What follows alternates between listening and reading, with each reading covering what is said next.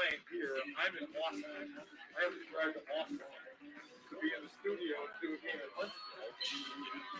Yeah. So,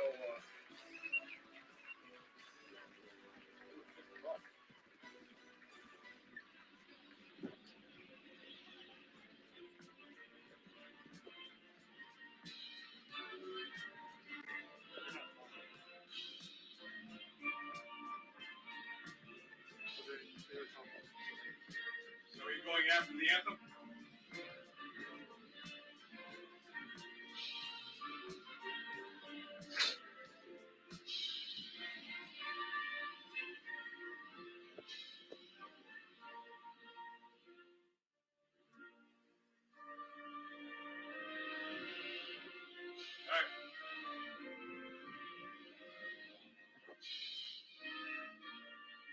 Track of the time and took my headset off.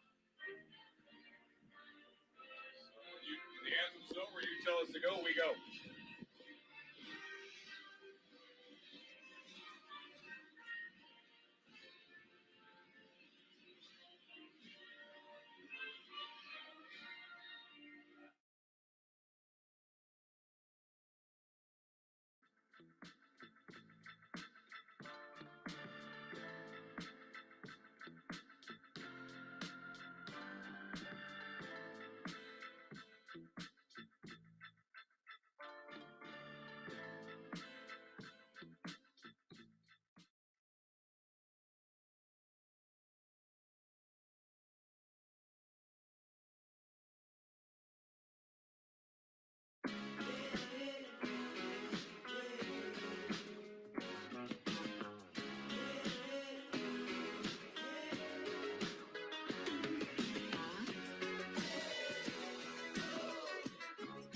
The simple things.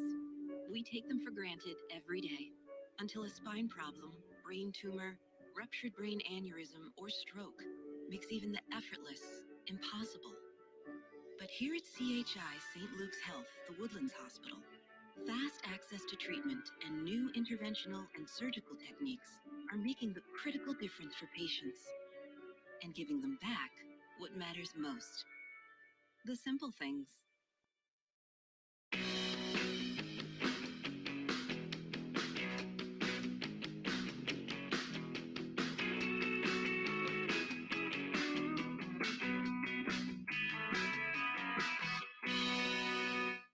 We believe that the first step towards positive change is to stand as one. Driven by diversity. We strive to discover truth, mutual understanding, and the common good. We achieve more together than we do apart. Every voice has a power. We are a voice of change. Bettering ourselves and our community. Kindness is effortless. Standing together through adversity. Serving our communities, peers, and teammates. Together we can learn, teach, empower, and promote change. Tragedy cannot bring us down. We are one. The proud son of hardworking immigrant parents, Eric Rodas chose to serve his country. A father, a soldier, and now a college graduate. He proved that circumstances have nothing to do with your outcome. Since 1879, we've been helping students like Eric determine their future. Sam Houston State University, a great name in education.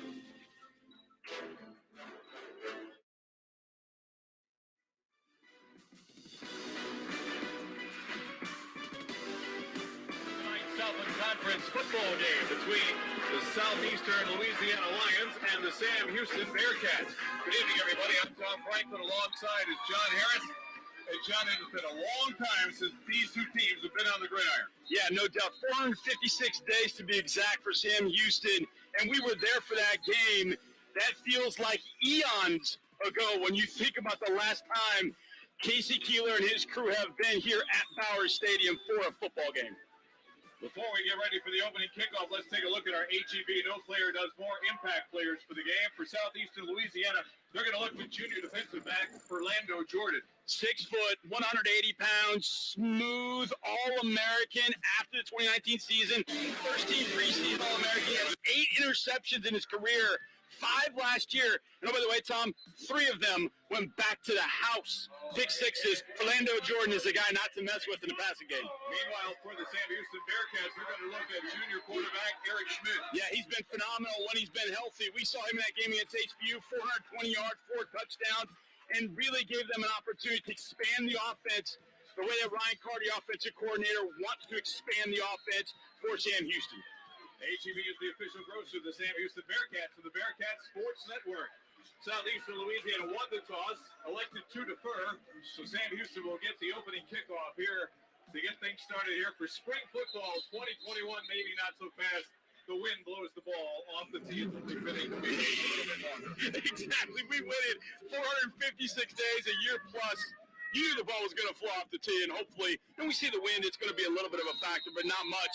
Hopefully, we'll see some excitement with some speedy, athletic players on both perimeters tonight, Tom.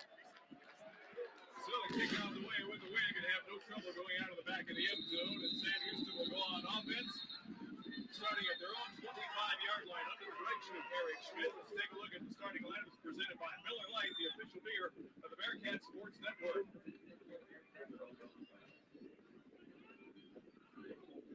And we can get those up on the screen for you. All right, not going to get those on the screen, but for the Sam Houston Bearcats, only one returning offensive lineman, and that is the center Colby Thomas, and he is a good one. But a lot of skill on the outside for Eric Schmidt to work with, John. No doubt. One guy we won't see tonight is Donovan Williams. To see Ramon Jefferson motioning into the backfield. He'll get the ball right there. Schmidt on the read option up to the throws to 45 midfield on the line to the 30, cross the football. Sam Houston may not have it inside the 20-yard line. Who's got it? Oh my goodness, Schmidt was wide open and lost the football. Southeastern saying they've got it. And the guys in the striped shirt say. They say that Southeastern's got it. Coming up with the football is number 8, Donnell Ward McGee. Oh my goodness, a huge play for Schmidt. Watch here. He does not. He turns to his left and looks at the cornerback coming from that side, and he missed the safety that was on his right side. That safety chopped the ball out. And that's the thing, Tom, if you think about it, 456 days, quarterbacks have not been touched throughout that entire time. And the first time you run the ball, you take a pretty big hit. Ball comes out, and obviously Southeastern Louisiana about to get the ball, I would imagine, right here. Got a little stop and play here, but that's one thing for ball carriers, be it quarterbacks, running backs, wide receivers, tight ends, etc. We've got a player down back over here for Southeastern Louisiana, back at about the line of scrimmage for Southeastern Louisiana, so that's a stoppage in action. But ball security is such a big thing. You take it for granted in some sense that you almost don't even have to talk about it, Tom. But you see right there, when you haven't been hit, you're going to have to take care of the football. And Eric just took his eyes off of that safety that was coming from the inside of the field to look at the corner to try and beat him maybe to the pylon and get around him. And that safety is able to make a great play. You'll see it here, an excellent read on the zone read, and Schmidt takes off. You can see the speed of Sam Houston's quarterback, and then number 14 right there, the safety, Zy Alexander, just comes in, punches it out, and then the Sam Houston Bearcats unable, even though they had 2 or 3 guys down there, unable to get on the ball. Southeastern Louisiana gets a break. They get essentially the ball to start the first half and to start the second half. That's why it's such a crushing turnover, not to mention you're all the way inside the 25-yard line at that point. Schmidt was after that run. The injured player they're attending to is John Graves III, sophomore defensive tackle from Lancaster, and the transfer from Texas State. So while they attend to the injured player, we'll take a timeout. Just underway. I can't help it if I'm popping, see them watch like a pack. It's outrageous how this flavor got limitless possibilities. The boldly new 2021 Nissan Yeah, hit that like button, subscribe. I will be going live for these games every weekend. Hit that like button, subscribe to the channel.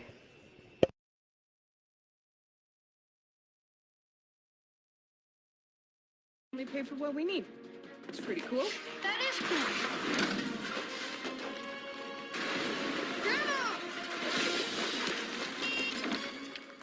Very cool. Only pay for what you need.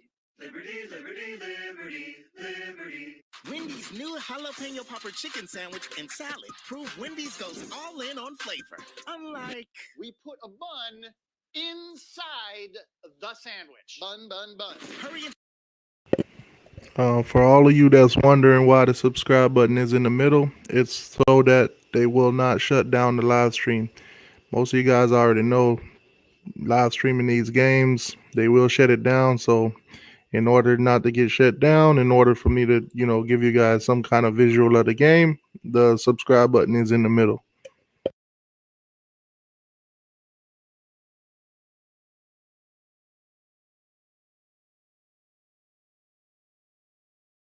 From Verizon. Mr. Buble, not again. Just fixing a little typo, Gladys. Oh, what's this? Buble bounce? Yeah, a little caffeine, no calories. It's great. Kick of caffeine. Just what I needed to fix all these. Would you pronounce it bounce or bounce? Yeah, Buble bounce. It's not how it's pronounced. No calories, no sweeteners, just a kick of caffeine.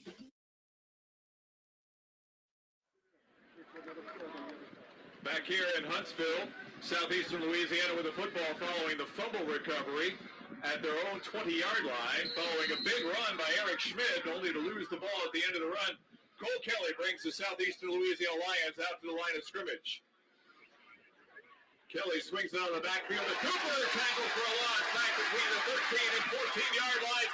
And coming up to make that stop, it's Trevor Williams. What a brilliant play there by Trevor Williams. They try and get Cooper just down the flat and to pass, but it really is just a toss sweep, and Williams able to read it and get out there. And if he doesn't make that tackle, left corner Zion McCollum is going to come out and make that tackle.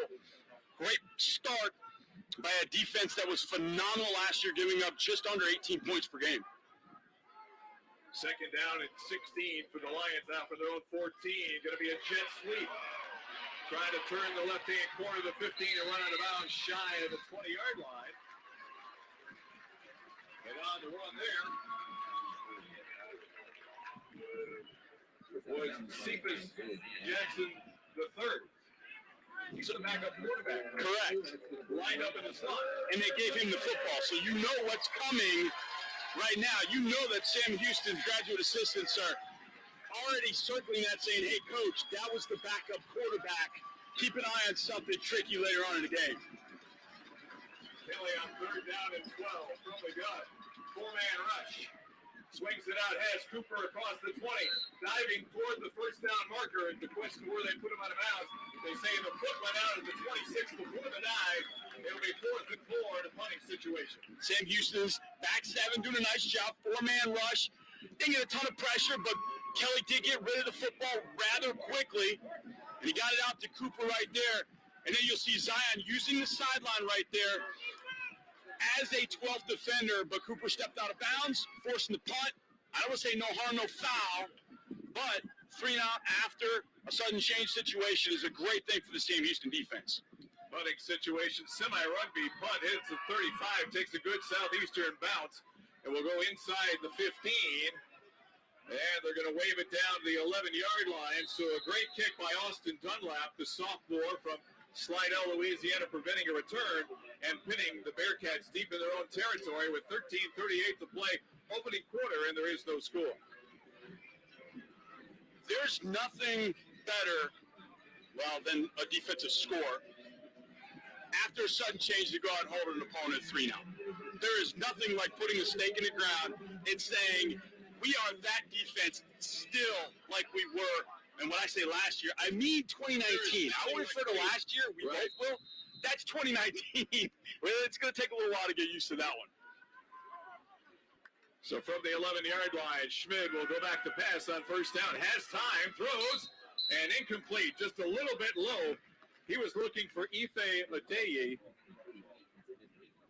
Would have been right near the first down marker, but the ball was a little bit low for Adeye to come up with. Now it's a guy, Casey Keeler, Ife Adeye right there, that Casey Keeler wants to get the football to, said he is as explosive a guy as they have had, and they've had a bunch of them over the years, the Nathan Stewarts, Davion Davises, Jedediah Lewis. He said he's right up there athletically. We get a running play on second down at 10, and it's Raymond Jefferson. Flags are down, however.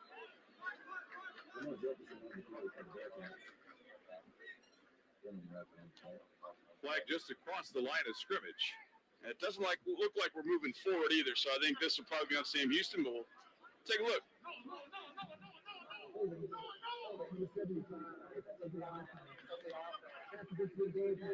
Eliezer Anderson, the left tackle, the guilty party. You saw it right in the corner of your screen there.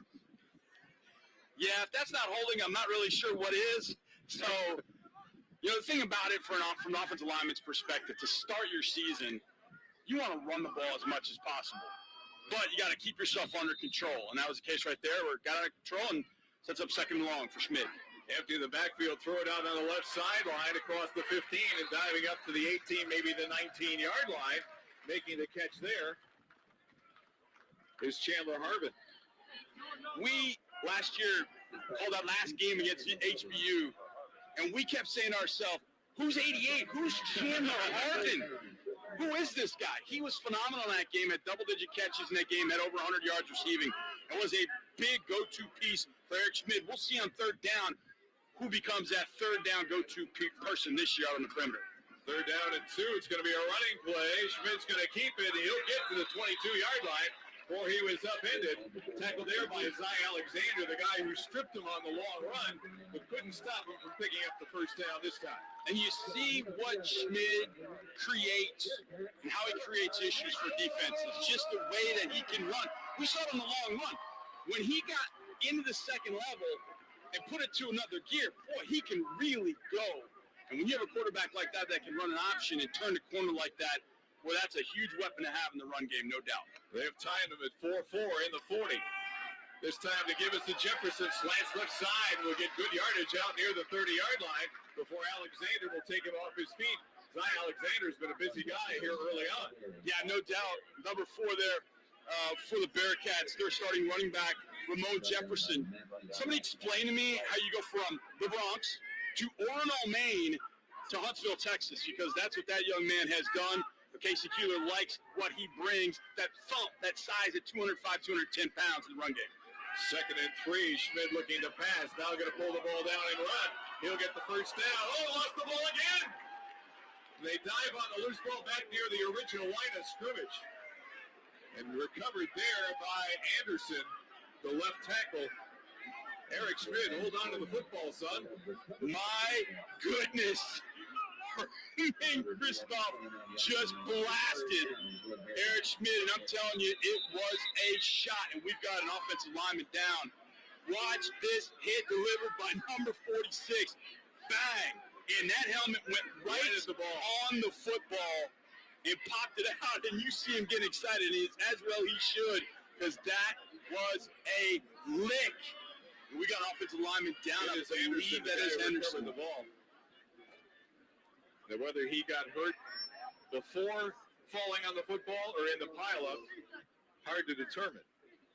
But it stops the clock once again due to injury with 11:22 to play here in the opening quarter in a scoreless ball game. You know, these two teams picked 17 and 18 in the preseason polls, right behind Nichols, who was picked in the top 10 of the defending champions. And to come out and play your first game after such a long layoff against a highly competitive and talented team, both ways for this. This is one heck of a test in a 6-game schedule. No doubt. And like we said, that long layoff, you think you're going to play last week, and then the winter storm hits in this area of the country and shuts you down for a complete, like, oh, we got to wait another week? And then you got to face a team like Southeastern Louisiana with players like Jordan on defense, with Mitchell, wide receiver, who we haven't seen just yet, with the speed that they've got. This is a great top 20 matchup to kick off the season. This is why you come to Sam Houston to play a game like this. Third down and 3 from their own 29 for the Bearcats. Schmidt looking to throw, drops it off underneath, and they'll get the first down just shy of the 35-yard line. Ball caught there by D. Bowens. Now, if on your television screen D. Bowens looks tiny, it is because he is. He's 5'7", 150, but this guy's a dynamo. We have seen him over the years make one play after another, and he doesn't look like he's any bigger than some of the JV players you see at your local high school, but man, he can make some plays for this offense. On 1st and 10, jet sweep. This is Noah Smith. Smith fumbled the football, but he was down first. The Bearcats are having a hard time holding on to the pigskin. They're going to give Smith 4 yards. It'll be 2nd down and 6, but my goodness, that's the 3rd fumble already, and we barely played 4.5 minutes. All very good strikes from Southeastern Louisiana. Give them credit for that. They are physical right now on that side of the ball. But Noah Smith's another guy, and you see him in the backfield now. They want to get him involved in this offense. Wide receiver back. Schmidt rolls left, throws left on the sideline, hits Bowens. He's going to be shy of the 1st down yardage. He's going to get across the 40 to the 41. It'll leave them with a 3rd down and 3. Bowens, the last time these two teams met, back in 2018, had 8 catches for 155 yards and a touchdown. See Noah Smith come out of the game there, number 6. They moved him to running back full time. My buddy was his high school coach. Told me he once had 100 yards receiving, throwing, and rushing all in the same game. That shows you the kind of athlete that Noah Smith, number 6, is. And we know Casey Keeler's a big fan. They know what they have in him, so they moved the running back this year to aid and get him the ball a little bit sooner. Jefferson gets the carry with a 1st down and more at the 40. He could take it to the house. To the 10. Touchdown. 59 yards for Ramon Jefferson. And the first score of the year goes to the Sam Houston Bearcats with a 6-0 lead. What outstanding run. Great job inside by the interior Sam Houston line. When we get a chance to look at this replay, watch this cut he makes right there. To get through that right there, makes that cut in the secondary. And then once he made that cut, a lot of running backs have to slow themselves down and then get their build-up speed. He did not. He made that cut. One cut and gone. Mo Jefferson taking it to the house. Seth Morgan, new kicker for the Bearcats, puts the point after through the uprights. And we've got our first score of the ball game. 9:47 to play, opening quarter here in Huntsville. Sam Houston has jumped on top by a score of 7-0.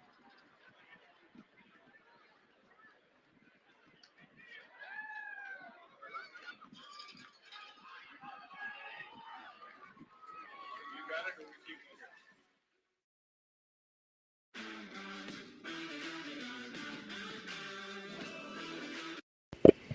Y'all make sure y'all hit that like button. Hit that like button. Subscribe. I will be doing these games every weekend. FCS spring games. Don't mind the subscribe button in the middle. It's so that they don't cut the stream. You know, no copyrights or whatever.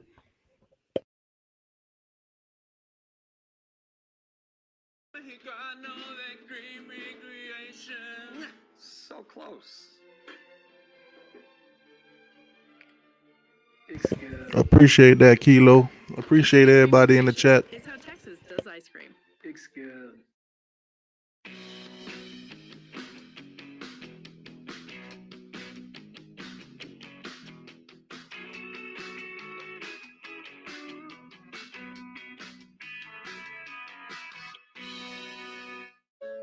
Since 1879, students have come from far and wide to a place unlike any other. A place where tradition runs deep, honor holds special meaning, and orange brings us together. It's a place where friendships are formed and futures take shape. Every day, students discover Sam Houston anew and walk across our stage, united as alumni, united as Bearcats. Join the Alumni Association today. Third-generation Bearcat Tacey Webb roped her way to a national championship through her hard work and fearless dedication. Trading her saddle for nursing scrubs, Tacey set her sights in another arena, a place where she can champion the needs of others. Since 1879, we've been helping students like Tacey reach their championship potential. Sam Houston State University, a great name in education.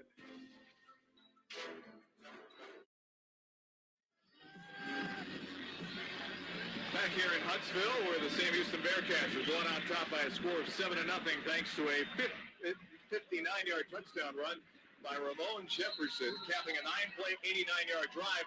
Took 3 minutes and 51 seconds off the clock. Well, it's been exciting, if nothing else. Couple of fumbles, 3 and out, 59-yard touchdown run. Boy, we had a little bit of everything thus far.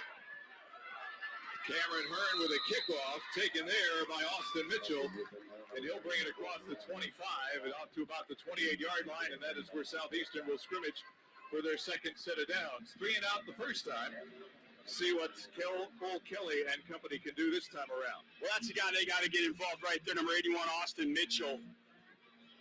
Outstanding speed. One of the fastest guys I saw on tape, whether it was FBS, FCS. This guy can absolutely fly.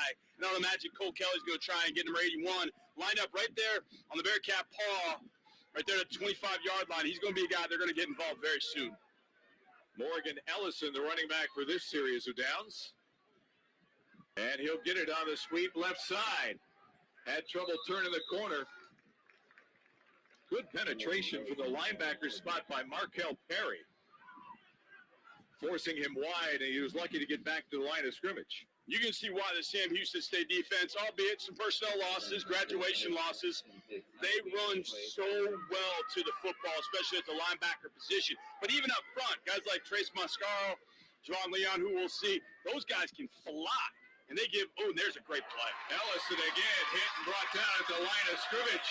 And again, it's Markel Perry with a tackle. When you have guys that can run sideline to sideline and make plays, and then step up in the A-gap and make plays like this, my goodness. Markel Perry, 210 pounds. But what we have found, Tom, is that linebackers don't need to be 230, 240 anymore. They got to be able to run and strike. And right there, Markel Perry shows exhibits A and B on first and second down.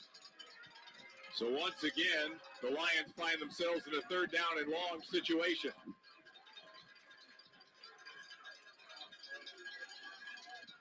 Kelly steps up in the pocket, drops it off over the middle, has his man, and that is Mitchell, and Mitchell's on the loose to midfield to the 40, to the 30 with that speed to the 20, and they'll bring him down near the 10-yard line. An innocent-looking play, and look what happens. Finally run down by Keyshawn Murray at the 10. Well, that's the guy I've been saying, Tom. They needed to get him involved. The Lions did.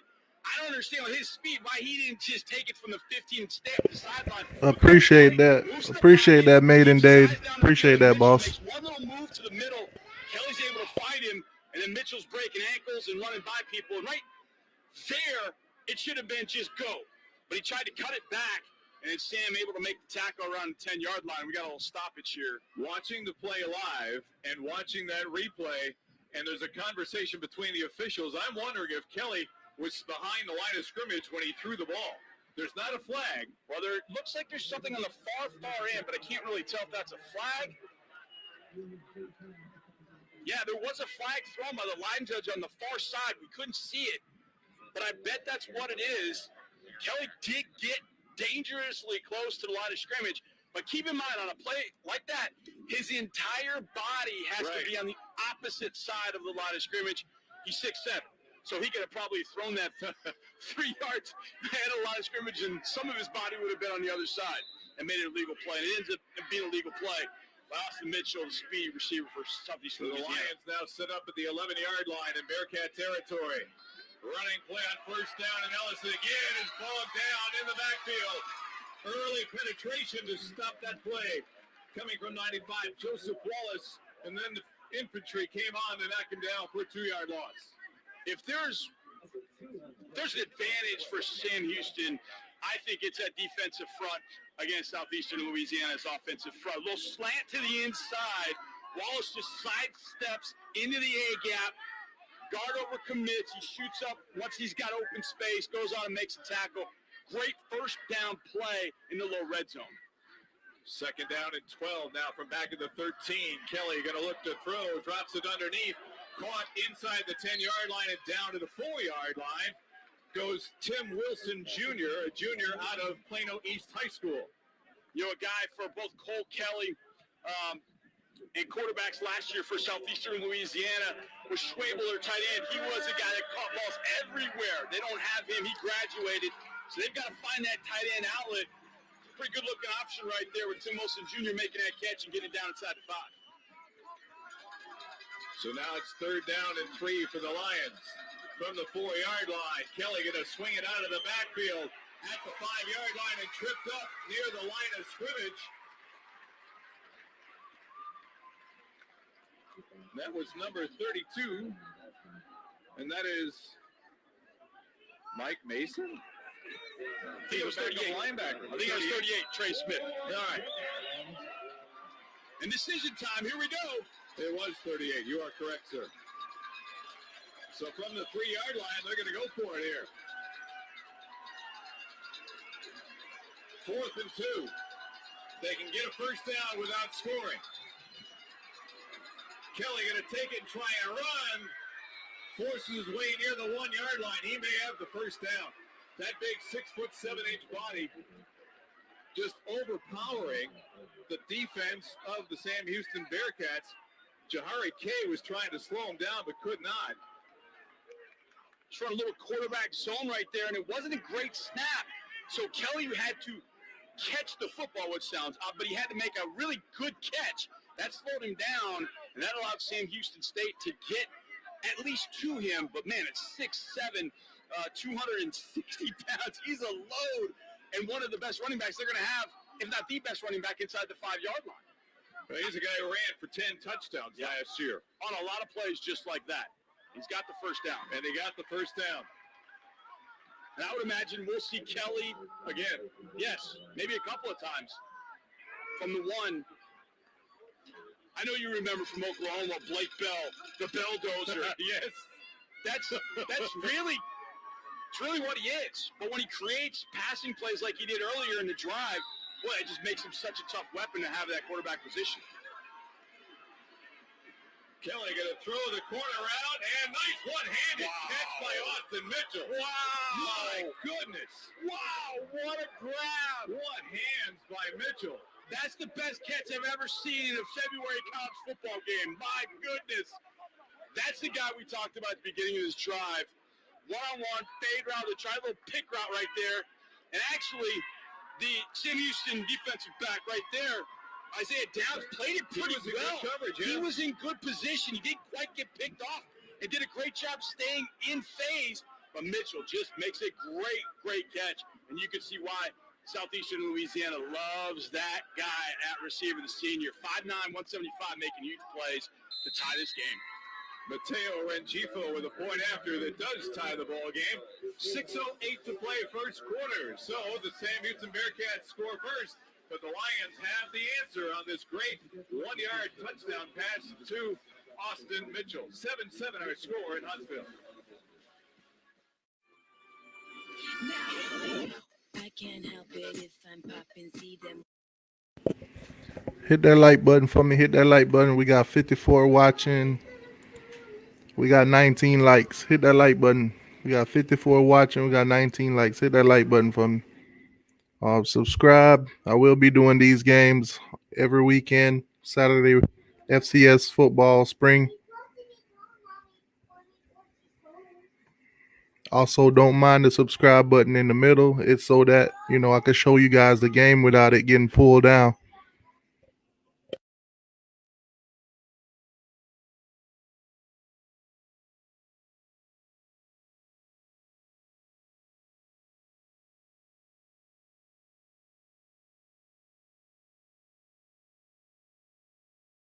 Inside the sandwich. Bun, bun, bun. Hurry into Wendy's and try the new jalapeno popper chicken duo today.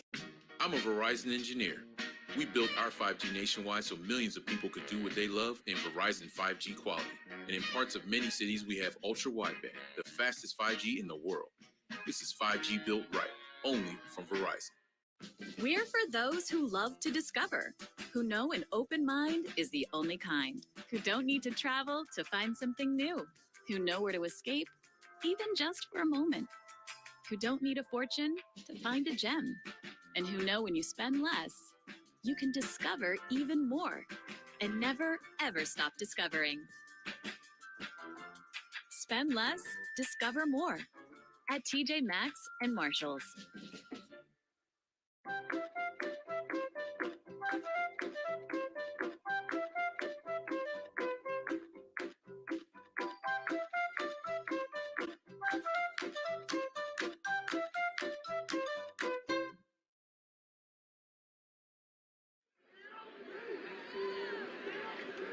Timeout ball game, 7-7 here in Huntsville as Southeastern Louisiana marches 74 yards in 8 plays.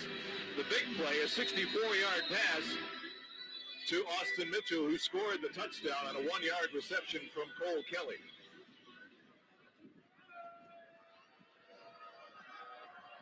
Cameron Alexander and Noah Smith are deep, but again, they're not going to get their hands on this football as it goes out of the back of the end zone. But let's take one more look at a great catch by Austin Mitchell, John.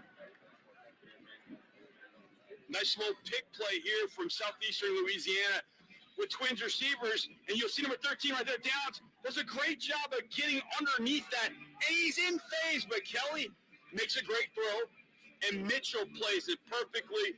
That was well executed from everybody involved in that, from quarterback to defensive back to wide receiver, and Austin Mitchell just made one heck of a play to tie this game up. Well, we said at the beginning of the drive they had to get 81 involved. They got him involved in a big way. So Eric Schmidt has the Bearcats on the field from their own 25. Schmidt's going to keep, has option opportunity, puts it out to Ife Udehi, and he is knocked out of bounds shy of the 25-yard line. Coming up to make that tackle, Justin Mason. Yeah, he comes up and makes a great hit. This is excellent job here by Southeastern. You can tell this thing is played very, very well. There were a lot of white shirts in the area, and then you just able, number 27 right there, Justin Douglas, chopping a day down. Gets him a little tackle for a loss to start the year. Second down, 11. Schmidt has time now, throws over the middle and just misses. Trying to come across for the tight end, and that is Isaac Schley. Schley, a transfer. It's a grad transfer from Georgetown. I don't associate Georgetown with football, John. I don't. However, I will say this. Once upon a time, I was a head coach at Episcopal High School in Jacksonville, Florida, and their quarterback right now is a young man named Brunell at Georgetown, who threw the ball to Isaac Schley. And yes, exactly, that's Mark Brunell's son. I see. Third down and 11. High snap. Schmidt with the throw on the slant has his man for a first down at the 39-yard line. Caught there by Jaquez Ezzard, another transfer from Howard University.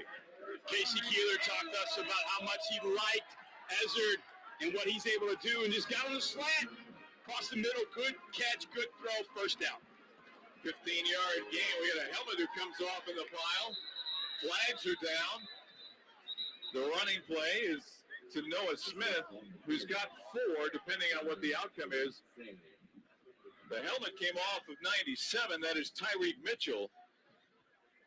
And Mitchell, he stayed in the play, and that may be the flag. That's exactly the flag. He kept coming. And it's counterintuitive as a football player to stop. But once your helmet goes off, you are required to stop. You see the helmet off, and you see him go in. And he's still on the pile. And he's got to go out of the game for a play, but you hit it, Tom. That's exactly right. It's so counterintuitive for a football player of any level to stop playing, because every coach has always said, keep going. To the whistle. Always. When your helmet goes off, you got to stop. And he got flagged for it. Ball goes to the 42-yard line in Southeastern Territory. Schmidt on first down throws near sideline. Great dancing inside the 30 and up into the 27-yard line. And it's Cody Christ on the catch. Are you going to say where he transferred from? You going to say where he did? Because that's some Ivy League pride right there. The transfer from Harvard, Cody Crest making a play. And you're seeing the depth that Sam Houston has out on the perimeter, with Crest making that catch, Ezzard making a catch before. We've seen Bowens make a couple of key catches on a touchdown drive. And the Bearcats are going to take a 30-second timeout here with 4:53 to play here in the opening quarter in a 7-7 ball game. But, we've seen back-to-back passes to transfers who come in here. Ezzard comes in from Howard University, and you got Crest coming in from Harvard, and we got Georgetown for Schley. But when you see guys who play at particular programs and they have one last chance to make a mark in college football, Sam Houston is so attractive because of the way they play the game, the reputation they have. Yes, no doubt. And it's worked out for a lot of guys. I saw one twice this past year, Derek Roberson. transfer from the University of Texas to Sam Houston. His senior year, he blew up and ended up getting himself drafted and going on to the NFL. So this program has allowed that opportunity for a lot of guys, and obviously offensively, it's really coming through with the guys we've seen on this drive. Fake the jet sweep. Schmidt rolls out, throws it low, caught by Adey, and he is knocked down at the line of scrimmage. Coming up very, very fast, Justin Douglas to make that stop for no gain.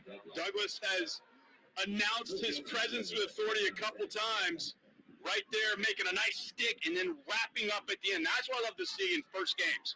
Seeing guys wrap up and finish the tackle, and Douglas did that. Oh, we got a little trickery here. What's this?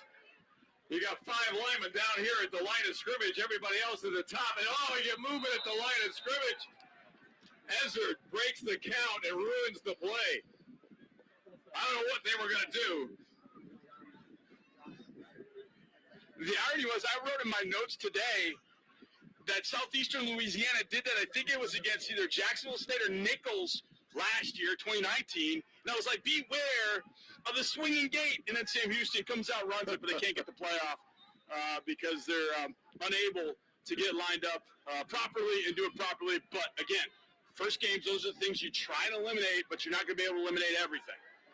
Second down and 15, ball back at the 32-yard line now. Schmidt may be changing the play.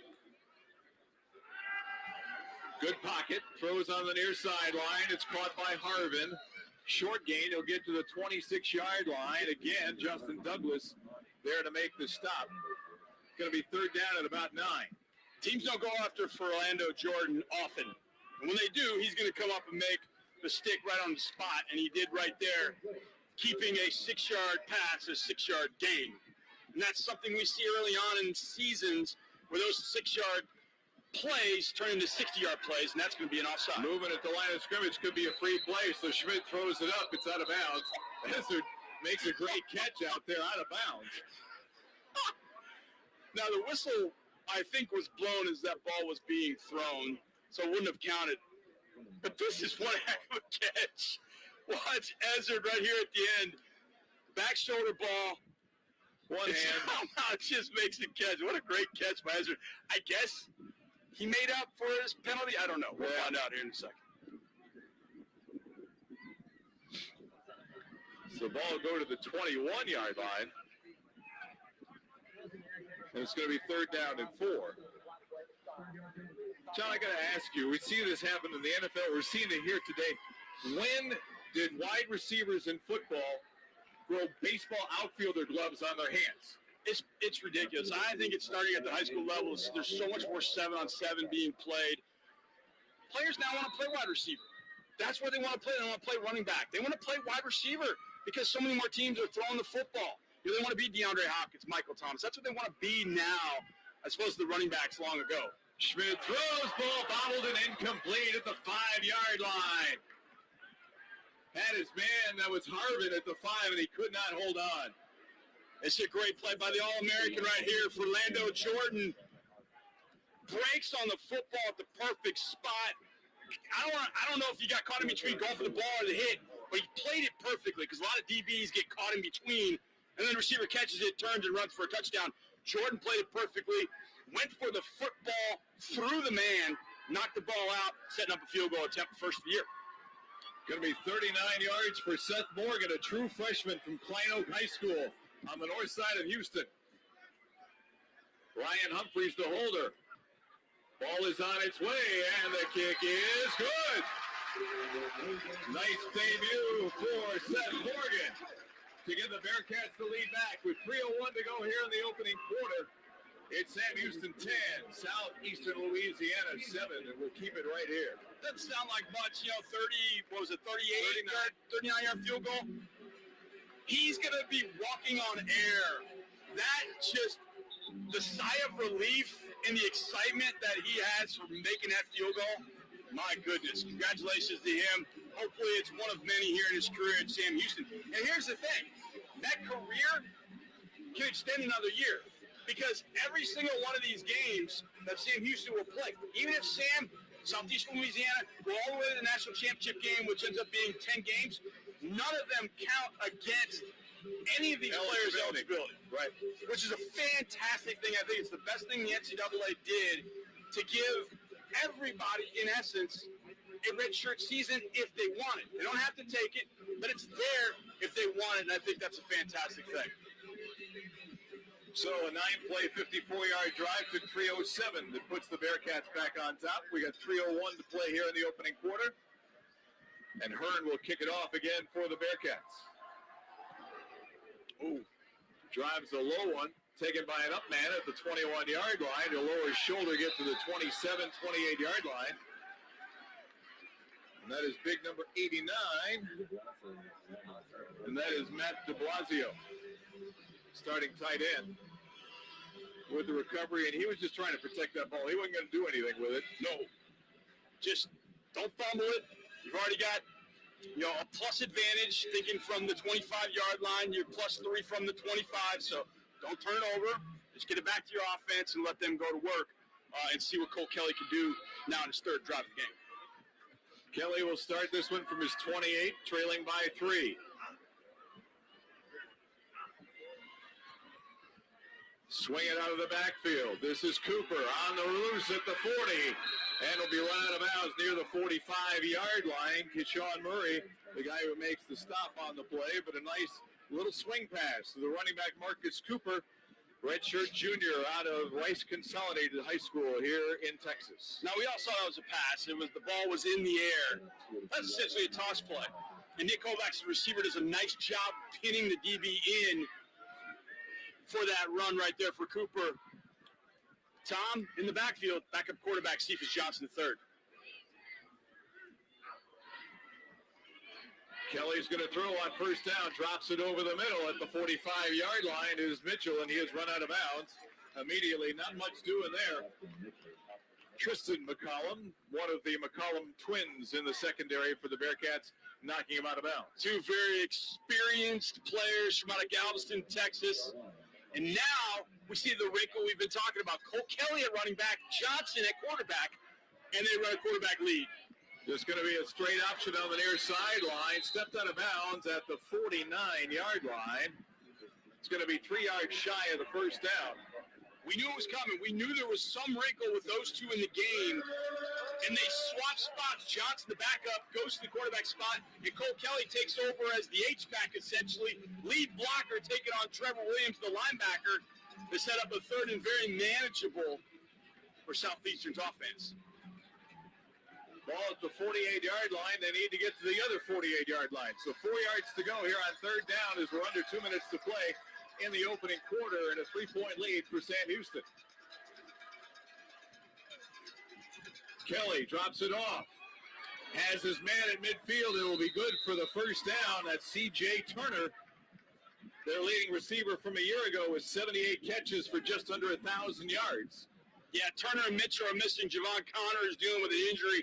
He was the third wide receiver. They all caught over 50 passes, 675 yards, and 7 touchdowns last year. And we just hadn't seen Turner get involved in the game until right there. A nice route on the outside to get himself free, make the catch, and get the first down. New set of downs, ball in Sam Houston territory at the 47. Kelly will hand it off. Running play, only good for a couple of yards to the 45-yard line. Teron Jones, junior from Mandeville, Louisiana, in the New Orleans area. Kid who had a good preseason, according to head coach Frank Silfo. Averaged about 4.6 yards per carry last year in a backup role to Devontae Williams, who was a magnificent ball carrier and dual threat weapon for the Lions. Now they're trying to find that guy at running back, and we've seen a lot of different guys back there tonight. Empty backfield. Kelly throws on the far sideline, has Mitchell for the first down at the 35, maybe the 34-yard line. And it's Keyshawn Murray who makes the tackle, but not before. Mitchell picks up the 1st and 10. You're seeing Cole Kelly get into a little bit of a rhythm. Just what amounts to a 3-step drop because he's in the gun. He doesn't really have to move. He just sets his feet, makes a nice strike, and Mitchell's able to get the first down. And now Turner and Mitchell are starting to get hot at the receiver position. 11-yard pickup on that play. 1st and 10. Ball now at the 34-yard line. Running play. And again, this is Jones for that defensive line of Sam Houston, not giving them any running room, and a late flag comes in. Oh, I just saw somebody in a white jersey try to throw a blow. We got another one who's being held back. I don't know what happened in the pile there, but it wasn't very nice, according to somebody. Well, somebody didn't send somebody a Valentine's card a couple weeks ago. I think that's what it is. But you got people hot. Brendan Miles' character is one of the guys who's upset, number 61 for Southeastern. Gets hot and heavy in the trenches, and you never know who took it a little bit further than the whistle. But the way that flag came in there, and I've seen a couple of Southeastern Louisiana guys with their thumbs out as making kind of the eject him maneuver.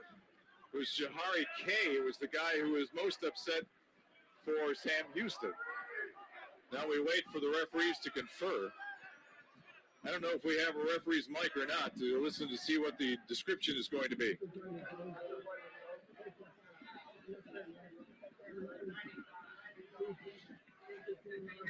It's number 95, Joseph Wallace, not 55, Jahari K. Did he give the ejection sign? I don't think he did. I think it's just a 15-yard penalty. But I think you're right. I think both Sam Houston defensive linemen were very upset with something that went on in the pile. But 15-yard penalty moves the ball into the red zone for Cole Kelly in Southeastern Louisiana. Ball gets walked down to the 17-yard line as the clock winds down here in the first quarter. Will they snap it in time? They say yes. This is Ellison on the toss play, right side, still on his feet at the 10, driving the pile close to first down yardage. I think he's going to be a yard shy at the 8-yard line to conclude the first quarter. What an interesting first quarter, John. Man, I'll tell you what, 230 pounds of mad angry running back right there, taking on all the orange shirts that he can handle. Getting 9 yards on a run that probably should have been 2 or 3. Excellent run there. A JUCO transfer from Independence in Kansas, Morgan Ellison. And what a way to end the first quarter. You're right, Tom. 1 quarter in the book. Sam Houston with a 3-point lead over Southeastern Louisiana here in Huntsville.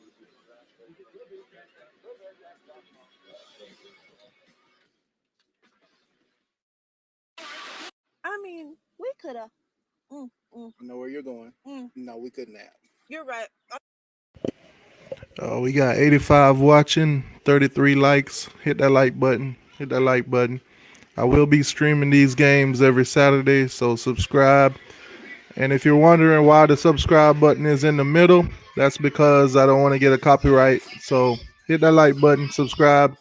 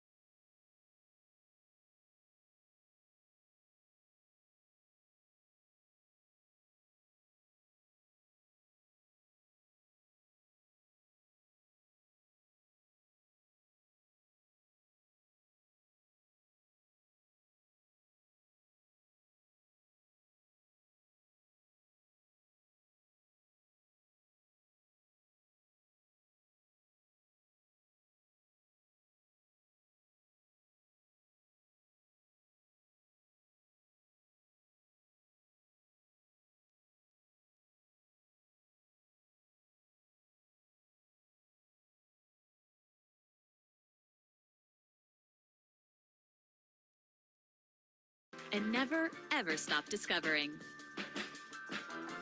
Spend less, discover more at TJ Maxx and Marshalls.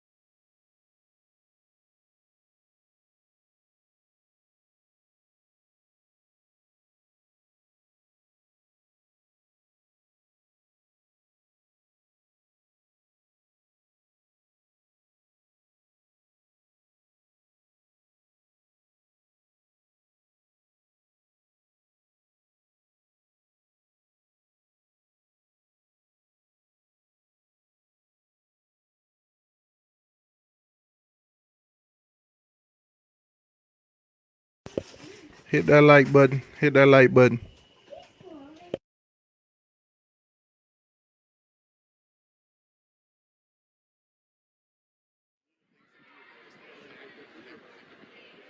Back here at Bowers Stadium in Huntsville, we start the second quarter. Tom Franklin, John Harris with you. Sam Houston protecting a 10-7 lead, but Southeastern Louisiana threatening with a second down and 1 at the Sam Houston 8-yard line. Running play by Cole Kelly, and he will get the first down at the 5, maybe the 4-yard line. Well, what a big, literally, weapon he is. But he is such a good runner, has a good feel for where the hole is supposed to be, and then finding his way. As soon as he falls forward, it's 3 yards. But Cole Kelly's such a big weapon to have down here in the low red zone. Get that first down. First and goal from the 4. The teams have combined for 320 yards of total offense already. It's a running play, and into the end zone, diving is Teron Jones for the score. Jones, who had 4 rushing touchdowns a year ago, picks up number 1 and gives the Lions the lead at 13-10. Yeah, excellent job right here. You're going to see the center, Drew Jones, get out and pull in front of Jones and then make a great block right there. Pancakes, those are what the offensive linemen want to eat more than anything else. And he dropped the Sam Houston defender right on his wallet and made a great block. But the center, Drew Jones, all-conference performer, 6'1", 300 pounds, a senior, making his presence felt there, pulling and making a great block to spring Jones for the touchdown. Renchifo puts the point after through the uprights to extend the Southeastern Louisiana lead to 14-10 with 14:33 to play here in the first half. That caps off a 10-play, 72-yard drive for the Lions.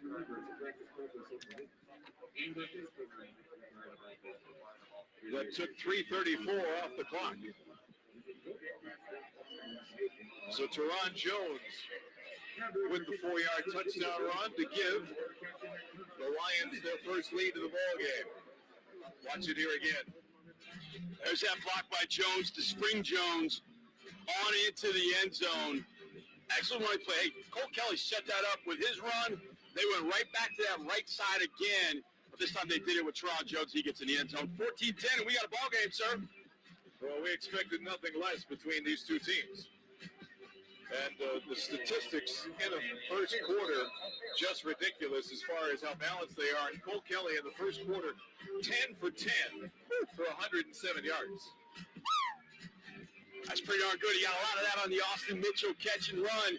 But Cole Kelly created that.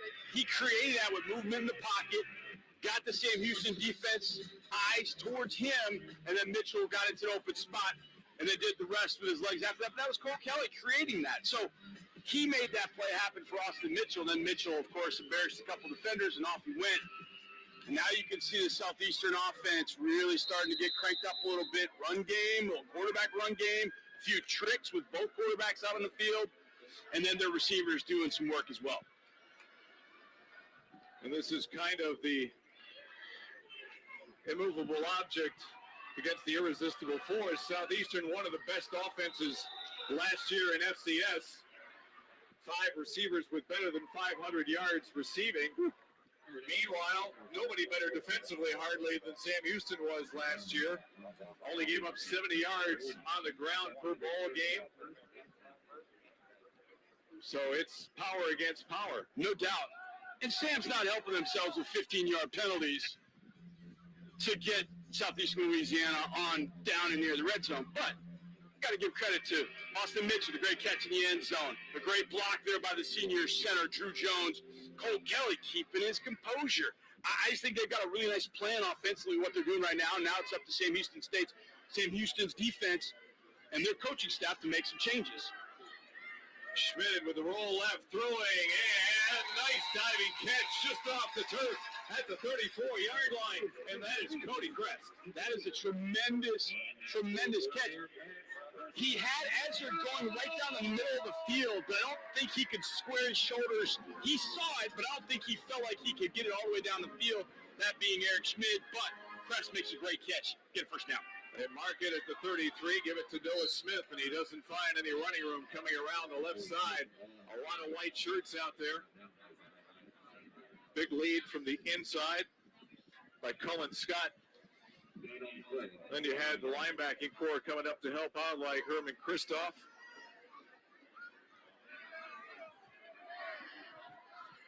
Second down and 10 coming up here for the Bearcats. Schmidt will change the play.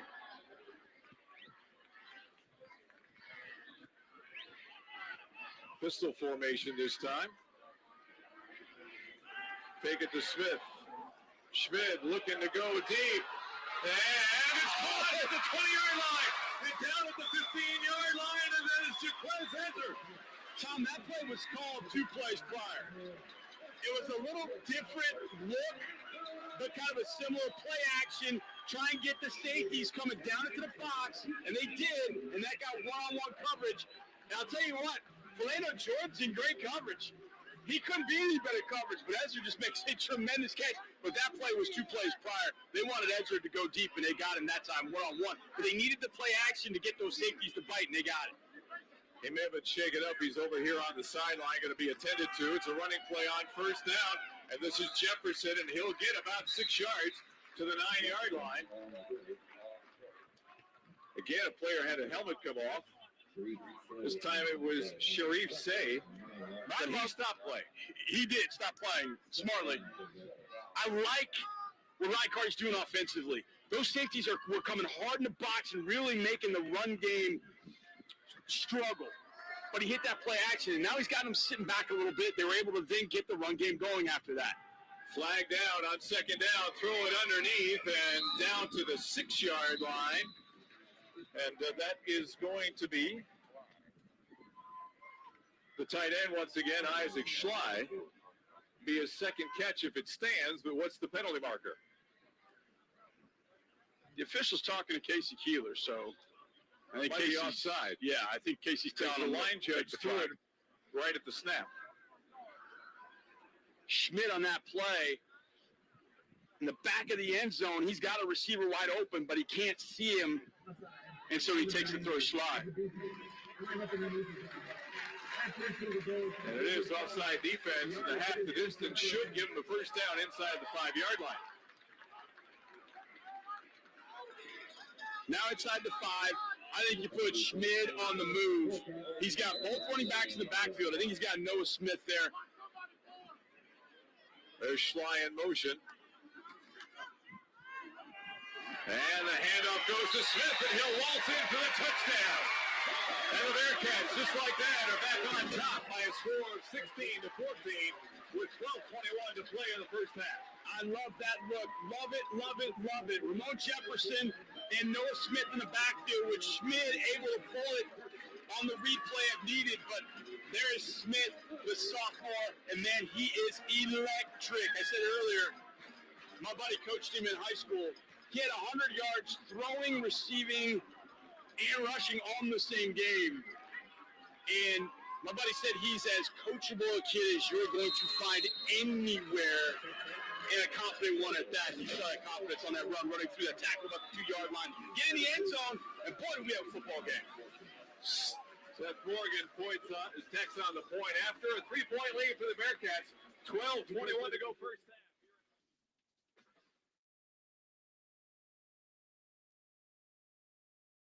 Sometimes it knocks us down.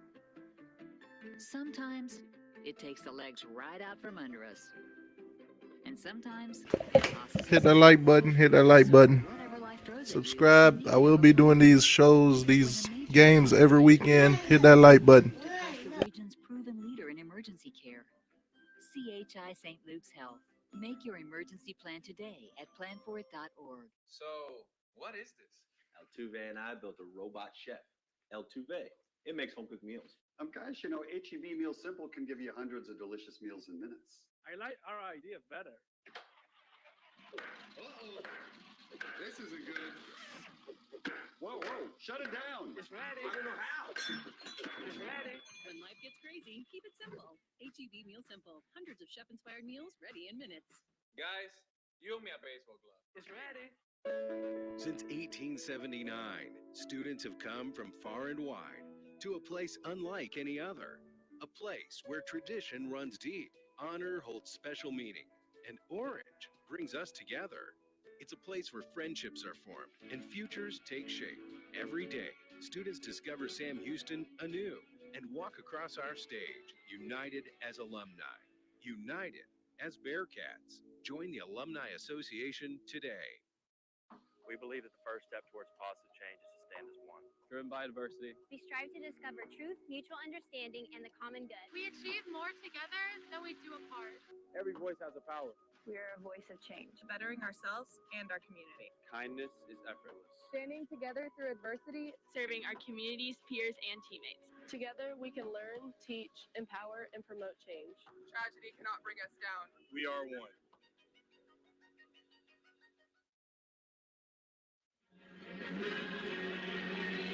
(17-14). Sam Houston with the lead over Southeastern Louisiana with 12:21 to play first half. Bearcats going 80 yards in 5 plays, took 2:12 off the clock. The big play, 52-yard pass completion to Jaquez Ezzard that set up the touchdown run by Noah Smith. They gave the Bearcats the lead back. All right, Tom, which defense makes the right adjustment first? Which one? Now, money would be on Sam Houston given the experience they've had. Right. Gave up less than 18 points a game last year. Southeastern Louisiana gave up almost 30 last year. So you would think there would be a struggle on that side of the ball for them. But Sam Houston's got to be able to do it. That defensive line has got to start taking over the game. Trace Moscar, number 90, is an All-American. Walls, up front, number 95. That guy is an All-Southland Conference player. Those guys have got to start taking over this game. They've got to let the linebackers take care of Cole Kelly in that running game a little better than they've been doing prior to this point. And we get whistles before the snap on first down. Delay of game. Well, that's a first game mistake. It is a first game mistake. You don't come out of the kickoff and have delay of game. There's so many coaches' nightmares, but that's one of them. Those kind of penalties, you lose 5 yards here. Why are you doing it? Should have gotten out there and got ready, but you make it up. Nice first down play here in 1st and 15. Look at this. Kelly's under center. Again, Sam Houston saying there's movement in the line, and the flags have come down, and we're going to get a false start. And now it's going to be 1st and 20. Looking across the field, I can see Frank Selfo kind of putting his hands up like, why? What are we doing? What are we doing right now? 1st and 20. This offense had really been in such a good groove. That last drive was so effective in so many different ways. And now you're starting way behind the sticks with 1st and 20. From the 15-yard line, empty backfield for Cole Kelly. 4-man rush. She'll swing it out left side at the 20-yard line. And out to near the original line of scrimmage to the 25, maybe the 26-yard line is Marcus Cooper.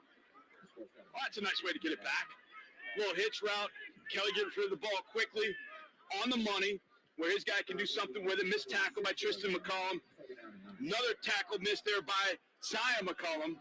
He gets 9 yards, 11 yards on first down. Gets you 2nd and 9. You're not quite back on schedule, but you kind of made up some ground after those 2 first penalties.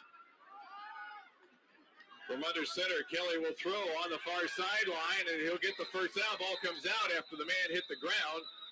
But making the catch is C.J. Turner for the 1st and 10 at the 36-yard line. Now, we mentioned Turner and Mitchell, these 2 receivers for Southeast Louisiana, doing a really nice job.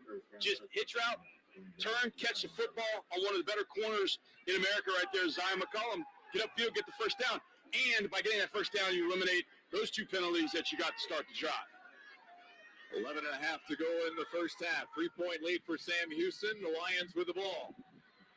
Here's Kelly scrambling right, surveying. Going to just go down the sideline, and he'll get to close to the 40-yard line. Man who came up to trip him up was Cameron Alexander. Cam Alexander having to play with no Jalen Thomas, but you can see Kelly there looking. He's got his eyes downfield. He wanted to throw that football. I'm telling you, he is a big individual.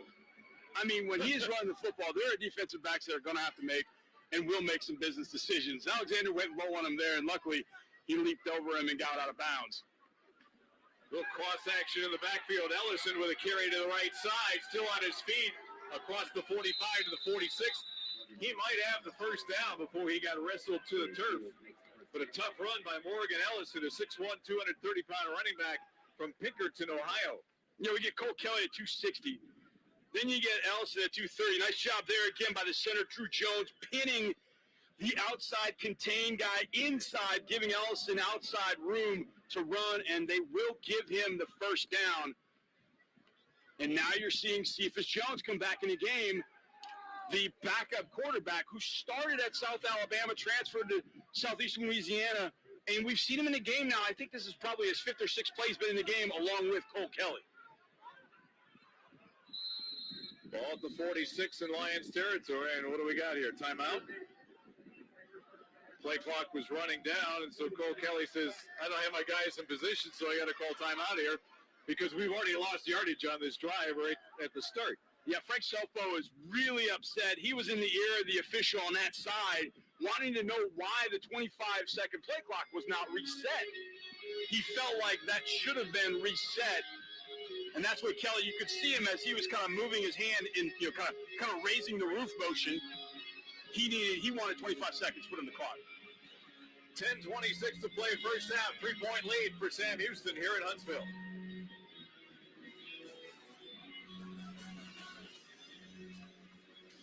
All you have to do is dish a drink, and your taste buds. Sounds like happiness. So many feels. All the feels. You do the shimmy when it meets expectations. Smash that like button.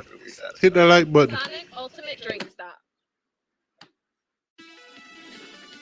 We make it easy for you. Tax time is here again. Block has options for you, my friend. We can do your taxes virtually. Snap a pic and leave the rest to me. We make it easy. Experts on your phone. You don't have to leave home. We'll get it done right. You can sleep well tonight. In person or virtually. We make it easy for you. Block has your back. I'm a Verizon engineer, part of the team that built 5G right. The only one from America's most reliable network. We designed our 5G to make the things you do every day better. With 5G nationwide, millions of people can now work, listen, and stream in Verizon 5G quality. And in parts of many cities where people can use massive capacity, we have ultra-wideband, the fastest 5G in the world. This is the 5G that's built for you. This is 5G built right, only from Verizon. Smile Direct Club. These are Smile Direct Club aligners. They're laser cut for comfort to gently straighten teeth under a doctor's direction. They can turn a smile like this into a smile like this in as little as 4 to 6 months for less than $3 a day. So choose comfortable, choose fast, choose affordable, choose Smile. Get started for free at SmileDirectClub.com. Each Febreze car vent clip gives you up to 30 days of fresh air. So you can have open window freshness, even with all the windows up. Enjoy fresh anytime with Febreze. Breathe happy with Febreze.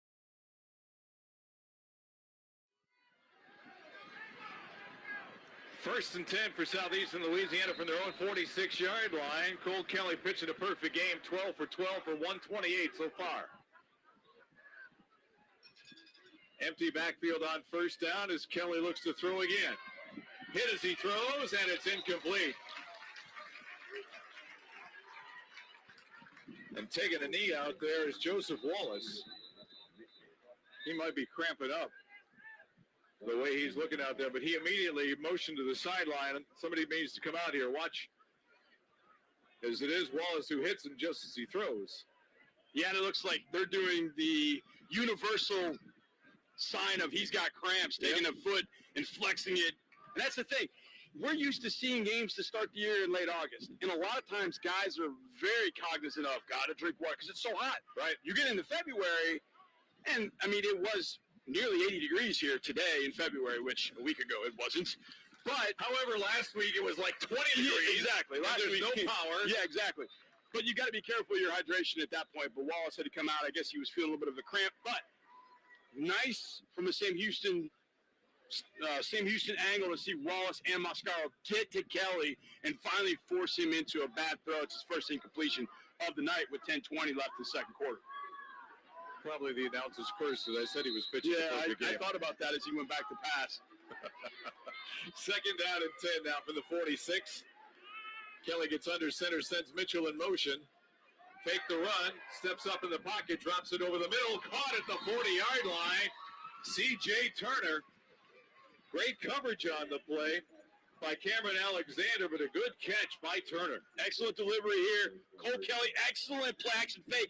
But the way he managed the pocket there, Mascaro was coming from the upside, the right side. Cole Kelly felt it, moved up in the pocket to make sure he had a clear throwing lane. And at 6'7", he's looking over everybody, delivered a strike to Turner, who was very well covered by Cam Alexander. 14-yard pickup, gives it a 1st and 10. Kelly's going to keep it and run. And he drove the pile forward for 2 more yards. He got hit at the 39 and took the ball down to the 37 with that big 6'7" frame. Does Jalen Bell, offensive lineman, get any credit for that? Because he basically picked up Kelly and tossed him forward about 1.5 yards. I want to know at one point, when did that stop being a penalty? I know. You were never supposed to be able to aid the runner in that way, but now plays are designed to push runners forward. I don't like it. That rule should change, especially if our concern is safety. On 2nd down and 7, Kelly looking to throw, flushed out of the pocket. Hit as he throws, almost intercepted at the 31-yard line. It was Cameron Alexander who had the best shot at it. Cole Kelly playing with fire, nearly gets singed right there. You see him move out of the pocket to the left. He should have just taken off at that point, but he wanted to continue to throw, and he threw back in the middle where there were too much chaos in there, and Cam Alexander gets hit between the 2 and the 1, and we'll see if that ends up costing this Bearcat defense. What do they tell quarterbacks? You never throw back to the middle of the field, no matter which way you're scrambling. But so many quarterbacks now are defying that description and that rule, basically. Kelly was trying to do it there and almost cost him. 3rd and 7, Kelly throws, has a man inside the 25-yard line. It's Mitchell who had the 1st down at about the 21. Is there a marker down there? There is one. Now we'll check it with the officials. Cole Kelly's manipulation of the pocket here, him just standing in with his hand on his fullback, looking over everybody and delivering a strike. Cole Kelly is more and more impressive with each throw that he makes tonight. Darian Dawson is the fullback 38, and you saw the left hand going, you block this guy here so I can throw. Yeah, and then he just delivers a strike. Ooh. I think I heard a blindside block. Yeah. So it's going to erase the 1st down. And the walk-off is 15 yards from the spot of the foul, which was about the 23, which will take him back to the 38. So it's going to be a net loss of 1. So instead of 3rd and 7, it's going to be 3rd and 8. It's essentially a do-over for Cole Kelly and the offense. And they didn't need it because that was one heck of a throw and great catch by Austin Mitchell to get open where it didn't seem like there was any opening for him to find. And he found it, got 1st down, but Southeastern Louisiana now has to find it again on 3rd down. So now it's 3rd and 8. It's Mitchell in motion. Kelly throws far side for Mitchell, broken up at the 29-yard line, but flags are down. Woo. He got crunched by Tristan McCollum, but now check the penalty marker. Where that flag is thrown, my first guess is defensive holding. And we're going to see Kelly deliver right there to Mitchell, and watch this strike by Galveston's finest Tristan McCollum. The marker might have been, number 8, Quentin Brown. Yeah, ended up being holding. And the way they came out of that motion to bunch, you kind of had a feeling that there was some nefarious thing going on. I don't think they didn't hold Mitchell, but one of those 2 receivers on the side got held there by Cameron Alexander, and it's going to negate one heck of a pass breakup for one of the twins, Tristan McCollum. So put the ball at the 28-yard line in Bearcat territory, 1st and 10 for Southeastern. looking for the go-ahead score. Kelly throwing near sideline and overthrows the intended receiver Turner. He was blanketed by Tristan McCollum.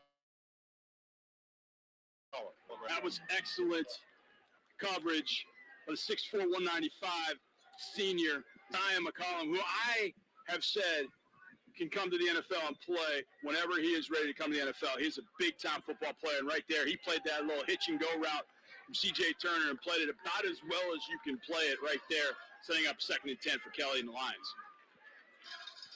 3 receivers to the top of the formation in a triangle. Turner at the bottom. Kelly looking toward the 3 receivers. Finds Mitchell. Runs out of bounds near the 20-yard line. It was Tristan McCollum who chased him out of bounds. They run into the signage on the sideline. One of the Lions people. They'll mark Mitchell out of bounds at the 21. That's a 7-yard gain, so it'll be 3rd down and 3. Tom, that's a heck of a throw. My goodness. From basically one hash to the other sideline and put it on a rope, as Cole Kelly did right there, and giving Mitchell a chance to make the catch cleanly. Impressive stuff. Kelly drops it off, has his man Cooper, and he'll have the first down at the 16-yard line. Scrambled right, found a man open. Quentin Brown finally makes the tackle, but not before. The Lions will move the chains. Excellent job by Kelly again. Thought they were going to give him a little boot. Got a little pressure, had to pull up, but he found his man Cooper, who's able to make that catch in some traffic and get the first down. You know, we've seen Marcus Cooper listed as a running back make some really nice catches from that position, that being one of them to get a first down.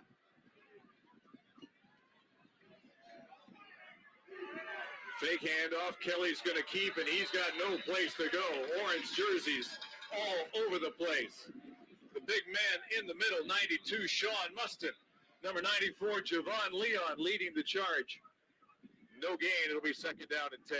Really the first time that we've seen that Sam Houston front dominate from guard to guard on the interior. It's really the first time we've seen that. And it kind of looked like Kelly may have gotten caught right there. It almost looked like he wanted to throw the ball, but he pulled it back down. But the Bearcat defense inside doing a really solid job of stopping Kelly, setting up 2nd and long.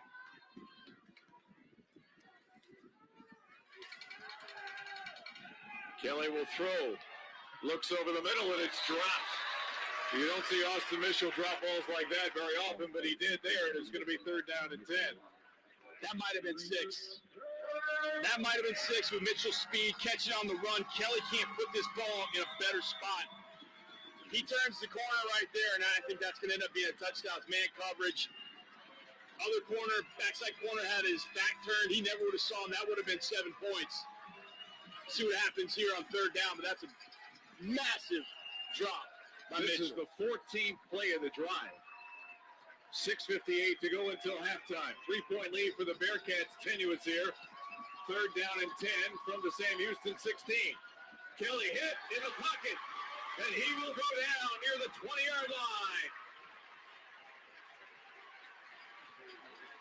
Jahari K, I believe. Or is that 95 bucks? No, it's Jahari K, 55. When that jersey bunches up, I don't know if it's 95 or 55. Hard to tell, but what a rush on the outside. Just speed to power, getting the sack on Cole Kelly. And that drop by Mitchell could end up costing him at a minimum 4 points. That was a massive, huge drop by Mitchell. We'll see if the field goal goes through here. 36-yard field goal try is on the way, and good from Mateo Rengifo. We got flag. Penalty markers are down. Like Sam Houston was offside. Yeah, you don't take the penalty because you get the points. You don't get a first down unless you get it tacked on the kickoff.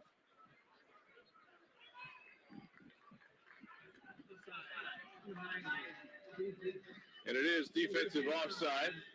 Penalty will be declined. The field goal is good. And with 6 minutes and 16 seconds to play until halftime, we've got a tie ball game.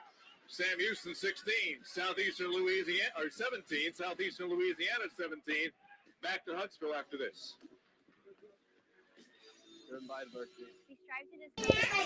Hit that like button. Hit that like button. Then we do a part. Every voice has a power. We are a voice of change, bettering ourselves and our community. Kindness is effortless. Standing together through adversity, serving our communities, peers, and teammates. Together, we can learn, teach, empower, and promote change. Tragedy cannot bring us down. We are one.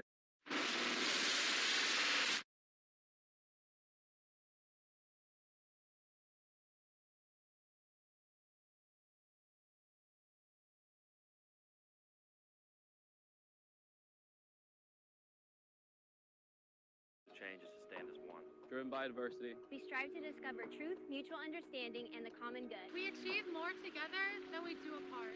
Every voice has a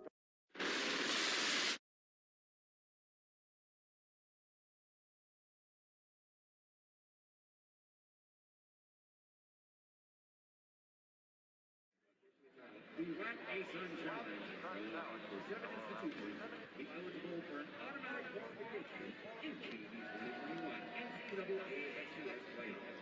For more information, visit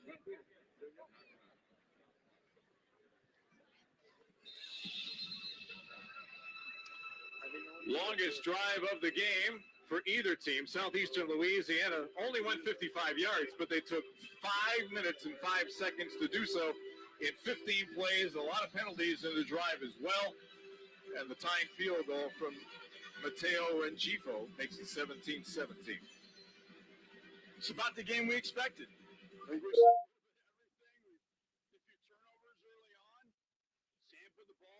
Cole Kelly getting hot, making some really great throws, seeing some drops at key times, seeing some penalties at key times. That's what they say about. Sorry about that. I didn't hear. Well, when you have a 6-game schedule, they're all league games. Yeah. Coaches don't get a chance to experiment a little bit to find out what their best rotation is with guys and how things are going to go. And diving forward to near the 25-yard line is Cameron Alexander on the kick return. He looked like he was anticipating a hit about the 10-yard line, and this started to go down and nosedive and eventually dove out to the 25-yard line, 23-yard line. And now the offense for Sam Houston, been on the bench for a while. See what Eric Schmidt is able to do with this offensive group, try and break this tie before the half. Eric Schmidt, 9 of 12 for 122 yards. Wait a minute. We got the wrong football? I think we have the wrong football. I think we have Southeastern's football. We need Sam Houston's football. That always blows my mind. And we talked about, the Bush-push rule, in essence. The football? Come on. It's got laces. It's got a white stripe. You throw it. Schmidt setting up the screen. And this is Adife. And he will scramble across the 20 to about the 30 to the 32-yard line. It's going to be a 9-yard gain for Ife Adedi. You can see a play like that. They want to just get him involved. I mean, it's a simple slip screen. They just want to get him involved, bring him out of the backfield. It's not where he normally lines up. They want to get him the ball, get him into this game because they know they're going to need a day as this game goes on. Day goes in motion. And throwing on the outside is Schmidt. He'll have the first down at about the 37-yard line. And making the catch there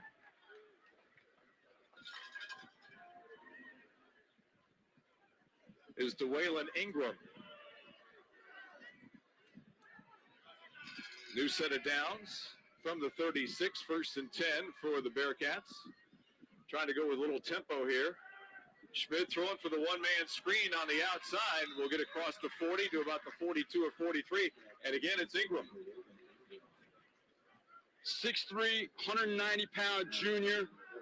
Getting on the field, really, at this point, I think it's the first that we've seen him in the game, but making two very important catches, one for a first down, one to set up the second, about 4. Now line up in the slot as you get a better look at him. It's a long, wiry wide receiver. Line up in the slot there. Wouldn't be surprised to see him take a deep shot here soon. Ezzard goes in motion. The handoff is to the up man. We got a helmet that's loose. And close to first down yardage are the Bearcats. And the carry is from Kyron Jackson. First time we've seen him tote the ball. We've seen Noah Smith. We've seen Ramon Jefferson. We now have seen Kyron Jackson. We've seen a lot of different guys handle the ball on both sides. We've seen it from Southeastern side. We've seen it from Sam's side. Again, you're trying to find that guy. Like you said, in 6 games, you got to find that guy, that running back, as early as you possibly can. We're seeing a lot of auditions, basically, from those guys tonight, thus far. They will give it to Jackson again. This time there's nothing to it. He's brought down for a loss. A penalty marker comes flying in at the end. Sharif Say making the tackle, knifing up from the defensive end position, but check the marker.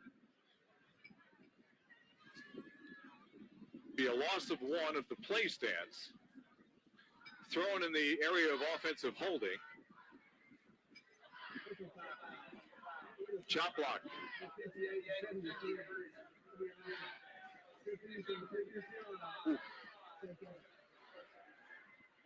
And the bad thing about a chop block is that is a 15-yard penalty. There aren't too many 15-yard penalties anymore, John, but that's one of them. And that's a big one right there. And essentially, a guy was on the block high, and then a guy tried to cut block low, and that's where you get that block. You don't see it a ton because the way things are taught now, they're a little different than maybe even 8-10 years ago. But they get caught with it there, and that is a big penalty for the Sam Houston offense. So now it's 1st and 25 for Eric Schmidt and company, and Schmidt throws over the middle, the ball down low. He was looking for Ezard. He has a man to the inside. But the ball was down in the dirt. Yeah, it looked like he had 2 receivers about in the same area.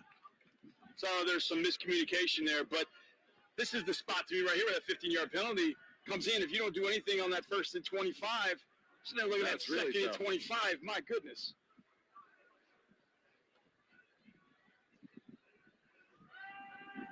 Four-man rush. Schmidt throws, has a man at the 40-yard line, and diving out to the 42-yard line is going to be Chandler Harbin to gain a 10. So it's going to be 3rd and about 15. We have an injured Southeastern Louisiana player back at the 27-yard line. So for Chandler Harbin, redshirt sophomore from Jacksonville, Florida, 33 catches a year ago. And of those 33, I think it was 11 or 12 catches he had in that finale against HBU. And we talked about that. We talked about, hey, setting the future up. Hey, Chandler Harbin's a guy you can count on. I still am trying to figure out how he got to Sam Houston from Jacksonville, Florida, from Bartram Trail High School. I mentioned earlier, I used to coach in Jacksonville a long time ago. His school didn't even exist when I was coaching 20 years ago. 3:56 to play, and we're all even here in Huntsville.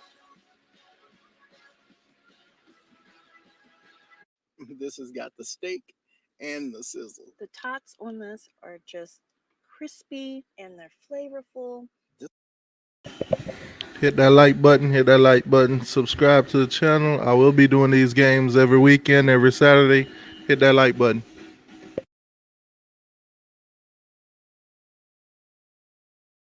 I look like a wanted poster. I didn't have time to get my beard routine in this morning, so... What beard routine? Well, the key is maple nectar. Gives it that sheen. Is there something wrong with my screen? Jamie, what are you talking about? You're right, Alan. We should be talking about bundling home and auto with Progressive, not this luscious mane of mine. Jamie, do you know what a beard is? I'm a Verizon engineer, part of the team that built 5G right. The only one from America's most reliable network.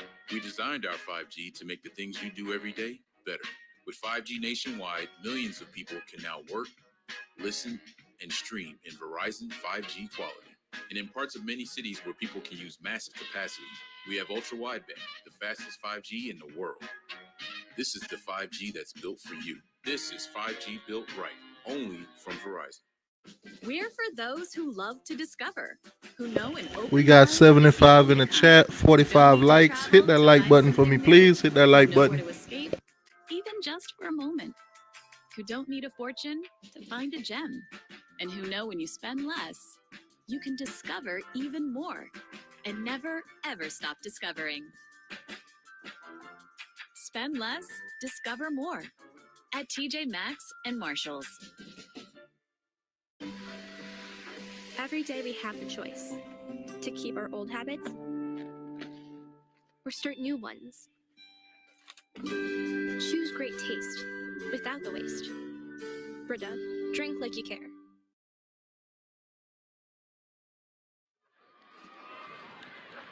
.356 to play until halftime. The injured player for Southeastern Louisiana was freshman defensive end Sharif Say out of Alief Hastings High School in the Houston area.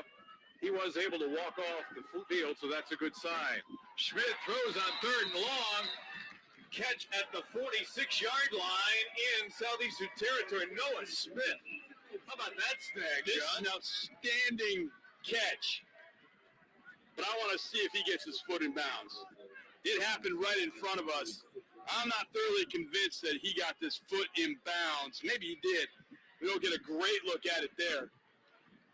But he still is going to come up short. That chop block to keep them short of the short of the first down here. So we will see the first punt of the game for either team. Matt McRobert, senior from Australia, just outstanding last year on the Ray Guy Award list, second team AP All-American. Going to see if he can pin Southeastern deep in their own territory. And now what do we got? Looks like we're going to have a review of this catch by Noah Smith on the sideline. And it's a tricky one because his back is to the sideline. So does he tap a toe, but the heel is raised? A lot of things to consider. I don't know how great of a look we're going to get at this. We just saw the replay a little while ago, and it was really sort of inconclusive as we looked at it. From that angle, yeah. From that angle. Here's a better angle. Boy, that's 2 feet. Hard to tell which foot is down when he catches the ball. But that would be a much better look than the first one we saw. He's got white shoes on, right sideline. That's tough. That's really tough. I think it's probably going to stand because I don't know they're going to have definitive video information. But here's another look at it. Right. Got the ball there. I guess both feet were in bounds before he got knocked out. I think that right one at a minimum was in. And it's like we're not totally there yet. It's 4th and 3. And almost 4. From the 47-yard line, they got to get to the 43. Yeah, it's going to stand. Yeah, and when they say stands, that means they don't have conclusive evidence to overrule. When I saw that live, I didn't think he caught it. I was surprised they were running in to spot it. But it's a pretty good catch there by Noah Smith, who's done a little bit of everything for the Bearcats offense tonight. Still, McRobert is going to try and pin the Lions deep. He had 29 kicks a year ago inside the 20-yard line. He's got the wind at his back. Just lost this one high in the air. Fair catch called for and made by Mitchell at the 10-yard line. Can't punt it any better than that. That is beautiful. Excellent job right there. I would have liked to have seen Sam run that clock down. They punted it with about 15 seconds on the play clock. They could have run another 15 seconds off and put this at about 3 minutes. But now they can maybe use their timeouts if they got to stop and get it back.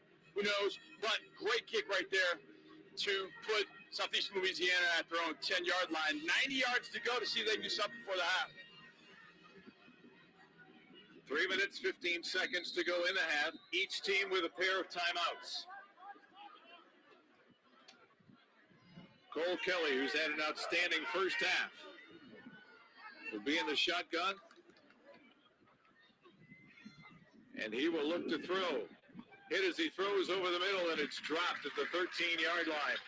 C.J. Turner, the intended receiver, and Zion McCollum all over him. Erwin Hawkins, number 24 there at safety, came on a late blitz. And when I say from depth, I mean from safety depth. He came in, and Kelly held that ball almost long enough for Hawkins to get in there and impact that throw. With Zion McCollum on the coverage to keep that from being a complete pass. Kelly on 2nd and 10. Throw it over the middle. Incomplete at the 23-yard line. And it's the same matchup once again. Turner, the intended receiver, and McCollum, the defender. That matchup right there, Turner v. McCollum. It's worth the price of admission for sure. Those two are going at it. And that's as tough a route as you cover as a perimeter corner. That bang eight or that slant where McCollum's got to stay in that hip pocket and then be able to make a play on the ball, and he was able to do it right there. He's made a couple of plays tonight. Turner's made his. McCollum's also made his, setting up a 3rd and 10. Empty backfield as Cooper comes out to the near side on this 3rd down and 10. Just a 4-man rush. Kelly again hit as he throws near the first down marker at the 20-yard line. It's caught. It will all depend on the progress. Great catch there by Nick Kovacs. Transfer from Toledo. And they say move those chains at the 1st down. That's a big catch right there.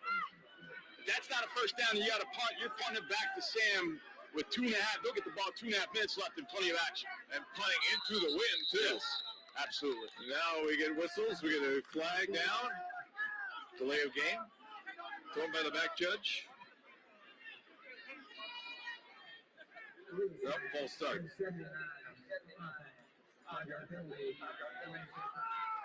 So walking back 5 yards to the 15-yard line will be 1st and 15. Yeah, we give it Drew Jones a lot of compliments tonight. So that was him snapping the ball a little bit early. People still moving, so he's had a great ball game thus far. I think Drew Jones, the senior center, 6'1", 300 pounds, all Southland Conference player. And he's showing why tonight, but snapped it a little bit early. Kelly, quick throw on the outside, right through the hands of Mitchell. The coverage coming up from the outside by Irvin Hawkins, but that's a ball that Mitchell should have had. No doubt he catches that, turns up, picks up a few yards, then gets out of bounds to stop the clock, setting up more manageable 2nd down, more manageable 3rd down. But again, the drops, a problem for Mitchell. Had one earlier that cost Lions probably 4 points. And the drop there, setting up 2nd and long, and Sam still got the 2 timeouts. 5 second down. Kelly again under pressure, throws, has a man across the 20 at the 21, 22-yard line. This time Mitchell goes to the ground to make the catch. Short gain of 7 yards to 22-yard line makes it 3rd down and 8.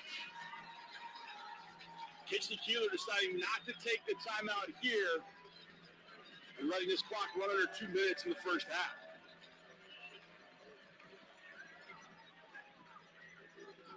Ball will be spotted at the far hash mark. Kelly directing traffic for his players. Play clock with play of time on it. Still has 15 seconds to snap it. 3rd down and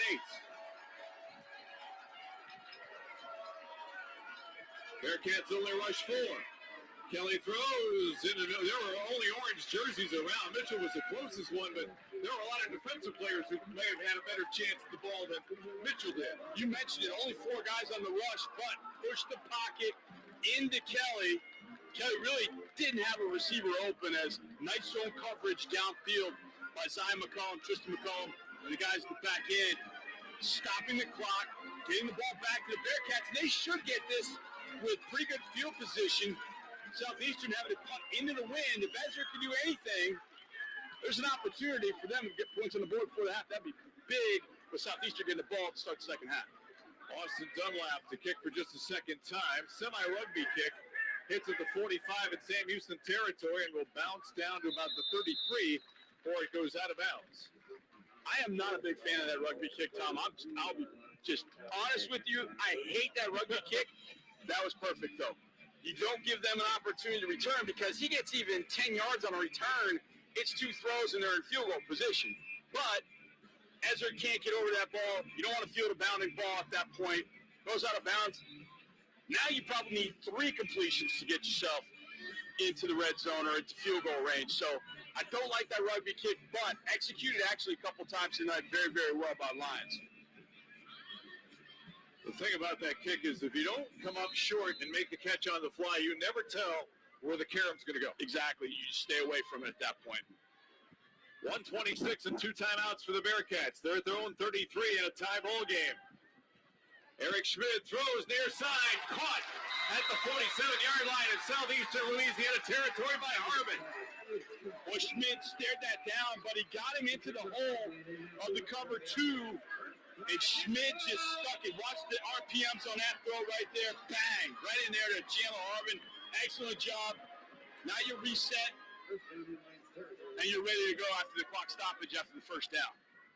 21 yards on that completion. Schmidt throwing a screen pass. Noah Smith. And down to the 30-yard line goes the young sophomore before he is finally brought down by Cullen Scott.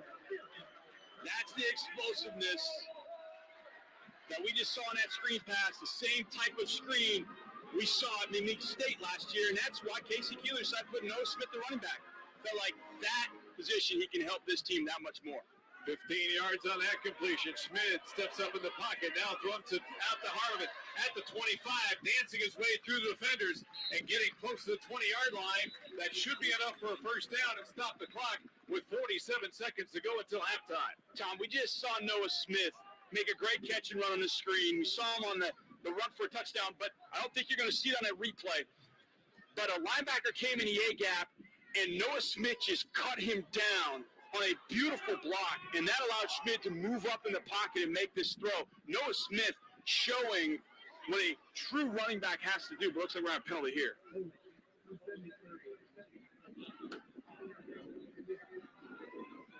Holding, and I think they called it on 73, Moses Johnson, the right tackle, behind the play. So wipeout would have been a 10-yard gain for a first down. And walk the ball back to the 41-yard line. So it's 1st and 20. Double reverse, flea flicker.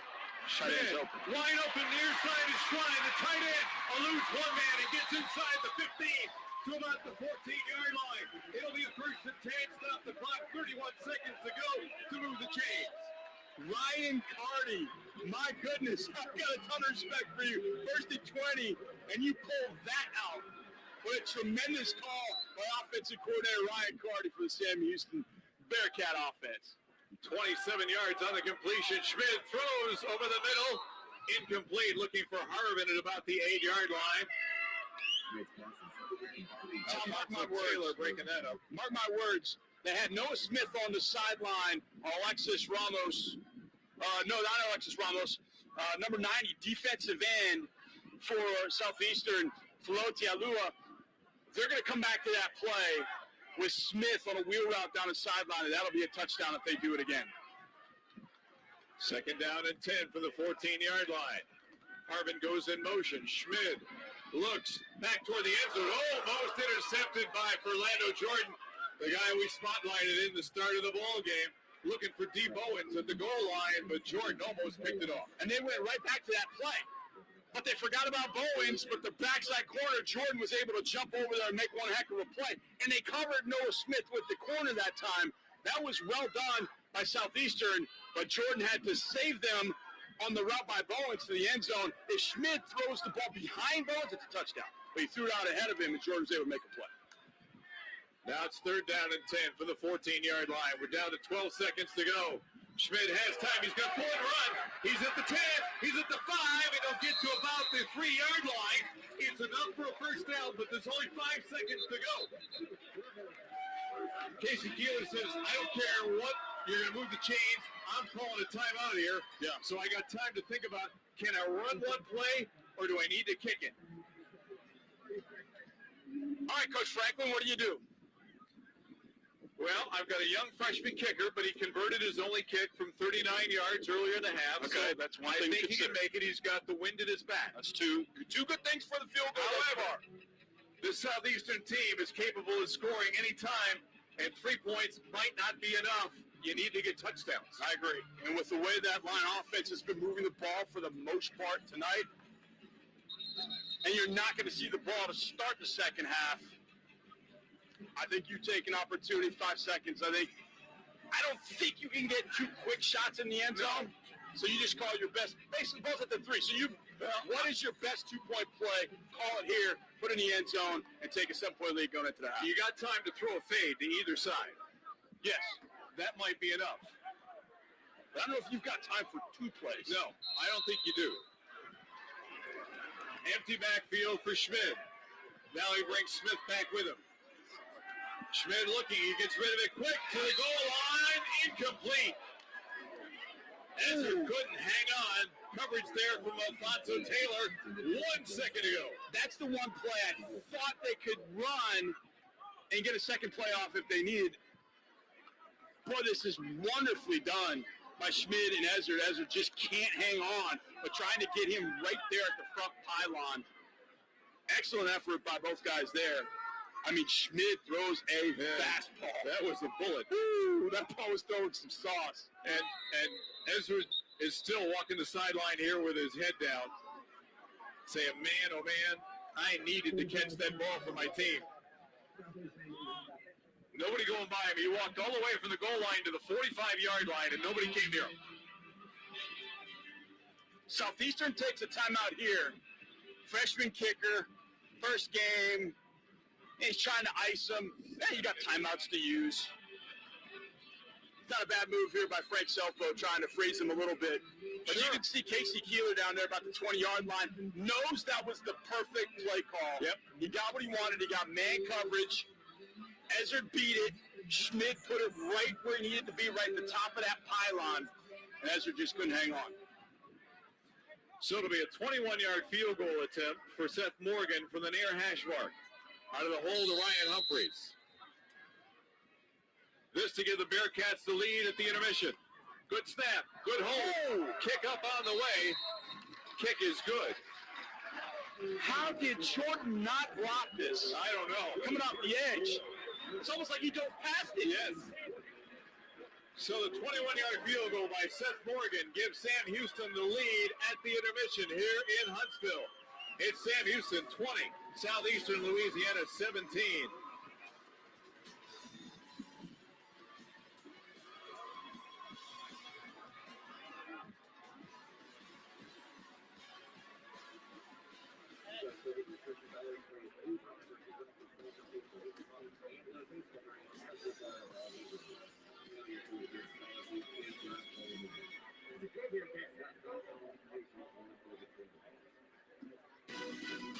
I feel like I would go with Hit that like button for me, please. Hit that like button. It's halftime.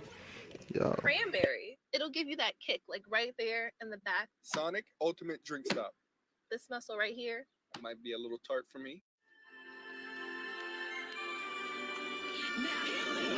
I can't help it if I'm popping, see them watch like it's outrageous how this flavor got them shook like. It's halftime, y'all. It's halftime. Hit that like button.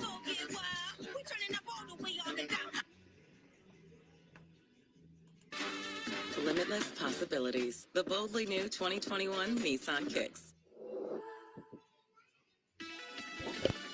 We make it easy for you. Tax time is here again. Block has options for you, my friend. We can do your taxes virtually. Snap or pick and leave the rest to me. We make it easy. Experts on your phone. You don't have to leave home. We'll get it done right. You can sleep well tonight. In person or virtually. We make it easy for you. Block has your back. Did you know that every single flush flings odors onto your soft surfaces? Then they get released back into the air, so you smell them later. Ew, right? That's why Febreze created Small Spaces. Press firmly and watch it get to work. Unlike the leading cone, Small Spaces continuously eliminates odors in the air and on surfaces, so they don't come back for 45 days. Just imagine what it can do with other odors. So you're a small business, or a big one. You were thriving. But then, okay, plan, pivot. How do you bounce back? You don't. You bounce forward with serious and reliable internet, powered by the largest gig speed network in America. But is it secure? Sure, it's secure. And even if the power goes down, your connection doesn't. So how do I do this? You don't do this. We do this together. Bounce forward with Comcast Business. These are Smile Direct Club aligners. They're laser cut for comfort to gently straighten teeth under a doctor's direction. They can turn a smile like this into a smile like this in as little as 4 to 6 months for less than $3 a day. So choose comfortable. Choose fast. Choose affordable. Choose Smile. Get started for free at SmileDirectClub.com. Why should you call Lytle Ryder Smith, Ivy, and Fronrath if you or a loved one are injured? Experience. Our law team has logged thousands of hours in Florida courtrooms fighting to maximize our clients' recoveries. Call or visit us at foryourrights.com.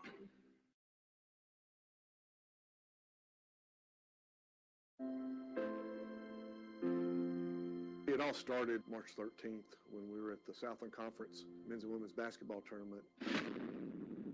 That's when everything began to cancel. Hardest parts of being an athletic director was when I had to go to tell teams that we were not going to play anymore. The season was canceled. Being able to get our student athletes on the field of competition has been a priority, but we want to do it as safely as we can. All the safety protocols and everything that we implemented, the strain on our budget was tremendous.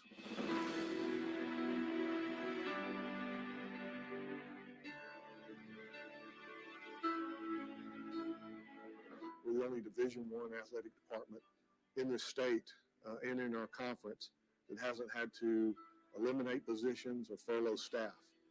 We've kept our staff working. They've worked very hard during this time. We've kept our student athletes moving forward and getting them ready to compete. The impact of COVID-19 on our budget and our ability to provide a quality student athlete experience has been very challenging over the last 9 months.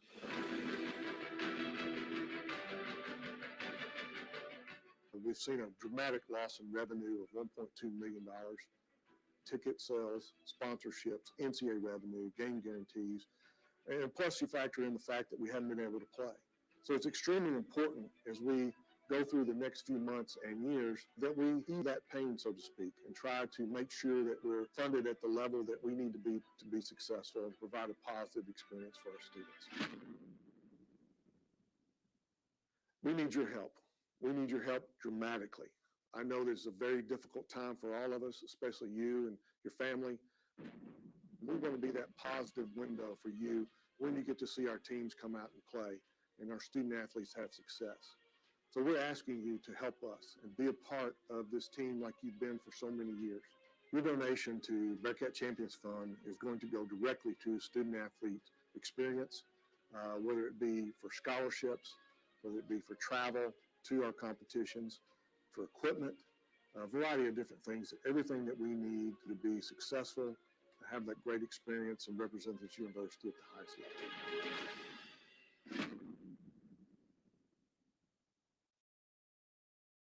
This has got the steak and the sizzle. The tots on this are just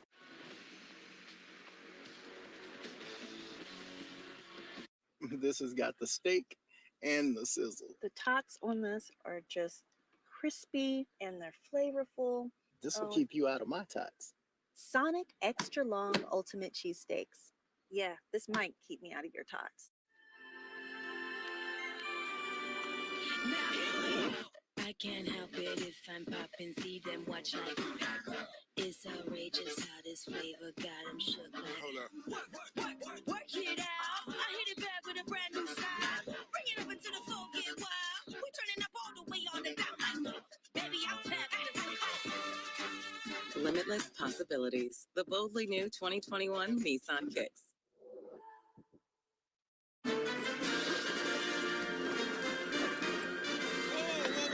Whoa. The Capital One Quicksilver card does not need a dog and pony show. Quicksilver is simple. It's unlimited 1.5% cash back on every purchase with no annual fee. No need to jump through any crazy hoops. Will someone tell Fido he can cool it with the hoops? The Capital One Quicksilver card. What's in your wallet? They're dropping balloons. Smile Direct Club. 3 miles. New day, new choices. Choose faster. 4 miles. Choose healthier. Choose Smile. Today, choose Smile. It costs up to 60% less than braces. Go from this to this. And start seeing results in as little as 60 days. Get started for free at SmileDirectClub.com.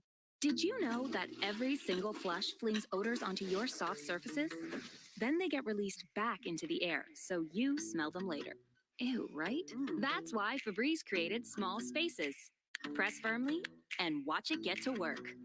Unlike the leading cone, small spaces continuously eliminates odors in the air and on surfaces, so they don't come back for 45 days. Just imagine what it can do with other odors. Florida is getting back to work, but let's make sure we continue to follow all state safety guidelines. At Lytle Ryder, Smith, Ivy, and Fronrath, we are taking every precaution to ensure the safety of our clients and staff. Let's get back to work and stay safe out there. This is star power from the jump. This is the best of the Broncos this year. I get those goosebumps every time. The most dominant force in the women's game. This is the GOAT, the best women's fighter of all time. Amanda Nunes, still queen of the jungle. I get those goosebumps every time.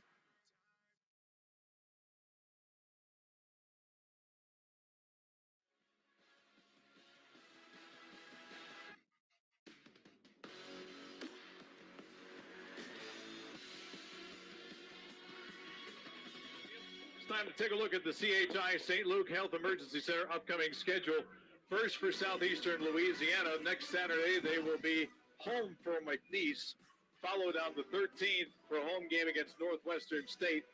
Then on the 20th, they go on the road to San Antonio to Incarnate Word, take a week off and finish with a home game against Lamar and finish on the road at Nichols, saving the best for last, if you kind of will, John.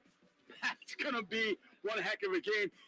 And I've got to say, when I see the scheduled dates, Tom, I see March and April, and I'm just still kind of in that mode because I'm thinking a game of southeastern Louisiana at Nichols. Man, that's a November, middle November, late November, like Thanksgiving weekend game. Right. That's going to potentially be for the Southern Conference title, and that's April 10th. I think that's the weekend of the Masters, too. So it's just a little weird looking at it, but that's one heck of a way to finish that schedule for the Lions at Nichols, arguably the best team in Southern Conference this year. We'll take a break and come back and tell you what's on the line for the Sam Houston Bearcats after this timeout.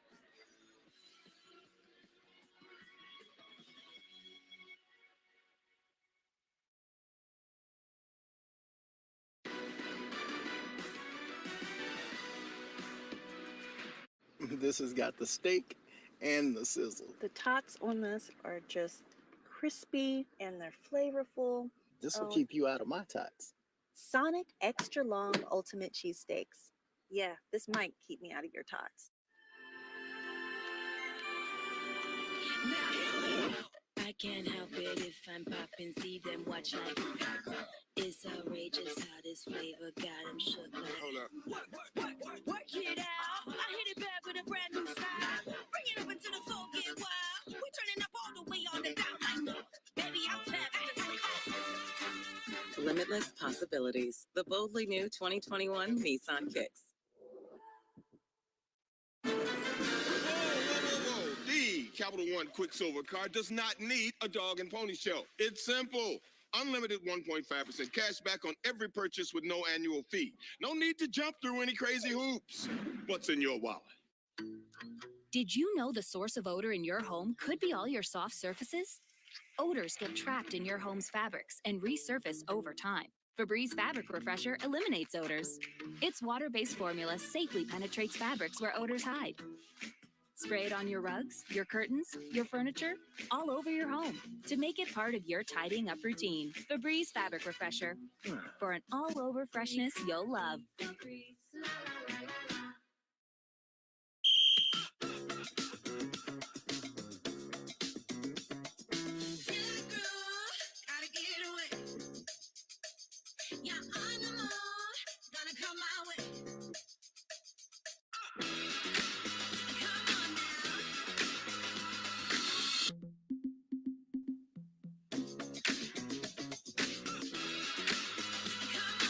Mardi Gras flavors, they're on parade at Tropical Smoothie Cafe. What is that? Mine. Why? It's just that it's... Lavender? Yes, it is. Old Spice. It's for men. but I like the smell of it.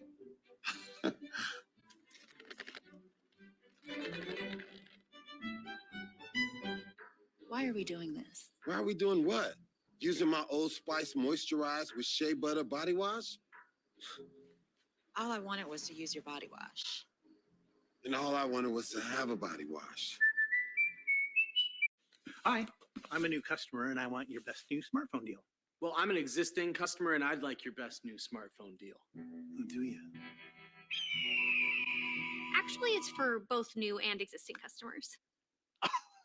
I feel silly, but I do want the fastest 5G network. Oh, I want the fastest 5G network. Are we actually doing this again? It's not complicated. Only AT&T gives everyone the same great deal, like the Samsung Galaxy S21 5G for free when you trade.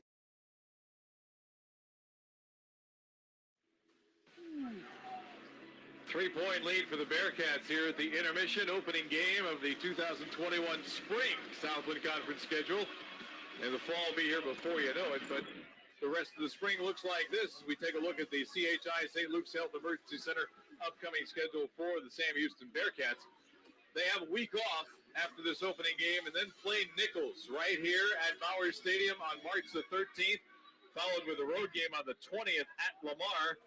They have a semi-break, 10-day break until April the 1st, the Thursday night game at Northwestern State, before coming back home on April 10 against McNeese and finishing up on April the 17th at UIW, a game that was supposed to be played last Saturday, but postponed because of the winter storm across the state of Texas. And with having a schedule that doesn't include 10 games with just 6, you can move some things around. And I think that's one of the things, Tom, we found with the COVID situation in the fall, that you can move these games. Yes, they're scheduled years in advance, but you can move them. You've got to communicate and move some things around and do it, but you can do it. I think Coastal Carolina, BYU proved that. They scheduled the game in 3 days. Right. And BYU flew across the country to play in Conway, South Carolina. You can do it, but it was a perfect fit. Move it to the end of the year. You got a week between the McNeese game and that game. But that game against Nichols, bye week after this week, and you get yourself healthy and ready to go for Nichols on March 13th. That's going to be some kind of battle. And that is the CHI St. Luke's Health Emergency Center, the official emergency center of the Bearcats Sports Network, looking at the upcoming schedules for both of our teams. 20-17 Bearcats. Team starting to come back out of the locker room, and we'll get you ready for the second half kickoff in Huntsville. How is yours? Because you got the spicy cheesesteak. A little fire. A little fire. And desire. Oh, I don't know about all that. Sonic Extra Long Ultimate Cheesesteaks. You're taking it too far. I know it's date day and all. I can't help it if I'm popping, see them watch like it's outrageous how this flavor got them shook like. Hold up. Work it out. I hit it back with a brand new style. Bring it up into the floor, get wild. We turning up all the way on the down like baby, I'm fat. Limitless possibilities. The boldly new 2021 Nissan Kicks.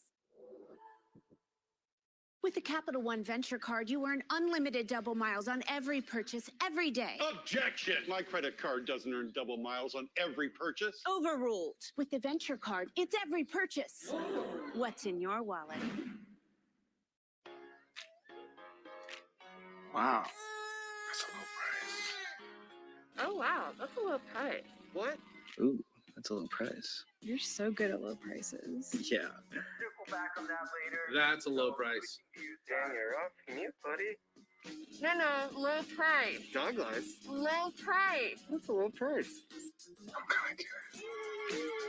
With everyday low prices at Amazon, anytime is a good time to save. Did you know that every single flush flings odors onto your soft surfaces? Then they get released back into the air, so you smell them later. Ew, right? That's why Febreze created Small Spaces. Press firmly and watch it get to work. Unlike the leading cone, Small Spaces continuously eliminates odors in the air and on surfaces, so they don't come back for 45 days. Just imagine what it can do with other odors. Still your best friend, and now your co-pilot. Still a father, but now a friend. Still an electric car, just more electrifying. Still a night out, but everything fits in. Still hard work, just a little easier. Still a legend, just more legendary. Chevrolet, making life's journey just better. Is it Chef Curry time? Or King James time? It's NBA on ESPN time. Warriors-Lakers on ESPN. I get those goosebumps. I'm gonna get that lightweight belt next. You got champion versus champion. He wants to leave behind a lasting legacy. Guess what?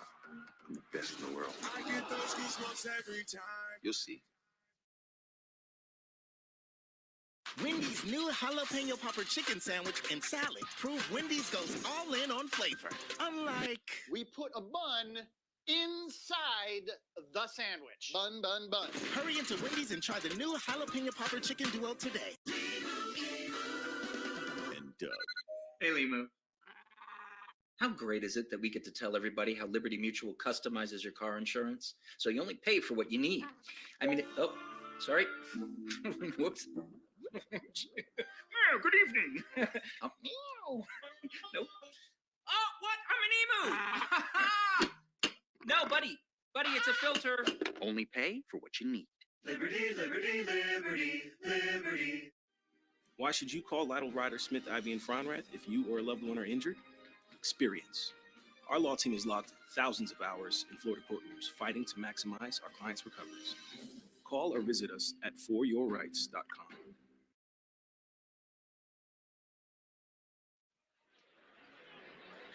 20-17. Sam Houston with the lead over Southeastern Louisiana. Battle of number 17 against number 18 in the preseason polls. So we get you set for the second half here at Bauer Stadium in Huntsville. Tom Franklin, John Harris. Two other games in the Southland earlier today. And we'll give you those scores after we show you some first half highlights. Here, the first score of the ball game. Ramon Jefferson going 59 yards to give Sam Houston the early 7-0 lead. Not a bad way to get things started. That wonderful cut you saw. Plant that left foot, shake the safety, and then the speed to get to the end zone. Ramon Jefferson showing something early. However, Southeastern would have an answer, a little dump-off pass to Austin Mitchell, and watch the speed of Mitchell take this one for 50-plus yards and set up a scoring play for Southeastern Louisiana as they would answer the Sam Houston early touchdown, and they would do it this way with a great catch by Mitchell. Watch. Now, if I would tell you he had two key drops in the first half after that, after seeing that catch, you'd think I was crazy. Sam Houston kicking off to Southeastern to get things started here in the third quarter, and Curran's kick goes into the end zone. It will set up the Lions first and 10 at their 25. As we mentioned, two other games earlier today in the Southland. It was Incarnate Word over McNeese by a score of 48-20. And Nichols, the defending champion, 55-0 over Lamar. Ooh. Nichols in mid-season form early on. Indeed. How about Incarnate Word getting that big win over McNeese? They've turned that program around the last couple of years down there in Incarnate Word. They've done a really nice job. So Cole Kelly will go under center first and 10 from his own 25. Play fake in the backfield. Kelly wants to throw. Hit as he throws. Good pressure coming up. Was that Markel Perry got a piece of it? And Sam Houston is very, very lucky that Markel Perry got a finger on that one because Mitchell was on a deep over route across the field and nobody was going with him. I think that's what Cole Kelly was waiting for, was for Mitchell to clear. That's who he's looking at. But Perry gets his hand on Kelly, and Kelly's not able to make that throw. If he is, Mitchell might still be running.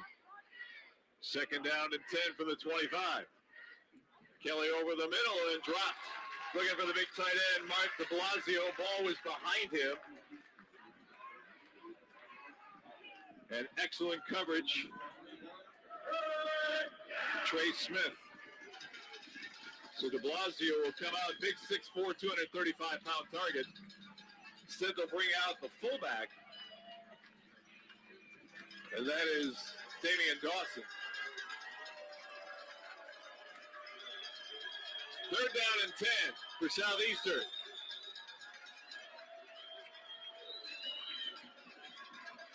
Kelly throws underneath, broken up at the 31-yard line. Tristan McCollum with a breakup. They were looking for Tim Wilson Jr. Nothing to it. I think he is the best corner in all of FCS, Zion McCollum. I think he's that. You see this play right here. Kelly just trying to throw the speed out to his number 2 receivers, inside receiver, Tim Wilson Jr., the tight end. But Zion McCollum right there in the hip pocket knocks it away. We've seen 22 make a number of plays tonight and made one right there in man coverage to set up that 4th down. Third punt of the ball game for Austin Dunlap. This time a conventional kick, a wobbly spiral into the wind. Fair catch called for and made by Ezzard at the 36-yard line in Sam Houston territory. So a 3 and out, only used 21 seconds off the clock, and the Bearcats have a chance to build on their lead. Well, that was great stuff. Complimentary football through halftime. You get to drive for the 3 at the end of the half. They get the ball to start the half. Your defense comes out and goes 3 and out. Now, you might not have, but Markel Perry got enough pressure on Kelly to force a bad throw that he couldn't get to Mitchell because Mitchell's wide open. So, yes, you get a little bit lucky in first down, but the next 2 plays, you've got lockdown coverage. You force a punt, and now you got the ball in great field position and some momentum and a 3-point lead. Eric Schmidt brings his team out. High snap. We'll give the handoff to Jefferson. Jefferson will fight his way to about the 41-yard line. Be a 4-yard pickup. Be second down and 6. Nothing wrong with that on your first play. And they did what Southeastern didn't do. Southeastern chose to throw 3 in a row, 3 and out. They pick up 4 yards on first down, little inside zone, get it to second and 6. 2 receivers to either side for Schmidt. Stan throwing on the outside. Ball caught at midfield. Oh, they just got him to put a toe on the sideline. Chandler Harvin almost had one to the house. Yeah, Chandler Harvin has made a number of big catches. He's become that go-to guy. We wondered who it might be after the graduation of some really good receiving talent for Sam Houston. Chandler Harvin stepping up and saying, throw me the rock in big situations. I can go get some first downs. 10-yard pickup, 1st and 10 for the Bearcats. Schmid under pressure, throwing down the middle. Ezzard, no, that was not Ezzard. That was Ife Adey. Fans wanted some pass interference, but I think that was good defense. Yeah, I think that was pretty good defense. I'm not sure that Schmid thought he was going to get that ball complete. He was really under some pressure and took a big hit right there from a Southeastern defender, but excellent coverage right there by the safety for the Lions back there. Darnell Ward McGee. Darnell Ward McGee making a nice play. He had the out and up on the sideline, but he just didn't have time to get it. Crest ran a nice out and up, but he just didn't have time to get it off, so he threw it deep to take a chance. And good defense there in the middle for the Lions. Second down and 10. Schmidt throwing and threw it too wide for Harvin. Threw it into the Southeastern bench. So now it's going to be 3rd down and 10. On the catch Harvin made to start this drive, I saw Philando Jordan point to his underneath defender saying, look, you got to get out there. I can't cover that on the speed out. You got to help me. Well, Matthew Wright, the safety, did it perfectly. He buzzed right in that throwing lane, and Schmidt had no way to get that ball over to Chandler Harvin. It's excellent adjustment there for the Lion defense. And now we got movement in the Sam Houston line. It's going to be a false start. Going to cost them 5 yards. Put them back in their own territory at the 46.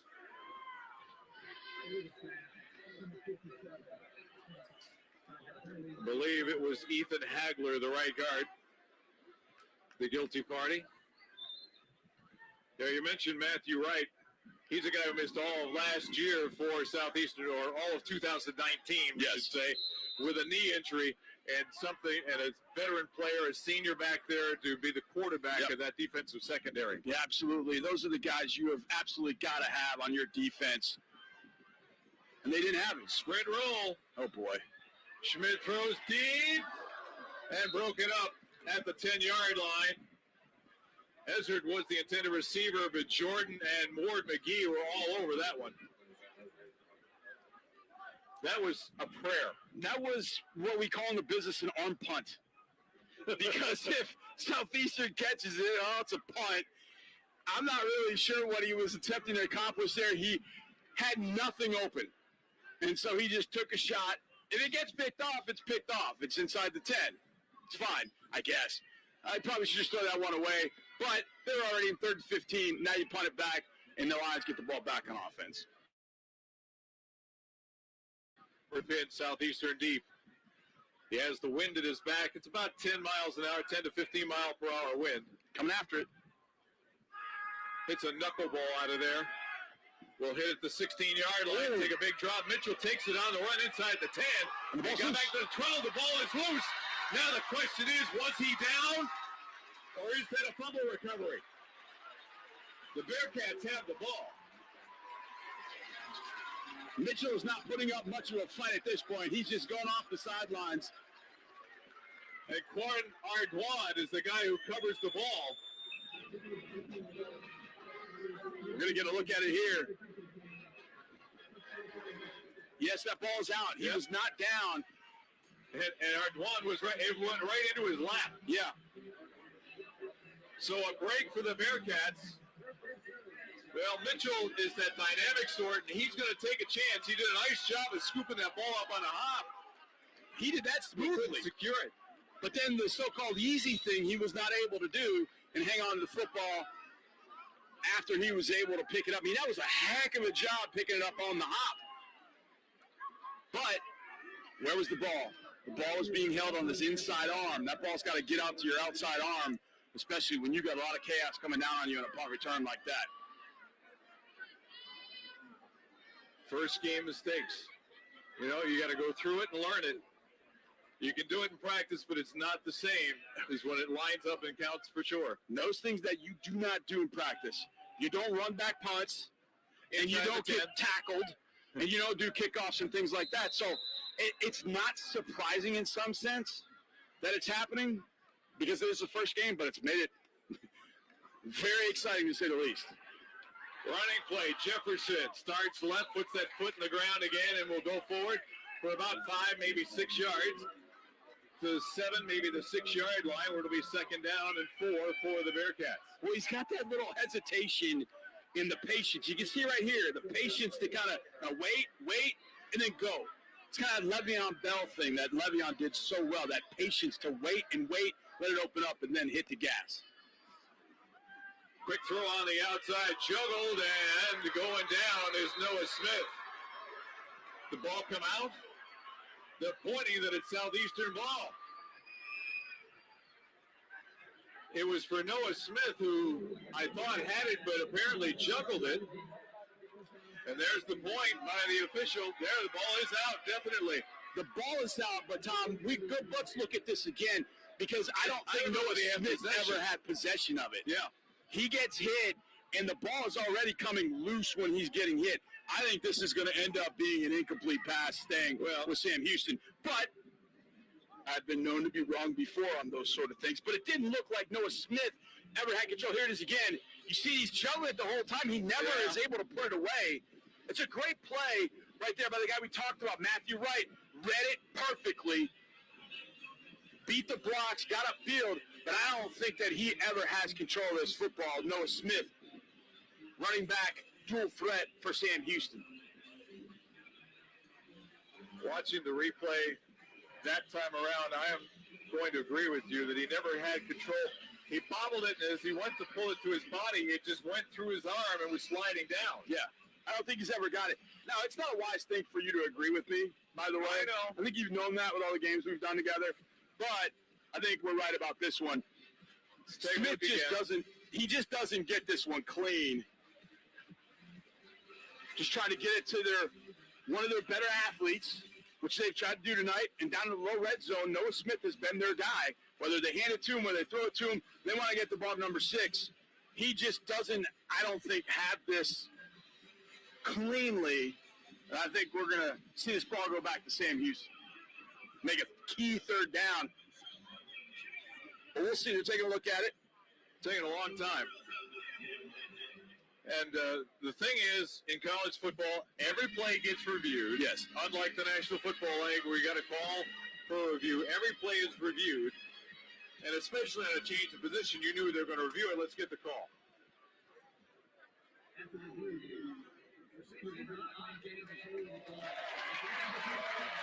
And the receiver did not have control of the ball.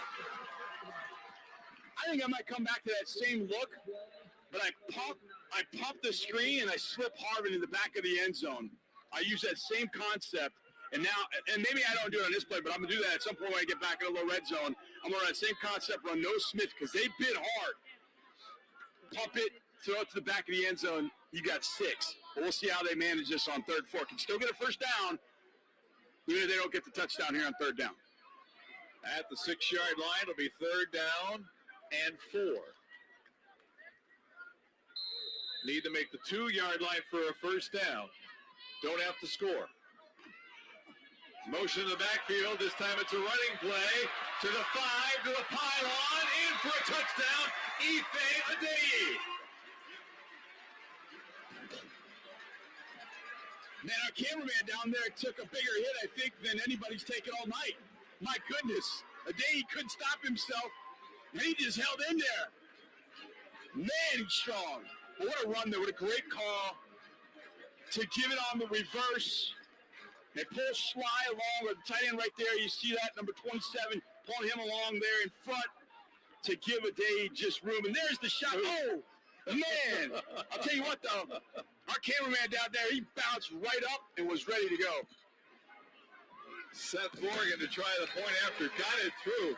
And once again, Jordan was inches away from blocking that. If this thing comes down an extra point or a field goal, he's going to get one.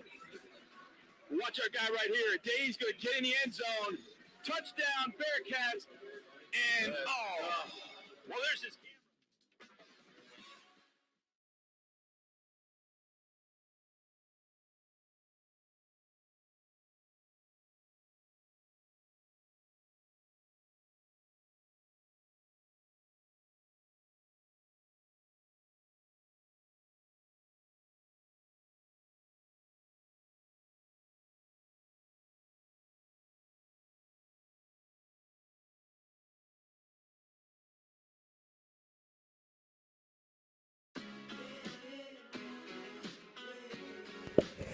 Hit that like button. Hit that like button.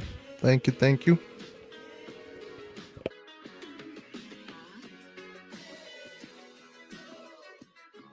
The simple things.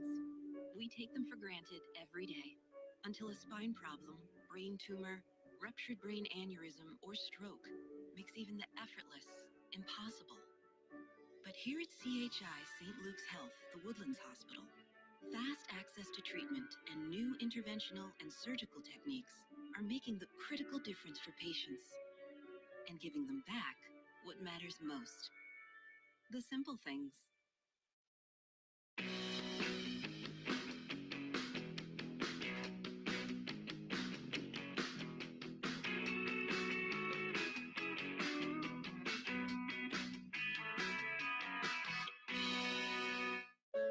Since 1879, students have come from far and wide to a place unlike any other, a place where tradition runs deep, honor holds special meaning, and orange brings us together. It's a place where friendships are formed and futures take shape. Every day, students discover Sam Houston anew and walk across our stage, united as alumni. United as Hit that like button. Hit that like button. I will be doing these live streams every Saturday. Hit that like button. Also, I'm doing a live stream tomorrow. You got Jacksonville State playing, and you got Austin P playing tomorrow. So hit that like button. Subscribe. We will be doing those tomorrow. Since 1879, we've been helping students like Tacey reach their championship potential. Sam Houston State University, a great name in education.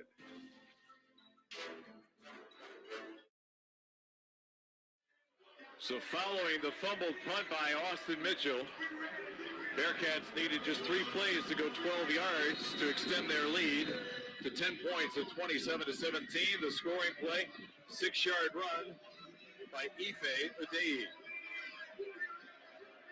So Cameron Hearn to kick it off. Wind at his back should drive this one deep. It's the line drive taken by Mitchell on a run at the 7. Up the middle he goes and upended at the 25-yard line. It's been a mixed bag night for Mitchell. He was fantastic. He had 7 catches in the first half. He had that big one when Cole Kelly scrambled, got him the football. He makes the one-handed catch for a touchdown. Right. But he has 2 big drops that cost Southeastern some points, and then that fumble right there on a punt return. Tough night, but we know anything about this group of wide receivers. We know Turner and Mitchell have made plays in the past, and they'll probably make a few more before this night's over. Cole Kelly hands on first down and nothing doing. Morgan Ellison, the runner, and Quentin Brown, the tackler at the line of scrimmage. Great read, excellent to and through, right there by Quentin Brown, and then wrapping up and bringing a big back down for no gain. Excellent job there, an excellent read by Sam Houston's inside backer, Quentin Brown. Second down and 10 for the Lions from their own 25. Running play again. This time Ellison breaks a couple of tackles at line of scrimmage and will stretch out to the 31-yard line. Holding on to those legs. Whoa, watch out. Making the tackle there was Trey Smith. Tell you what, Ellison, spinning, fighting, high-kneeing. He's doing everything. He caught Sam Houston in a run blitz. I thought he was going to beat it. He had one guy to beat Trey Smith, and luckily for Sam Houston, Trey Smith made the stop. But Ellison, a big run there. On 3rd and 4, Kelly throws, has a man for a first down at the 37-yard line. It is C.J. Turner. Oh, reliable right there, C.J. Turner. That's probably his, 3rd or 4th catch for a first down tonight. He's done a really nice job, the veteran wide receiver, getting it done. Cole Kelly delivering just beyond the stick for a first down. Southeastern needs that long drive. First of all, they need to leave their defense on the sideline for a while. They need a little bit of a rest. But they've got to get this offense back in rhythm. And when it was best in rhythm, they had that 14, 15-play drive that went for a touchdown earlier in the game. Cole Kelly hit as he throws. Incomplete. He was looking for Ellison here as the safety valve. But once again, Sam used to do this with a 4-man rush all night long. They're not blitzing guys. Nope, not at all. And I know we're not going to see it here, but Turner is running down the middle of the field. It looked like he was being held. And Kelly was looking for him, and they couldn't get it to him. And then he had to try and dump it off and was not able to do it. But too much chaos in the middle of the field. Kelly unable to get off that to his running back fast enough, set up 2nd and 10. 3 receivers to the bottom of the formation. Now Kovacs goes in motion to the far side. Kelly under pressure. He's going to go down at the 30-yard line. Sean Mustin leading the charge. This is exactly what Casey Keeler talked to us about. And he said, my defensive line can get pressure with just 4. We don't have to blitz. When these guys peel their ears back and go, 4 guys can take care of the business, and that's what they're doing right now. This front for Sam Houston, we talked about, is really, truly taking over. So now it's 3rd down, 16 from back at the 31-yard line in Lion territory. Kelly has time, drops it off underneath. It's the tight end, Tim Wilson Jr., and he's upended well short of the first down. And it'll bring up a punting situation for the Lions. Looked at first like maybe Cole Kelly and the offense wanted to stay out there. Nice block on the outside to get Wilson at least closer to a first down, but he's upended about 5 yards short. And that Sam Houston offense, 10 points the last 2 drives, getting the ball back with about 9 minutes left in this 3rd quarter. This time the rugby kick, a line drive, taken at the 20-yard line by Ezzard to the 30 and out of bounds near the 35-yard line. But I tell you what, this young man with a big reception in the first half, Jaquez Ezzard out of College Park, Georgia, and Howard University, he's going to be a threat. Yeah, he looks a little gimpy, a little stiff. Maybe he's dealing with some cramps too. But I'll tell you again, that rugby kick,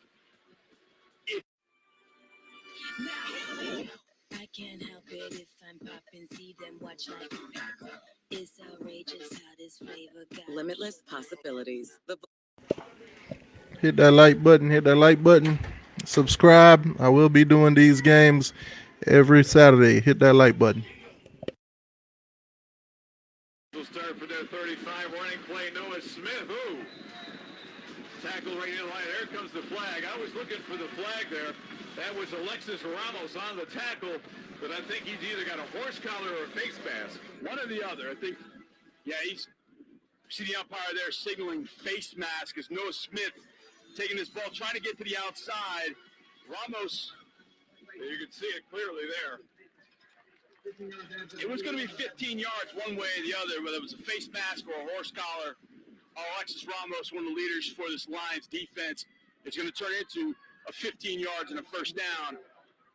One thing the Lions could ill afford at this point, giving Sam Houston the ball at midfield, and it is rolling downhill right now for Sam Houston. Everything that offense wants to get, it's getting, and then some, and the Lions are adding to it.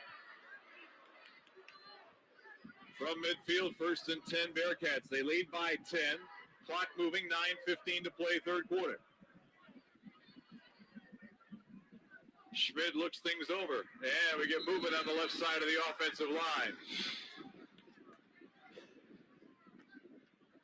You look over the sideline, you get your play, you find them in a coverage or a front that you like, and then an offensive lineman moves. It's the sad sack story of offensive coaches when they see those kind of things happen.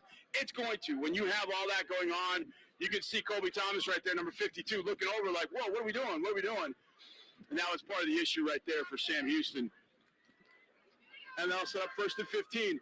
A much-needed 5-yard penalty to help the Lion defense. Now back at the Sam Houston 45. Pistol formation this time. Send a man in motion. A lot of motion in the backfield. Schmidt now flushed out of the pocket. Hit as he throws, and the wobbler will go into no man's land, incomplete. Coming up with the pressure was Garrett Crawford. And he got a piece of Schmidt before he could release the ball cleanly. Schmidt he had a post with his outside receiver, Crest, and he didn't have that. Harvin was running the wheel up the sideline and actually had a step, and that's what Schmidt was looking at, but he was unable to get it off. If he's able to throw that ball down the field, I think Harvin's got a chance for a big play. They'll come back to that one after a little bit, catching them in man coverage. Tyron Jackson in the backfield. Throw it on the outside across midfield to the 46-yard line in Southeastern Territory. And that is the aforementioned Chandler Harvin. The coverage there by Alfonso Taylor. Ryan Carty just, as offensive coordinator, hey, let's just get something to make this third and manageable. And they did. Cody Crest circles up, gets a few yards. Hey, look at 3rd and 6 as opposed to 3rd and 15. I like what Ryan Carty is doing offensively, not trying to do too much. Right play calls at the right time, setting up good situations for his offense. On 3rd and 6, Schmidt under pressure throws, and he threw it behind E. Bowens. Bowens was open for the first down, and Schmidt never got his feet underneath him and set to throw the football. No, and Bowens was open early. That was the issue. Bowens was open right away. As soon as he makes the cut, he's wide open, but Schmidt had to hold it. And because of that, he was just unable, like you said, Tom, to get his feet set and make a throw on the run. Which, again, not the easiest thing in the world to do, to throw the ball on the run. But that's one, if he throws it and gets rid of it when he's open, Bowens catches that and turns up the field, that's a big game. Just couldn't get it off. The timing was off, and the Lion defense gets off the field. So McRobert again will try to pin Southeastern deep. Good. It's an end over end with the wind. Does he have the backspin? He does. He'll go out of bounds at about the 7-yard line. It's only going to be down as the 36-yard punt, but it's great position. Timeout on the field, 7:59 to play third quarter. 10-point lead for the Sam Houston Bearcats here in Huntsville.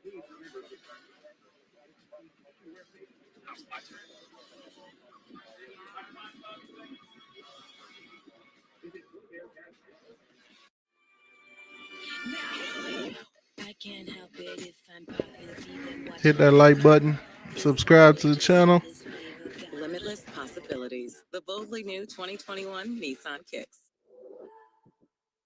With the Capital One Venture Card, you earn unlimited double miles on every purchase every day. Objection! My credit card doesn't earn double miles on every purchase. I object to your objection.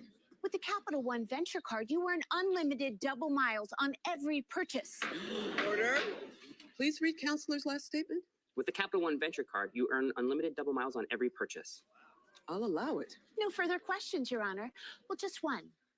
What's in your wallet? Did you know that every single flush flings odors onto your soft surfaces? Then they get released back into the air, so you smell them later. Ew, right? That's why Febreze created Small Spaces. Press firmly and watch it get to work. Unlike the leading cone, Small Spaces continuously eliminates odors in the air and on surfaces, so they don't come back for 45 days. Just imagine what it can do with other odors. Is it Chef Curry time? Or King James time? It's NBA on ESPN time. Warriors Lakers on ESPN. This is star power from the jump. This is the best of the Broncos this year.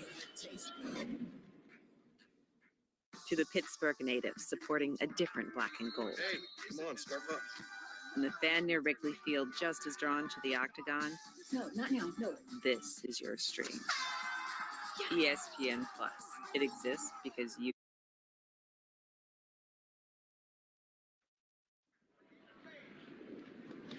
Approaching the midway point of the third quarter, a 10-point lead for Sam Houston. Southeastern starts deep in their own territory, their own 7-yard line.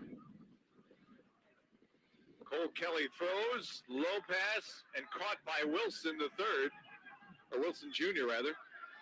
They have thirds and juniors and all kinds of guys on this team and hyphenated names. I wish I would get paid by the word. Don't we both? Don't we both? Wordsmiths that we are. I will say, Tom, Cole Kelly's ball placement tonight has been really, really good. When he's had time to deliver, he's put the ball on the money a number of times. Trying to sweep to the far side for Morgan Ellison. He'll get up near the 15-yard line. There's the official spot. You see all the guys over there. All the zebras are over there. Where are they going to put this thing? And it's coming in by the umpire, and where? Looks like it's going to be at the 12-yard line, about 2nd and 5. So they're going to say you stepped out of bounds for no gain. So now it's going to be 3rd and 5. With the massive humanity over there, I could never tell where he stepped out of bounds. Bearcats show blitz.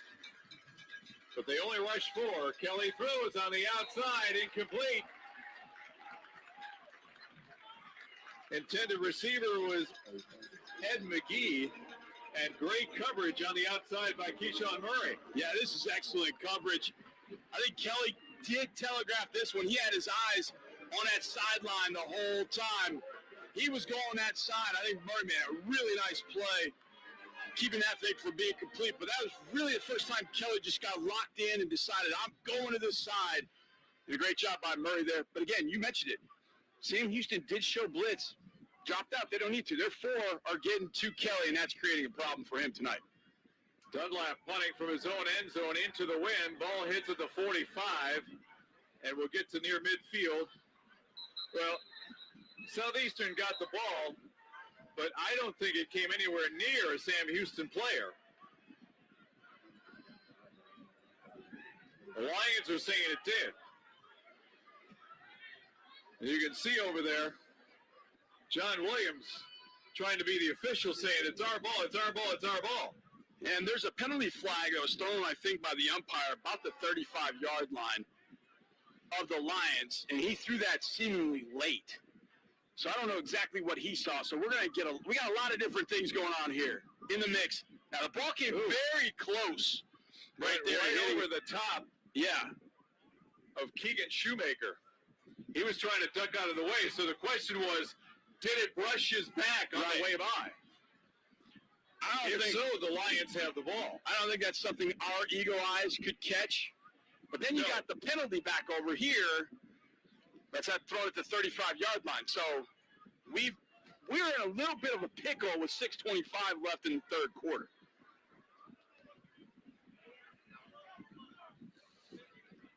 Casey Keeler on the near sideline pleading his case.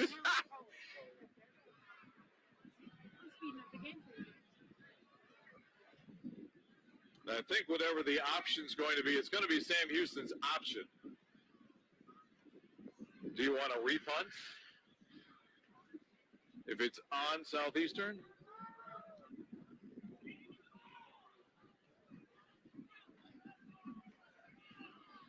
There are three officials around Casey Keeler down here near the midfield stripe. You got two around Frank Selfo on the other going side. the other way for Frank Selfo. Yeah.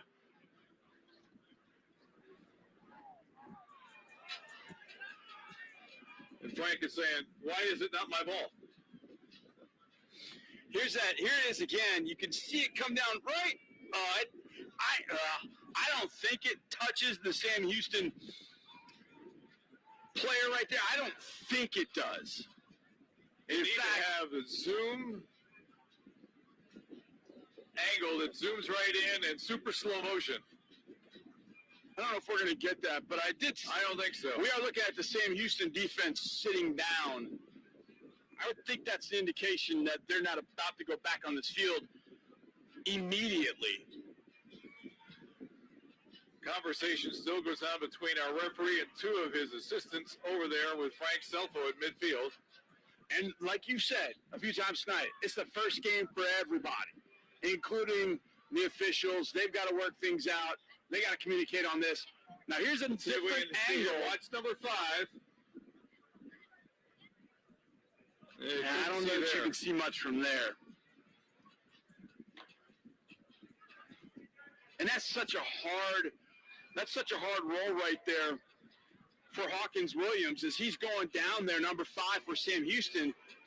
He has no idea where that ball is. He's just trying to stay on his block.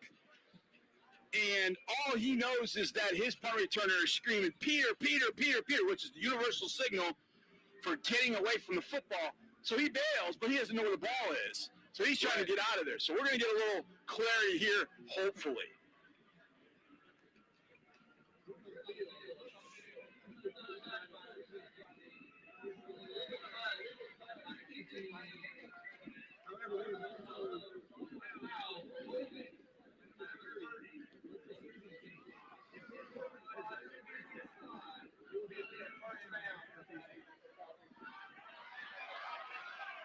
So there was a holding call on Sam Houston.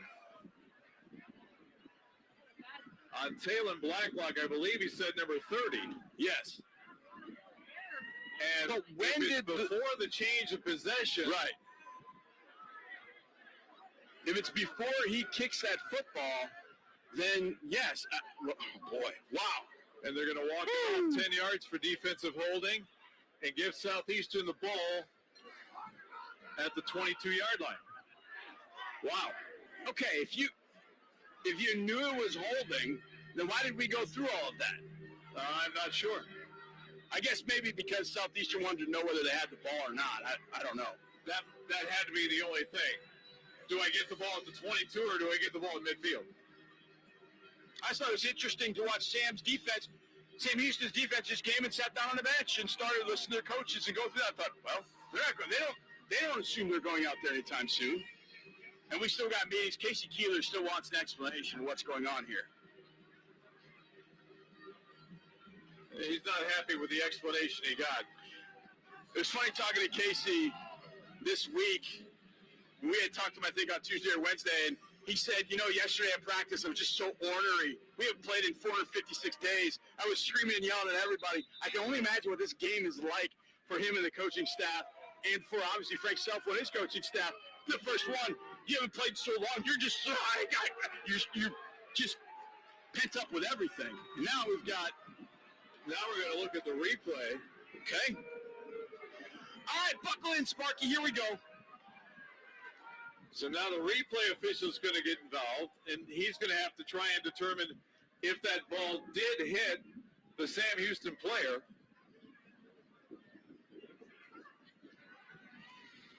Well, our guys are going to try and get some more replays back. Get it together, referees. Maybe the officials will see. Boy, I'm glad I didn't have a dinner reservation after this game. I was just thinking the same thing. I was hoping that you didn't have a dinner reservation. Because there's no way you're making it at this point. I mean, look, when you come to a Sam Houston game, you better bargain for 4 hours. I've learned that. Well, you and I have learned that over the years. It's going to be 4 hours. You just don't need some of the lanyap, if you will, being added on like it is right now. But look, you got replay to get it right as best you possibly can. Use it and let's go. Again, it's everybody's first game. I'm sure that up here our subject-verb agreement hasn't been perfect all night long. So these referees must have graduated from Florida State. Let's see what we can see. All right, hit his foot there. And it bounced over his shoulder. You know, I didn't think it hit his shoulder, but I didn't realize it came as close as it did to his foot. Right. It may have a better chance of hitting his foot than it did his shoulder. But just using, as you mentioned, he's just trying to get out of the way. Yeah. And you have no idea where that ball is going to bounce. You know, one thing that tells me it didn't hit his foot is it really didn't change direction significantly. Right. That would be the physics answer. Relying on science, which sometimes we don't always do. Science! But if it hit his foot, that thing is going to carry him somewhere. It didn't appear to do that. So if the holding penalty is going to stand, I think Southeastern is going to have the ball at their 22-yard line, 1st and 10, on a massively important drive to get this thing back within 1 score. They need points in this drive in the worst way. Back there, as far as the back and shoulder is concerned, which I don't think there's contact. And before we picked it up, you couldn't tell where the foot was. And you can tell it. Teron Jones is like, he had the football, and we're going to get the call. He just stood there as if he was downing it. Okay. There we go. All right, we're all good. We're all good. Here we go. Everybody's all set. Sam Houston defense goes back out there. They have been dominant here in the last quarter or so, going back into the second quarter, for about the last 15 minutes. They've been excellent. And they got another opportunity here. So 1st and 10 for Southeastern from their own 22 after all the conversations are done. 6:25 to play, 3rd quarter, and a 10-point lead for Sam Houston.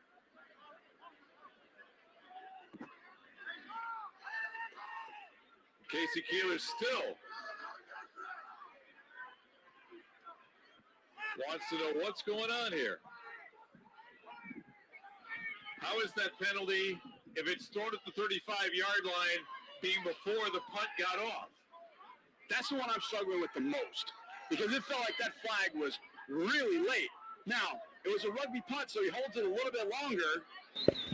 Damn, this penalty longer than halftime. Punt, which I have gone on record as saying I don't really like, but it's not my world.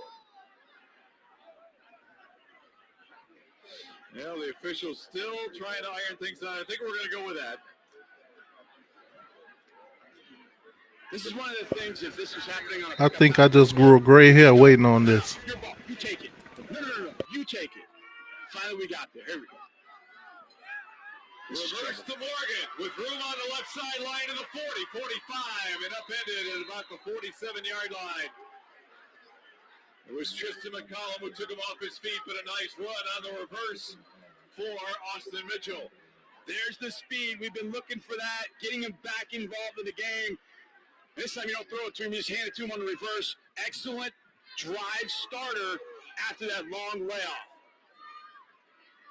We'll do it again. He's going to throw it again, but it's going to be a flea flicker. He's wide open. Killing it, a throw near side. Has a man at the 30, to the 20, Still on his feet, 15, and dragged down at the 10-yard line.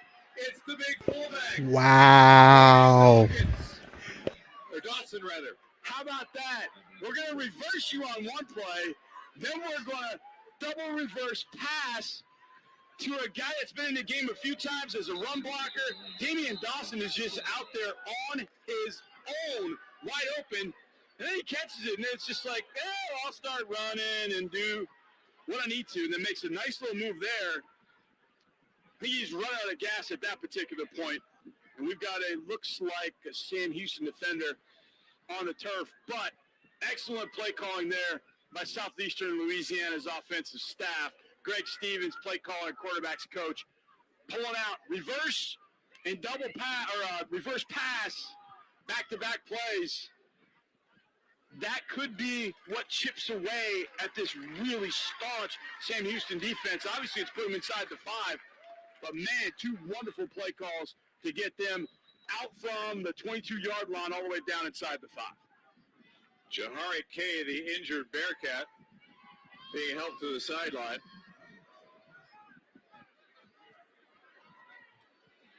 Cole Kelly now 22 of 35, 258 yards and a touchdown.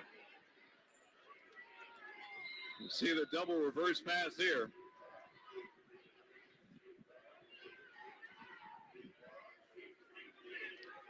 So from the 4-yard line, boom, running play, and Jones has nowhere to go. Penetration once again by the defensive front for Sam Houston. Holds that to no gain. Zion McCollum shooting a gap. Used to be a safety. Did play safety early on in his career next to his twin brother Tristan. Moved the corner, but knifes through there to stop Jones before he can really get going, setting up a 2nd and 4. 2 receivers to the top of the formation, swinging out and right through the hands of Jones. He's got exactly what he wants. D. Wiggins. He's got twins receivers. Mark Pope. They're man coverage. They're essentially going to run a pick play for him. A linebacker has to get out, and they're going to block him. Catch the damn ball, D. Wiggins. So Oh, wait, that's Mark Pope. No, that's Wiggins. That's Mark. That receiver blocks another safety, so there's nobody on Jones out in the flat, and he just can't hang on. Kelly with a little bit too much sauce on that one. So now it's 3rd down and goal for the 4. Mitchell goes in motion. Kelly wants to throw. Now drops it in the end zone. Touchdown. It's the tight end, Tim Wilson Jr. What patience from Cole Kelly. He had a lot going on with that route, and the Bearcats were swapping routes. They weren't in man coverage. They were going to swap routes, and everybody sort of latched on to routes after they developed, but nobody went with Tim Wilson Jr. on the crosser, and Kelly just had to buy a little extra time to flip it to him wide open. Man, what the hell was that? Yes, we do. Rengifo try and tack on the point after to make this a 3-point game with 5:01 to go here in the 3rd. And Rengifo sends this one up through the uprights, right down the middle. So with 5:01 to play in the 3rd, Southeastern narrows the gap to 3 points on a 4-yard touchdown pass from Cole Kelly to Tim Wilson Jr.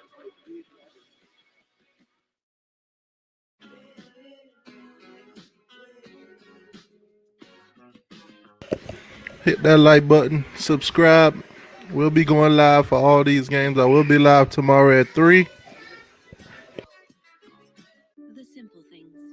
We take them for granted every day until a spine problem, brain tumor, ruptured brain aneurysm, or stroke makes even the effortless impossible. But here at CHI St. Luke's Health, the Woodlands Hospital, fast access to treatment and new interventional and surgical techniques are making the critical difference for patients and giving them back what matters most. The simple things. Man, these referees are terrible. Took them about 30 minutes to get situated.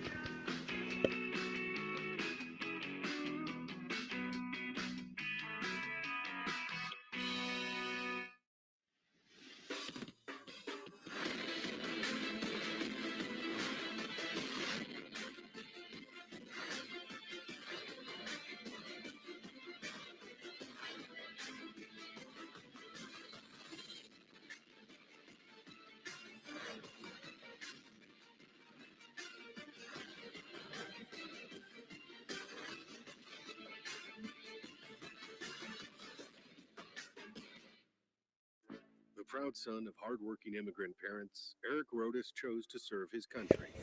Hit that like button if you haven't already. Hit that like button, please. He proved that circumstances have nothing to do with your outcome. Since 1879, we've been helping students like Eric determine their future. Sam Houston State University, a great name in education.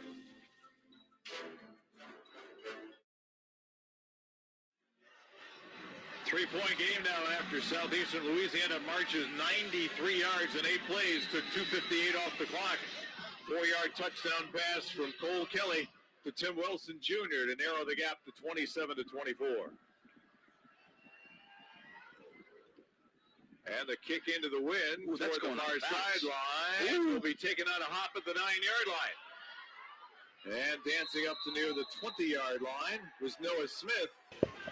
Smith wants a flag for contact after he got outside the boundary. I think Smith was shoved a little bit out of bounds, but nothing to warrant a flag. Now Sam Houston's offense got to get cranked up, got to get points back on the board and not settle for threes. I know what we saw from Southeastern with a couple of trick plays, got them a quick touchdown, but sometimes that's all it takes to get your confidence rolling. And Cole Kelly seemingly has had confidence all night. It's just been whether he's had time to throw or not. Now Southeastern's got to put some of that pressure back on Eric Schmidt and see if that offense can get rolling. So from their own 19-yard line, the Bearcats will scrimmage. And this is Jim. Oh, man. Oh, going over right guard, and he took a shot, but he kept the pile moving. Wow. How do you respond from that? That was a strike. And I can't tell if that was Alexis Ramos or if that was Herman Kristoff, but man, oh man, that's a linebacker stepping up in a gap and introducing himself rudely. 2nd down and 7 for the 22. Schmidt has time, throwing down the sideline. Caught at the 35. It's Ife Adeye, and he will take it to the house for 78 yards to the score. Wow. Adeye scores, and then he goes over to the photographer that he hammered on his last touchdown and to pose for some pictures. And delivering the strike down the field. Eric Schmidt, plenty of time, just a 4-man rush from Southeastern, and Schmidt just dropped a beautiful nugget out of the sky. And Adeye, that's what we said earlier. They just wanted to get Adeye the ball any way they possibly could. Earlier in the game, they threw him that screen, and that was just to get him going. Then he scored the touchdown. Then they get him down the seam deep. Wonderful use of an incredible athlete. Adeye scores, makes this one 34-24. What an answer by the Sam Houston offense. 78 yards for the score as Schmidt hooks up with Adeye. 4:15 to play here in the 3rd quarter. Just 2 plays to negotiate 81 yards. And it took all of 46 seconds. Whew. The epitome of quick strike. When you have players like Adeye, and we talked to Coach Keeler earlier this week, and that was a name he kept coming back to. And he said the words, I think he's as fast as anybody that we've ever had. And that includes the Jedediah Lewises, the Nathan Stewarts, the Davion Davises, all the speed that they have had in this program. Those guys were all very good and could. Okay, so they'll show the replay for running up the gut for 1 yard, but they won't show the replay for the touchdown. Shaking my head. What an unbelievable play right there by Ife Adeye. Well, you wondered if the Bearcats could answer. I think they told you. Yeah. Very quickly. Hearns kickoff high, deep, into the middle of the end zone and back out. So the Lions will take it at their own 25, down by 10 points again. The offense is saying, we just faced this a minute ago. Yeah, exactly.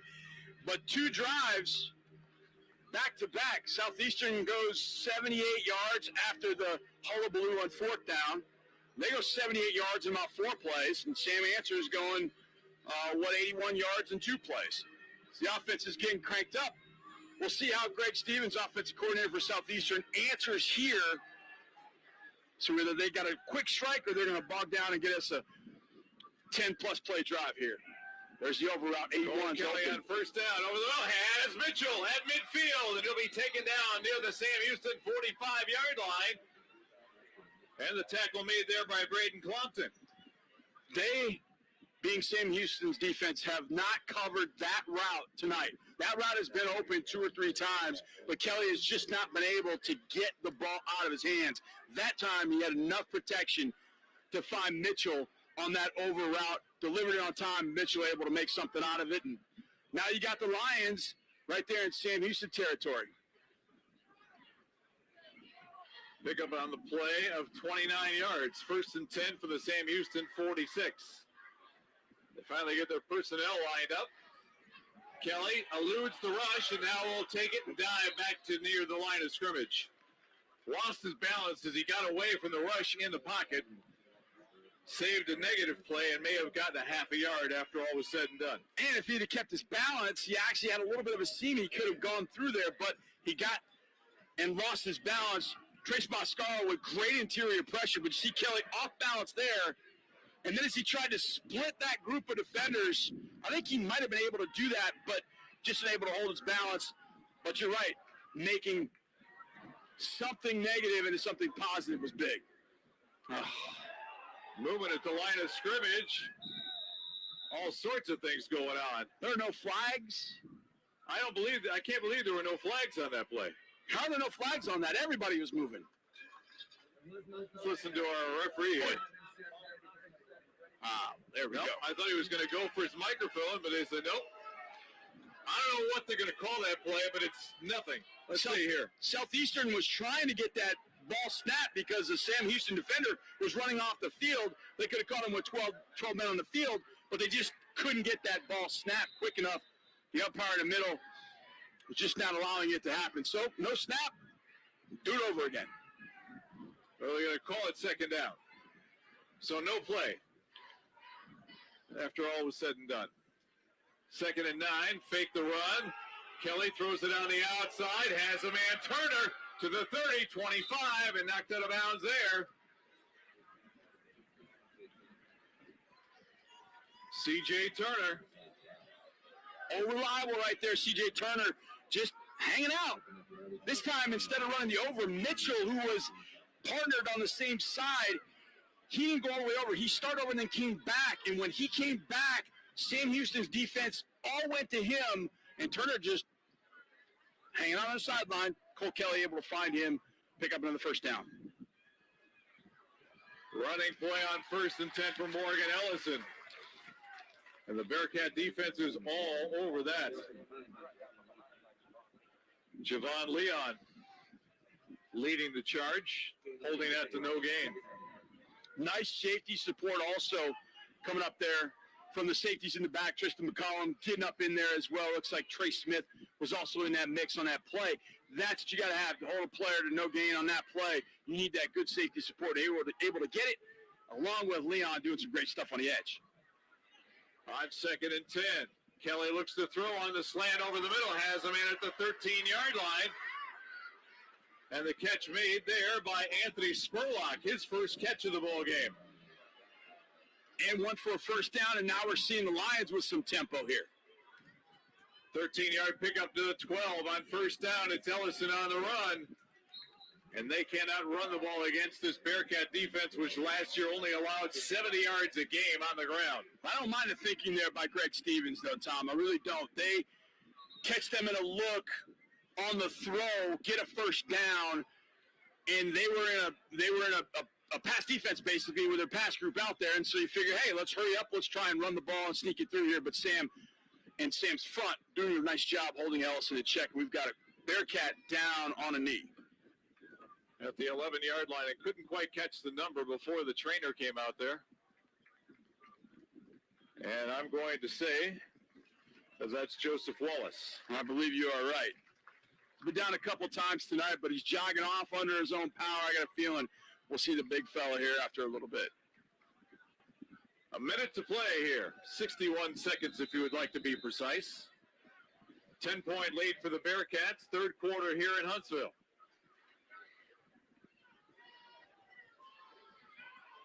Cole Kelly trying to get his team back to within one score. He's got a second down and 9 from the 11-yard line. He's got man coverage to the top of the screen. He might want 81 on the slot. There he is. Inside slant at the 5-yard line. Incomplete. Tristan McCollum with the breakup. It's exactly what Southeastern wanted. They wanted 81 one-on-one, and they got McCollum to bite and made a really nice play. I'm Greg Stevens. I see how fast McCollum broke on that, and I'm running slant and go to the back corner of the end zone, and he'll be wide open. But a big play right there by McCollum to not allow that slant to at least get them a first down. So now it's third down and 9. Kelly with time toward the end zone. Caught, touchdown. C.J. Turner. That was the route I thought they would go with on the previous play with Mitchell. They would run the corner out to Mitchell, one-on-one on McCollum. That's what I thought they would run on the previous play. But this time they do with Turner going to the back corner of the end zone. And Mr. Reliable, C.J. Turner gets in the end zone. My goodness, those two are unbelievably good at what they do. Turner and Mitchell making huge plays. Again on this drive, Mitchell to start it on the over route, Turner to finish it, and get this thing back within 3 points. Mateo Renchifo will try and make it a 3-point game. And he does. 34 seconds to go until the end of the third quarter. And Louisiana again pulls back to within 3. 75-yard drive.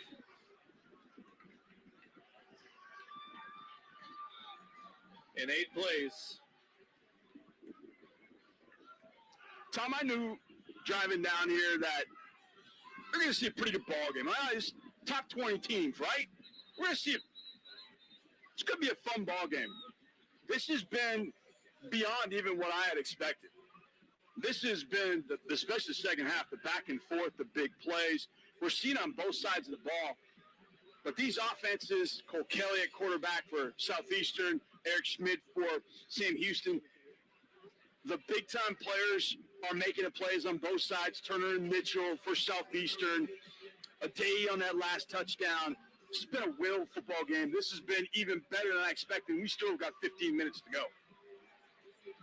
You know, this is the kind of game you would have expected to see in October or November in the Southern Conference. And we're seeing it after a better than 400-day layoff for both of these teams. It's amazing how the coaching staffs of both of these teams have gotten their guys ready to play in tonight's contest. No doubt. So there's the kick. It's a good kick. That's perfect. And back to the 3-yard line. And stood up near the 15, but driving out to the 19-yard line. Is that Noah Smith? It was. So that's where the Bearcats will take it. And we're seeing a little bit of back and forth here in the third quarter. Bearcats score, make it a 10-point lead, 27-17. Southeastern answers, 27-24. Bearcats respond, 34-24. And Southeastern comes back and makes it 34-31.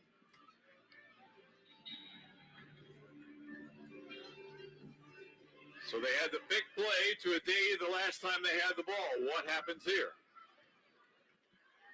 Schmidt takes the snap. Good pocket for him. Throws it on the outside for Jefferson. And Jefferson will be brought down at the 25-yard line. Alexis Ramos down at his ankles.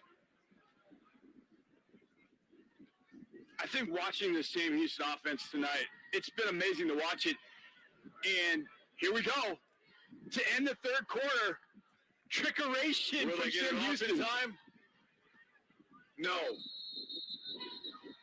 Time runs out in the third quarter before they can run the unusual play. And so we've got Man, this is a shootout.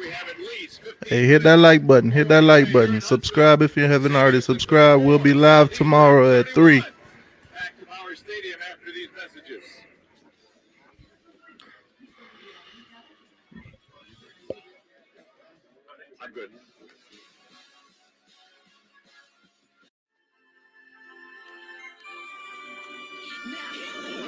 I can't help it if I'm popping, see them watch like it's outrageous how this flavor got them shook like. Hold up. Work it out. I hit it back with a brand new style. Bring it up into the floor, get wild. We turning up all the way on the down like baby, I'm fat. Limitless possibilities. The boldly new 2021 Nissan Kicks. Wendy's new jalapeno popper chicken sandwich and salad. Man, who would have thought a FCS game would be this exciting? Inside the sandwich. Bun, bun, bun. Hurry into Wendy's and try the new jalapeno popper chicken duo today.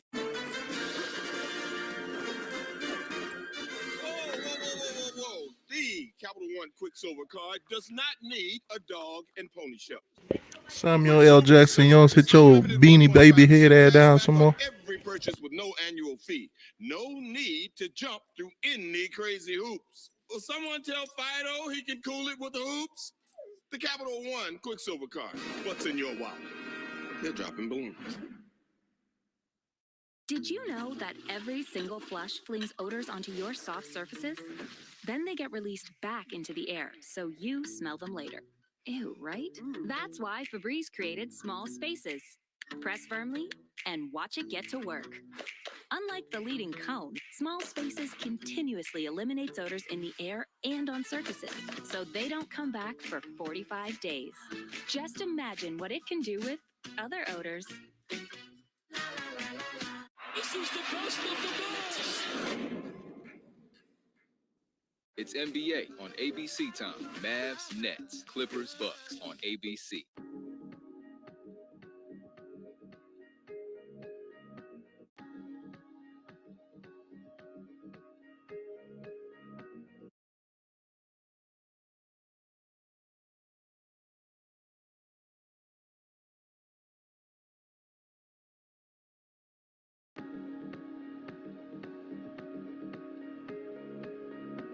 It's NBA on ESPN time. Warriors, Lakers on ESPN.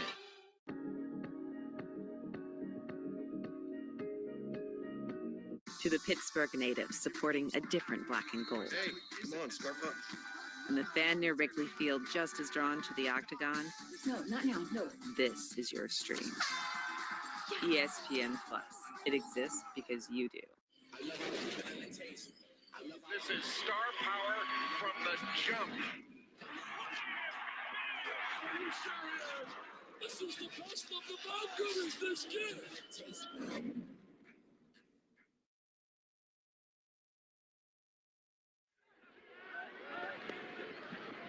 Tom Franklin and John Harris with you here at Bauer Stadium in Huntsville. We start the fourth quarter, 34-31.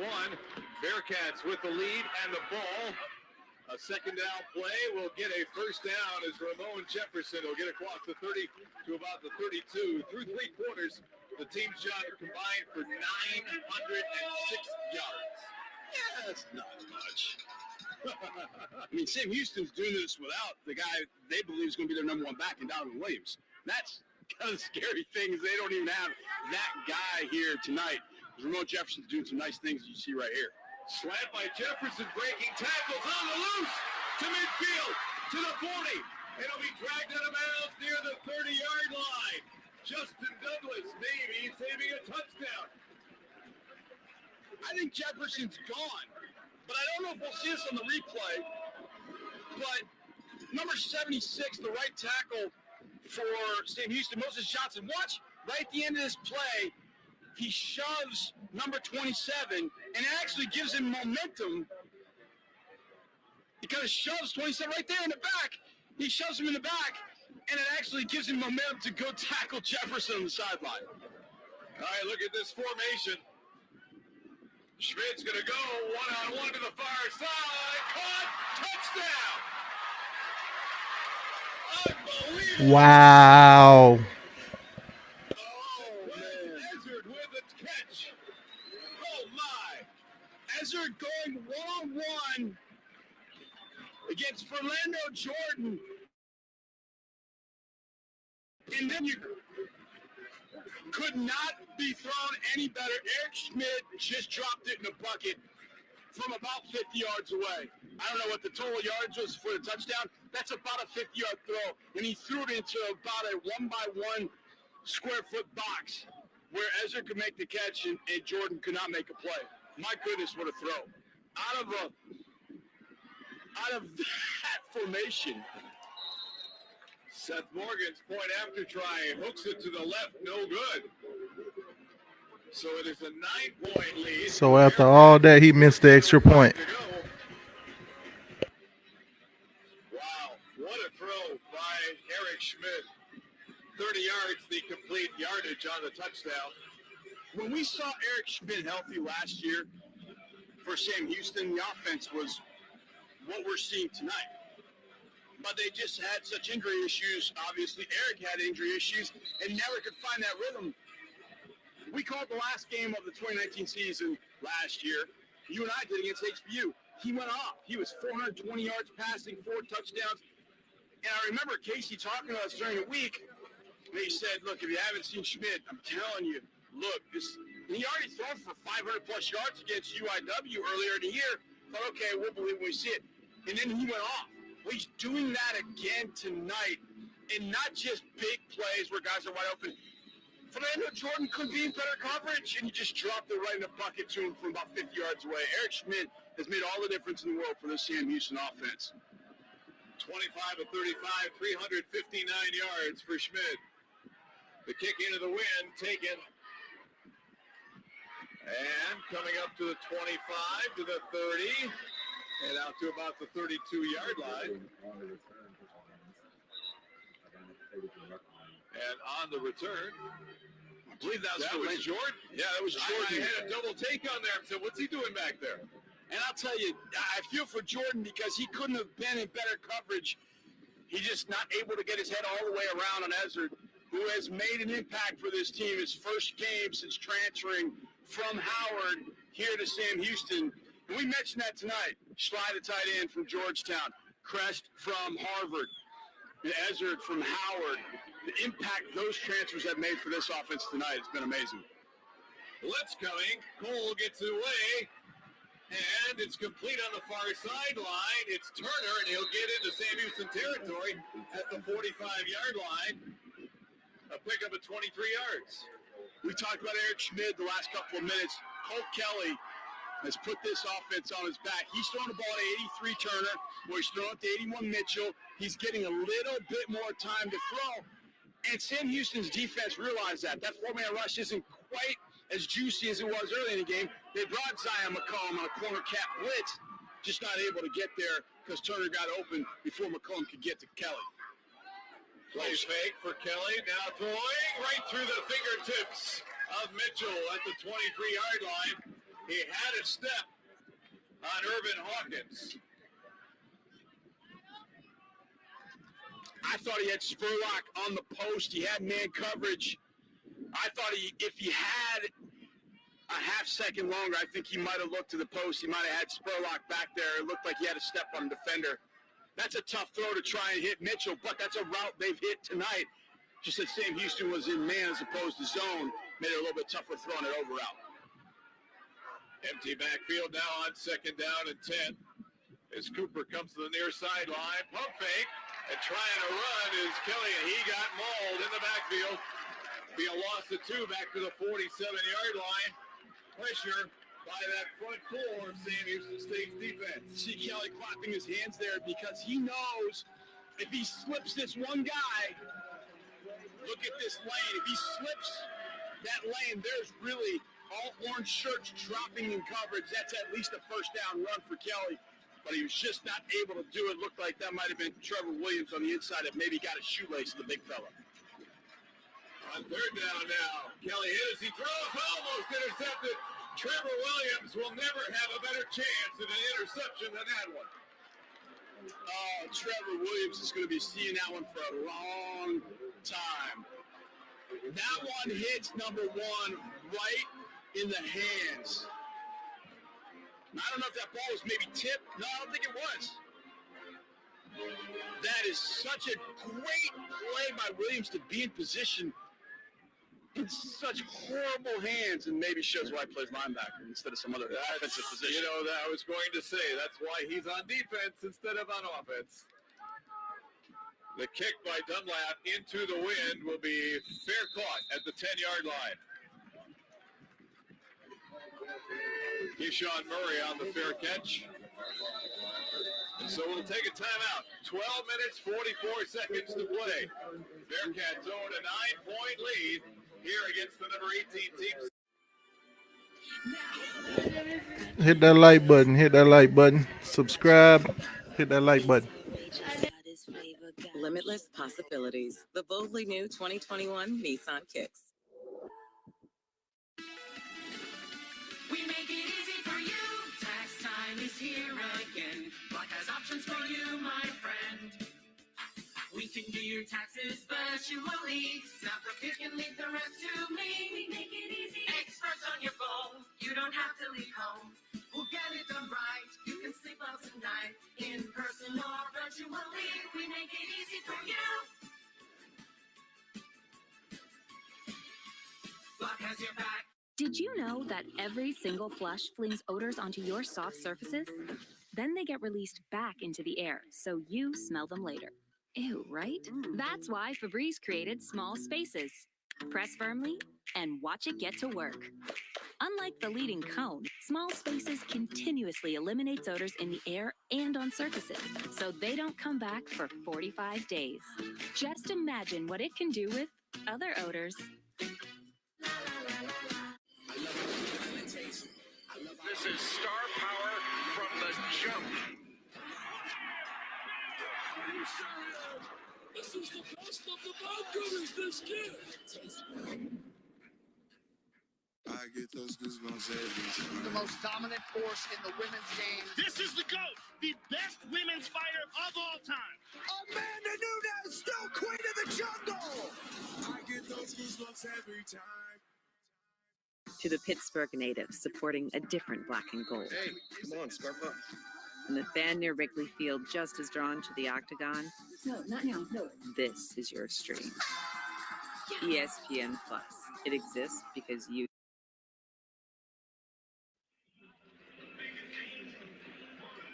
$12 minutes, 44 seconds to play. Sam Houston owning a 9-point lead over Southeastern Louisiana. Bearcats will scrimmage 1st and 10 from their own 10-yard line. Approaching 600 yards of total offense of the Bearcats. Running play on 1st down and throwing back is Jefferson for a loss. Rodney Sofser making the tackle. That was about as well as Southeastern has played that interior run tonight. Tackle for a loss right there for Lions when they desperately need one. And rushing the football is where the Bearcats have got the difference in the offense tonight. 221 yards compared to 64. Schmidt throws on the outside complete and going close to a 1st down is Noah Smith. They say the foot touched out of bounds at the 19-yard line. It'll be a yard shy. We see the difference. You talk about the run game being the difference. Here's another difference. That offensive line for Sam Houston is not allowing 4 rushers to get anywhere near Schmidt. If the Lions are going to get pressure on Schmidt, they need 5, they need extra, they need 6. Sam Houston's been able to get pressure all night on Cole Kelly with 4. But Southeastern can't even sniff the backfield if they're only sending 4, and that's been a huge issue. So we're going to have timeout. Yeah, we get a whistle. I think Casey Keeler is going to call timeout. Came into the line judge here on the near sideline, or else he wants them to do something with the play clock. He might saying want that it started too soon, or he might want to look at this to see whether Jefferson got the 1st down going out of bounds. He may want a review of this. Smith, excuse me. That might be what he wants to look at here. Either that or he just wanted to talk to him. He didn't have enough time after that punt in the 3rd quarter when we had about 10, 12 minutes of time. Give his team a break. Maybe they're getting to know each other again. Hey, guys, remember when we talked last in the 3rd quarter? Well, hey, listen, candlesticks make for a great gift. Maybe a place setting. See the conversation there, and backing away as the line judge, you might be able to notice the ponytail coming out. We don't have a name, so I can't tell you who our line judge is. They're not using a challenge. That's what it was, whether Noah Smith did go out of bounds before the marker or not. And so Sam Houston decided to take a timeout. But to see the line judge here and have a female official reminds us that in the Super Bowl this year, history was made. It looks as though Smith did step out of bounds there at the 19-yard line. I think the call is good. And you mentioned, but Sarah Thomas gets to be in the Super Bowl. And you know my day job is with the Houston Texans. I'm down on the sidelines. Right. She is one of the better officials in the entire NFL. Not just line judge, she's one of the better officials in the NFL. She's incredible. On 3rd and 1, toss play on the outside, and Smith is not going to get there. And it's Jordan coming up from the quarterback spot to sniff that out and throw it for a long. Damn it, Danny knows. That might be one of the top 3 athletic plays of the night, coming from the All-American corner for Orlando Jordan. This is one-on-one with Noah Smith and just wraps him up and then doesn't allow him to even inch forward to put the ball out there to potentially get a first down. What a tremendous play by the All-American when the Lions defense absolutely needed it right there. Yeah, we can backtrack to Sarah Thomas, and you mentioned how good an official she is. I was in the calling games in Conference USA when she got her start in the major college level. And the thing that I always remember about games that she officiated is you never noticed her on the field. No. That's how good a job she was doing. I asked our coaches for the Texans numerous times about her, and they said she's fantastic. She's one of the best. I can't help it if I'm popping. Hit that like button, people. Hit that like button. Please and thank you. Limitless possibilities. The boldly new 2021 Nissan Kicks.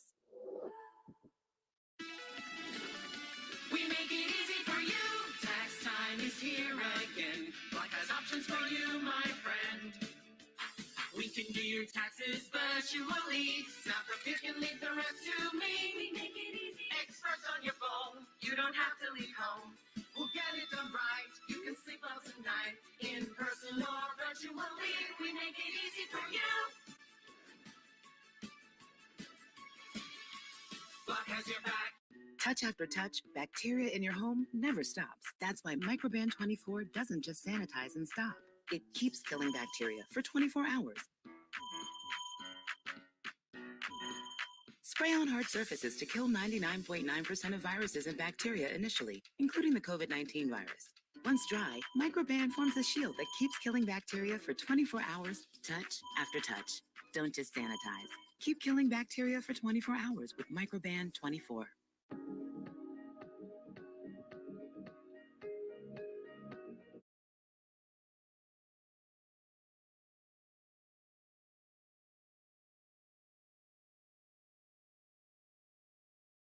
I get those goosebumps. I'm gonna get that lightweight belt next. You got champion versus champion. He wants to leave behind a lasting legacy. Guess what? I'm the best in the world. I get those goosebumps every time. You'll see. I love how it tastes. This is star power from the jump. This is the best of the Bob Gooders this year.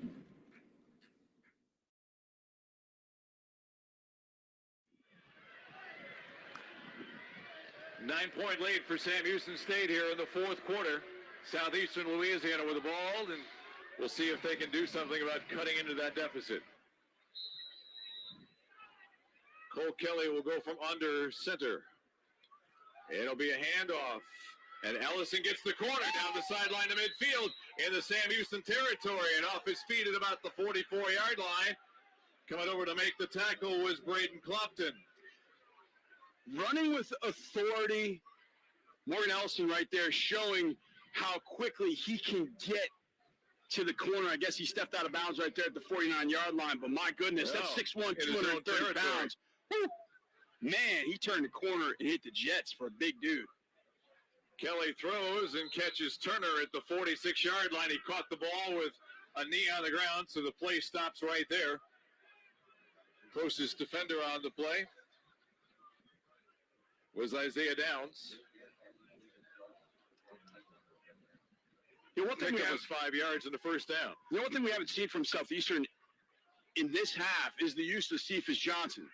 Backup quarterback came in the game. They did some different things with him. I wouldn't be surprised if the Lions go back to that at some point. They're not here because Kelly's having a ton of success, but it's wide open. Wide open is Ellison at the 35-yard line to the 20 and up into about the 12-yard line.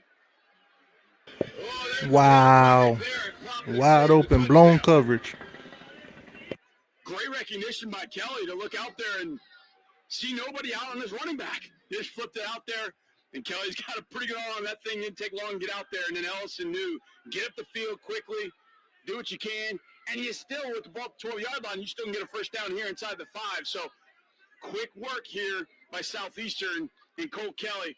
A couple of quick completions. Nobody out on the running back. Look at that. 34 yards. Now they go to the running game. And it's Teron Jones, and he'll dive forward to about the 10-yard line. 2-yard pickup will make it second down and 8.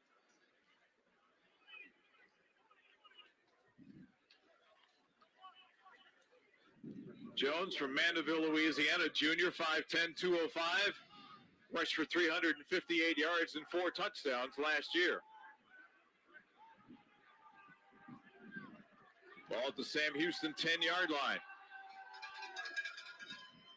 They got turned to the top of the screen, one-on-one. Kelly hit, escapes, stays on his feet, and will dive back to the line of scrimmage. Trace Mascaro was on top. The guy who went down low to knock him down was Zion McCollum, of all people.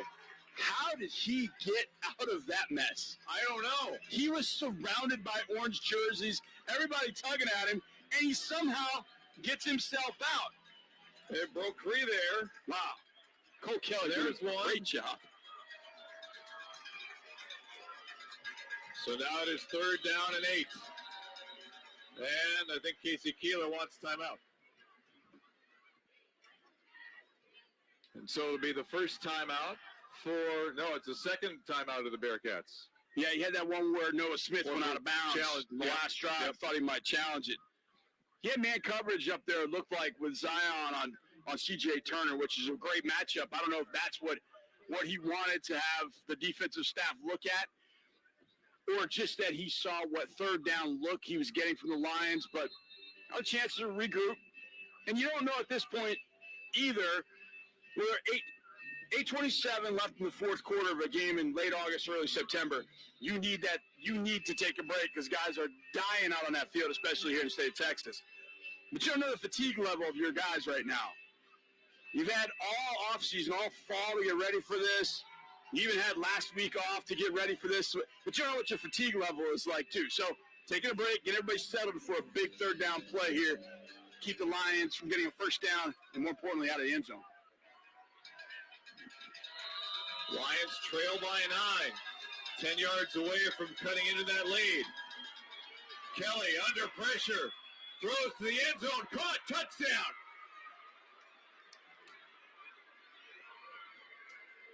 That is C.J. Turner. That's C.J. Turner's touchdown.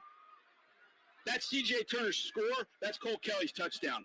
The way that Colt Kelly was able to manage the pocket and keep moving himself to a point where he can deliver this ball. Watch him just subtly just move back, give some room, and then zip it. You can't expect the corner to have to cover with all that time back there. I think that's why Zion was upset. He was in pretty good position, but that's just too much time for Colt Kelly to be able to step back and pick his receiver and cut this thing to a 2-point lead. Renchifo's point after makes this a 2-point. Man, we got a ball game, don't it? 8 minutes, 21 seconds to play. And we got a good one going on here in Huntsville. Sam Houston 40. Southeastern Louisiana 38. And there's the pass again. Just an incredible job by Colt Kelly tonight. Just incredible. He is in that pocket, and we've seen him run. How many young quarterbacks do we see now that the first hint of pressure, they're taking off, especially a guy like that who has run the ball extremely well. He's been able to stay in the pocket, move away from the pressure. You saw him with his left arm extended as to get away from the pressure. And then when Mascaro almost hanging on his right arm, he delivers one to Turner for a touchdown. I have been as impressed with these two quarterbacks tonight, Eric Schmid and Cole Kelly, as I've been of any two quarterbacks in an FCS game in a long time. I mean, this has been fabulous to watch how they have navigated pressure, found open guys, put the ball in great spots for their receivers to make plays. It's been incredible quarterback play from these two tonight in a 40-38 game with 8:21 left. 6 plays, 59 yards, 2:35 off the clock. 4th touchdown pass for Cole Kelly. Kickoff will sail deep into the end zone, and the Bearcats will take it at their own 25. It's now just a 2-point game.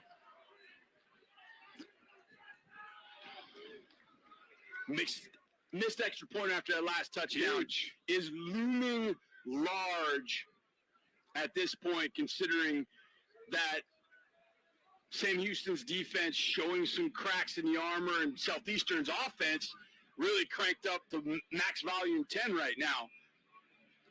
Thing comes down to a field goal. Ugh. Interesting statistic here. Show you how good Cole Kelly's been tonight.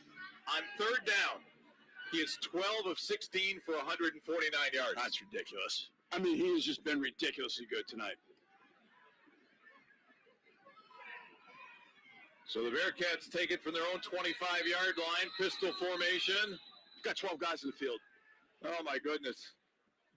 And that would be the final timeout for the Bearcats, if Casey Keeler had to call it, because they had 12 on the field. Another official discussion. They're going to call delay against the defense. Yes. There's where the 12 men were. Yeah, number 91 was taking his sweet time going off the field. Defensive end, Darius Harry, was just kind of jogging off the field. And that's why they get nailed for the 5-yard penalty. Now you start 1st and 5 for the Bearcats. Change everything up completely on 1st and 5. Play fake to Jefferson. Schmid escapes pressure, throws. Great catch at the 47-yard line. This is Harbin, eluding more defenders, still on his feet, got a block at the 30. It'll go down at about the 24-yard line. Chandler Harbin, my goodness, what a run. What a catch, first of all, and then what a run. During the break, we were listening to the PA here at Bauer Stadium, and they said, the play of the night. Like, the play of the night? That might be the play of the night right there. That was incredible work by Chandler Harbin to make that catch down in his shoe tops, at his ankles, and then collect himself to get up the field, break through some tackles, and do the work he did there after the catch. That was magnificent. That might be the play of the night. 46 yards on the completion and the run. Going for the end zone and overthrowing D. Bowens. Bowens covered there by Donnell Ward McGee, but he had a step with the ball a little bit overthrown. Eric Schmid is not scared. There is no deep throw he won't make. No deep throw he won't make at any point in the game. He is fired. These two gunslingers have just brought out the pistols, and they're just, well, all right, you went deep, I'm going deep. It's been awesome to watch. Empty backfield on 2nd down and 10 for Schmid. Wide open up the middle. Schmid eludes one, but can't elude two. Coming up to make the stop from the secondary is Derek Turner the second. That's a heck of an open field tackle right there, because it looked like Schmid was going to break out of there after the first missed tackle, and thought, oh, because that's the killer. How many times have we seen a quarterback get out of that first missed tackle, and everybody else is in coverage, and he turns that into a first down run, and he gets out of that one right there, and it's like, oh, there comes Turner to make that play, setting up a 3rd and long and a big play here for both sides. Schmid forced out of the pocket to his right, going to tuck it and run. Got room at the 20, to the 15, and he'll have the first down. They'll mark him out of bounds at the 11-yard line. And Schmid with a little bit of a word for Alexis Ramos on his way back to the huddle, thinking that Ramos may have hit him a little bit late on the sideline. I think Ramos was like, man, you're fast. Schmidt was like, thank you, sir. I appreciate that. Yeah, Ramos got a little bit of a trip in there at the end, but it didn't matter. Schmidt, with the Lions in man coverage, everybody got their back to him. He knew it. Excellent awareness by Schmidt, knowing when he could take off and go get 11 yards and a first down. So from the 11-yard line, fake the reverse. Schmidt still has the ball, and he will not get away. And coming up to make that stop, Justin Douglas, the sophomore from Atlanta, Georgia. Douglas made a few nice plays in tonight's game. Early on, he had a couple of big plays. It's an excellent open field tackle there to come up and slow Schmidt. Set up 2nd and 10. Bearcats can still get a first down inside the 5. That's big. They can still get that first down without scoring a touchdown. But they've got to be thinking touchdown here. This has got to be 7 points or nothing. 2nd down and 10 from the 11. Oh, a busted play in the backfield. Schmidt's going to keep it and do the best he can. And they'll put him down at the 7-yard line. Jefferson went the wrong way, or Schmidt went the wrong way. One of those guys went the wrong way because that was supposed to be a running play. Yeah, and I think it was supposed to be Jefferson on the running play. But as he's done all night, Schmidt makes something out of nothing. Yeah. It's hard to say he went Schmidt the wrong way. turned there. to his left, yeah. and Jefferson went to his right. So now it's 3rd down and 6 from the 7. Chandler Harvard's wide open. Schmidt throwing underneath and a little bit low for Ife Odeyi. Oh, my goodness. Chandler Harvard is so wide open. He shook the DB who was trying to hit him with a quick jam. And when he shook him, he's got 5 yards on him. But Schmidt, because he is carrying out his fake, Harvin is at the Essen Bearcats in the end zone wide open. And Schmidt isn't ready to throw the ball when he's open. And then he's got to dump it off, and they're not able to make that. This is a massive stop for the Lions. And I can tell you, just looking at that side over there, they're going, hey, man, this is our opportunity right here. This is a huge stop for the Lions to keep Sam Houston out of the end zone. So Morgan, who missed the PAT the last time, will try the field goal from 25 yards away and puts this one through the uprights to extend Sam Houston's lead to 5. 43-38. 5 minutes, 7 seconds to go here in Huntsville. Come on back for an exciting finish.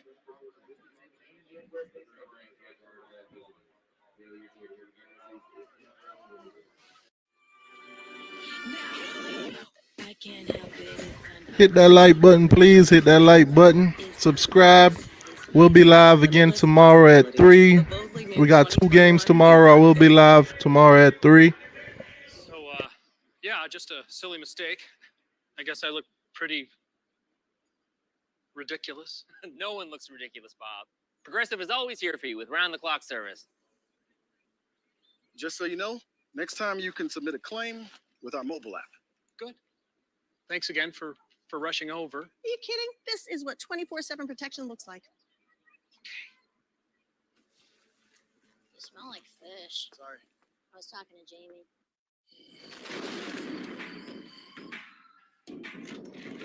This is star power from the jump.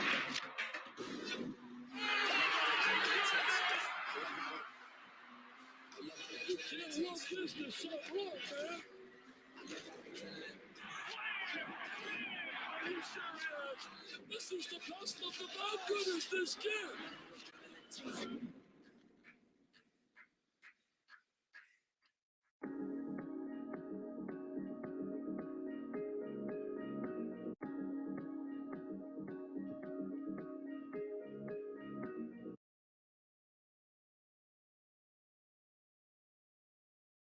Is it Chef Curry time?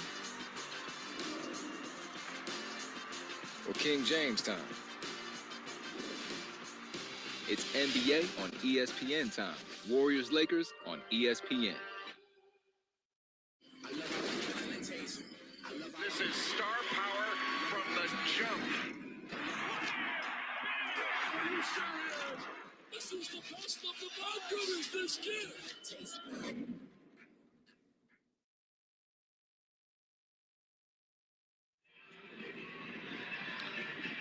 5:07 to play here in Huntsville.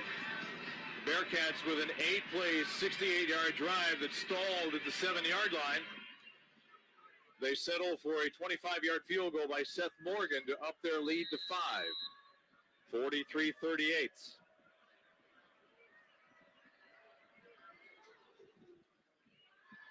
Hearn's kick will be taken on the run at the 5-yard line. And Mitchell will dive forward to near the 25-yard line. So that is where Southeastern will take over. Bearcats tonight, 651 yards of offense. And they're not out of the woods yet. No. They're not out of the woods yet. 481.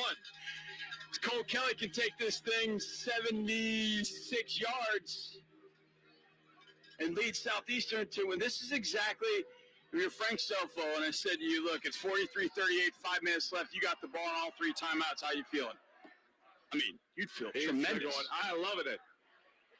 Kelly throws, has a man across the 35-yard line, tackled at the 37. Kyron Mitchell on the tackle of C.J. Turner. How many times have we said C.J. Turner's name tonight? My goodness.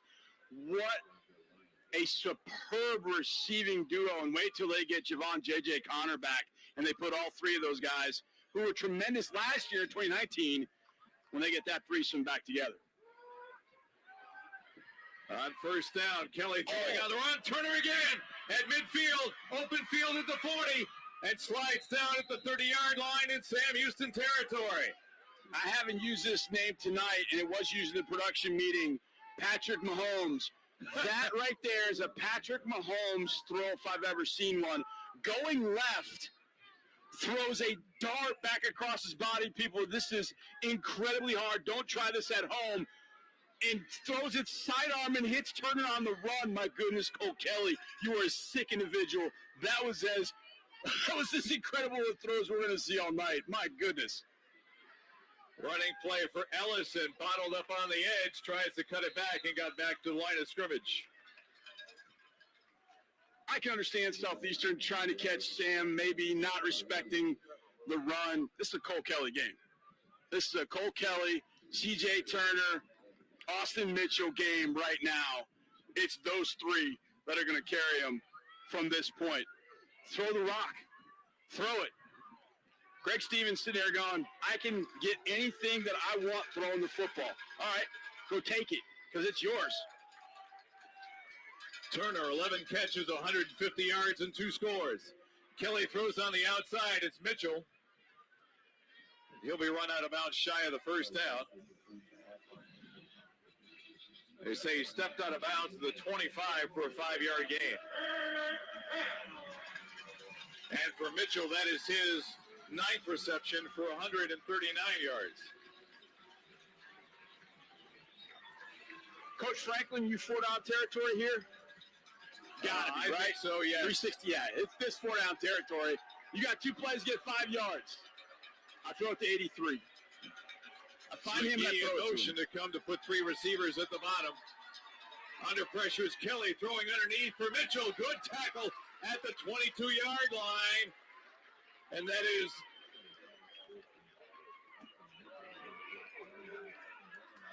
Quentin Brown. Brown is a hybrid. He's a defensive end linebacker kind who drops back into coverage a lot. Great tackle to make it 4th down and 2. That's just a baller play right there, whatever position you play, because Mitchell slips that tackle, and it's a house call. Down the bottom of the screen, you got press man. On 4th down, Kelly rolls, throws it in the flat. He's short. He's short. Cooper was on the catch. And McCollum makes the tackle, and the ball goes over to Sam Houston on downs. What a defensive stand in those last 2 plays, John. Quinn Brown on 3rd down, Tristan McCollum on 4th down, and I'll tell you, this is not an easy route to cover for a safety coming down from depth. Kelly puts it in the right spot, but when Cooper goes, McCollum is right there with a heck of a play there by the senior safety from Galveston, Tristan McCollum. 2:21 to go, and the Bearcats cling to a 5-point lead.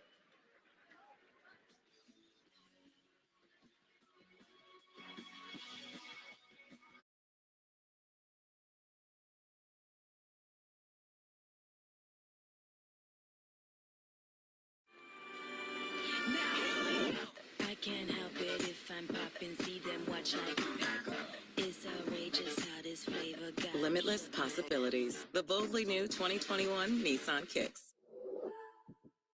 And that protects our customers 24/7. Sorry I'm late, everybody, and apologies for my appearance. You look fine. We were just Yeah, talking about right. how customers. I look like a wanted poster. I didn't have time to get my beard routine in this morning, so. What beard routine? Well, the key is maple nectar.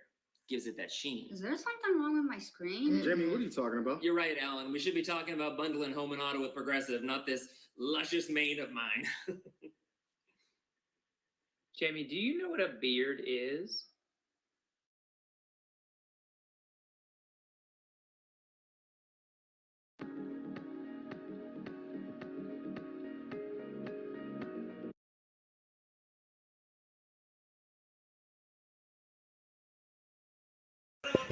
Hit that like button. Hit that like button. Subscribe. Come back at 3 o'clock tomorrow. We will be live. This is star power from the jump. This is the best of the bad gooders this year. ESPN Plus, your sports, our originals, now streaming. This is star power from the jump.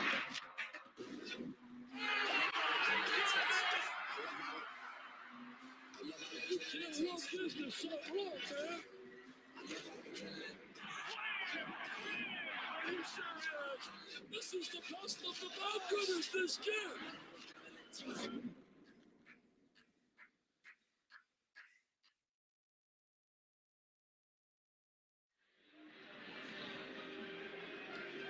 Maybe the biggest play of the night made by senior safety Tristan McCollum. On a 4th down and 2 play, the pass completes to Marcus Cooper, and McCollum denies him the first down shy of the 20-yard line, and the Bearcats take over with a 5-point lead and 2:21 left. Running play, Ramon Jefferson eludes one and will get forward to about the 24-yard line.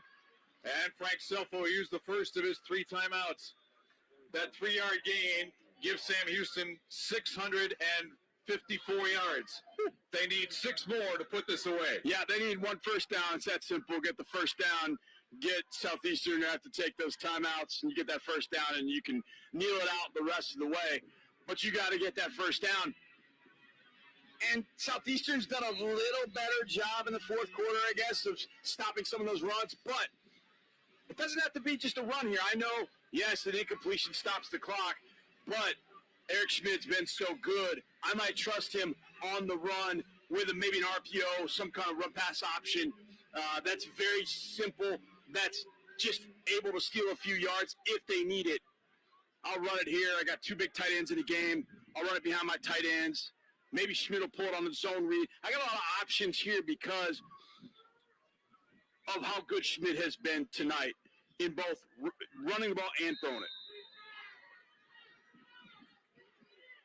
2nd down and 7 from the 24. Schmidt pulls it from Jefferson, comes near sideline. He did a great job of staying in bounds, stopping his momentum from going over the boundary as he went down. What a heads-up play that was to force Southeastern to use another timeout. Every coach down there is like, no, because they could all see it. We could see it. Schmidt could see it. He could feel it. And he gets down. He knows to get down, but he's like, how do I do this? And he just gets his shoulder down such that it doesn't stop the clock and does force Southeastern into having to take that second timeout. Now here we are in that 3rd and 5, 3rd and 6 situation we talked about. Yeah, do you have talking about the option? Right, now do you have an RPO that you want to use, something safe that's got a few kind of wrinkles in it. You have run the option tonight, the speed option. That's worked for you as well. I think if I want this ball to go anywhere, it's staying in number 3's hands, or I might try and get this ball out to number 88 on the speed out, which is at the top of the screen. Crazy as it might sound to throw it, but Schmidt's been that good tonight. 3rd down and 5. Schmidt rolls left, throws, caught for a first down across the 35 and sliding down with the first down at the 40-yard line. Chandler Harvin.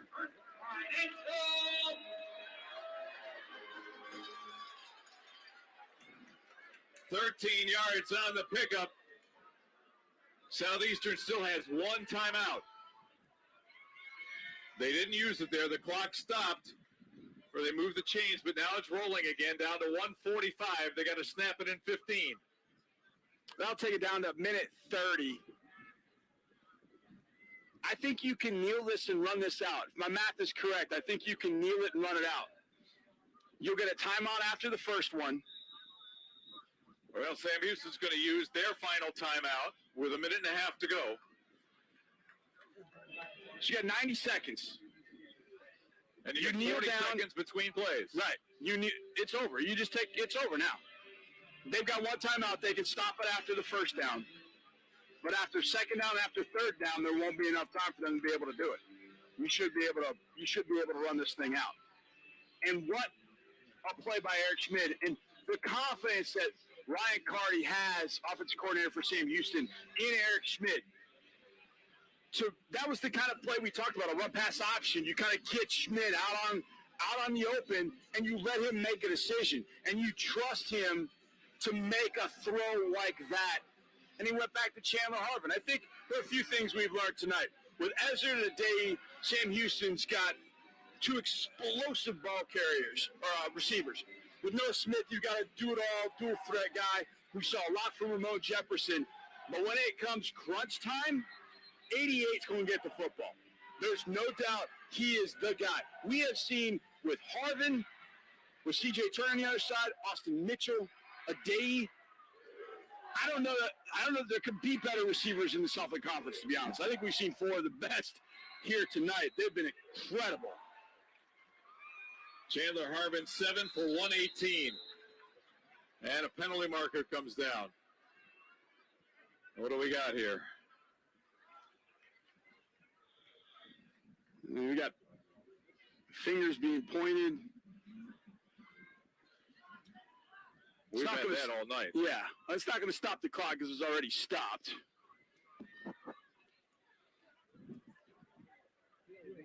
Delay game. Delay against the defense. Said he was calling out signals, trying to get Sam's, which doesn't really do you any good at that point, because if Sam does jump, the clock's already stopped. It's not as if it would stop the clock at that point, so you don't really gain anything by it, maybe hurt by it. 1st and 5 now from the 44. Running play, Jefferson up the middle. Got only to the line of scrimmage, and that's all. And now Frank Selfo calls his final timeout with 1:26 to go. So let's do the math. 40 seconds in between each play, right? That's 80 seconds. Minute 20. There's a minute 26. Right. How long does it take to take two knees? Well, you just take the snap, move just a little bit, go down. That's 4 seconds. You do it again, ball game. It's the way it should work. Well, I tell you what, this has been one heck of a way to start off the spring season of Southland Conference football. My goodness. What we've seen from both sides is just, it's been incredible to start the year. I mean, offensively tonight, I think these defenses will get better. I think Sam, I think, has better overall talent. I think we'll see a little bit more of that Sam Houston defense. But I think Southeastern will get better defensively. And they were not great even in a playoff run last year. They were not great defensively. I think they'll get better. Sam Houston will definitely get better, and I think be one of the top defenses in Southland Conference. They just ran into a buzzsaw tonight with all the offensive firepower with this line offense. Running play and breaking over midfield is Jefferson, and that'll be enough for a first down. They say the knee down at the 49-yard line. The clock will run once they move the chains, and the Bearcats can feel the victory. Ramon Jefferson, who got things started with a 59-yard. That'll be ball game, folks. Hit that like button, subscribe. I will be live tomorrow at 3 o'clock. Expires in the fourth quarter. and now you get the victory formation. I'm really mad at Casey Keeler. All that math that we just did up here, and he just forget it. We're just going to run for it. And all that math you guys just talked about going out the window. Come on, Coach. Schmidt takes a knee. They have to do it one more time. There's a 4-second difference between the play clock and the game clock. But the Bearcats are going to win a dandy of a ball game. You can see why these teams were ranked 17 and 18. They are so closely matched. Hey, appreciate that, OG Kane. Appreciate that, boss. They take on the defending champions, the Nichols Colonels, 2 weeks from today here at Bowers Stadium. What a ball game tonight as Schmidt takes the knee for one final time. A little bit of a conversation between the teams and some of the coaches going out there trying to make sure everybody goes their separate ways. Yeah, man, we got a social distance after this game, guys. That's right. We got to keep that in mind. Wow. I can't lie, man. This game was Super Bowl good. That was one heck of a ball game to get things started here in 2021. Who would have thought we'd got such a great game in the spring? Quite sure what we were going to see. But my goodness, what a football game to start off the spring season, any season for that matter. Unbelievable efforts put forward by Eric Schmidt, Cole Kelly, these receivers. Unbelievable job. And yet the play of the night, safety Tristan McCollum, stopping Cooper inches short. All right, y'all. That's ball game. So y'all have a good night. Make sure you subscribe. Come back tomorrow at 3:30. We got 2 good games coming on. One at 3 and one at 4. Make sure you guys come back. Jacksonville State. You know they play Florida State this season, so we want to see how they looking. 428-2 scores. Sam Houston wins it over Southeastern Louisiana. That's going to do it tonight here.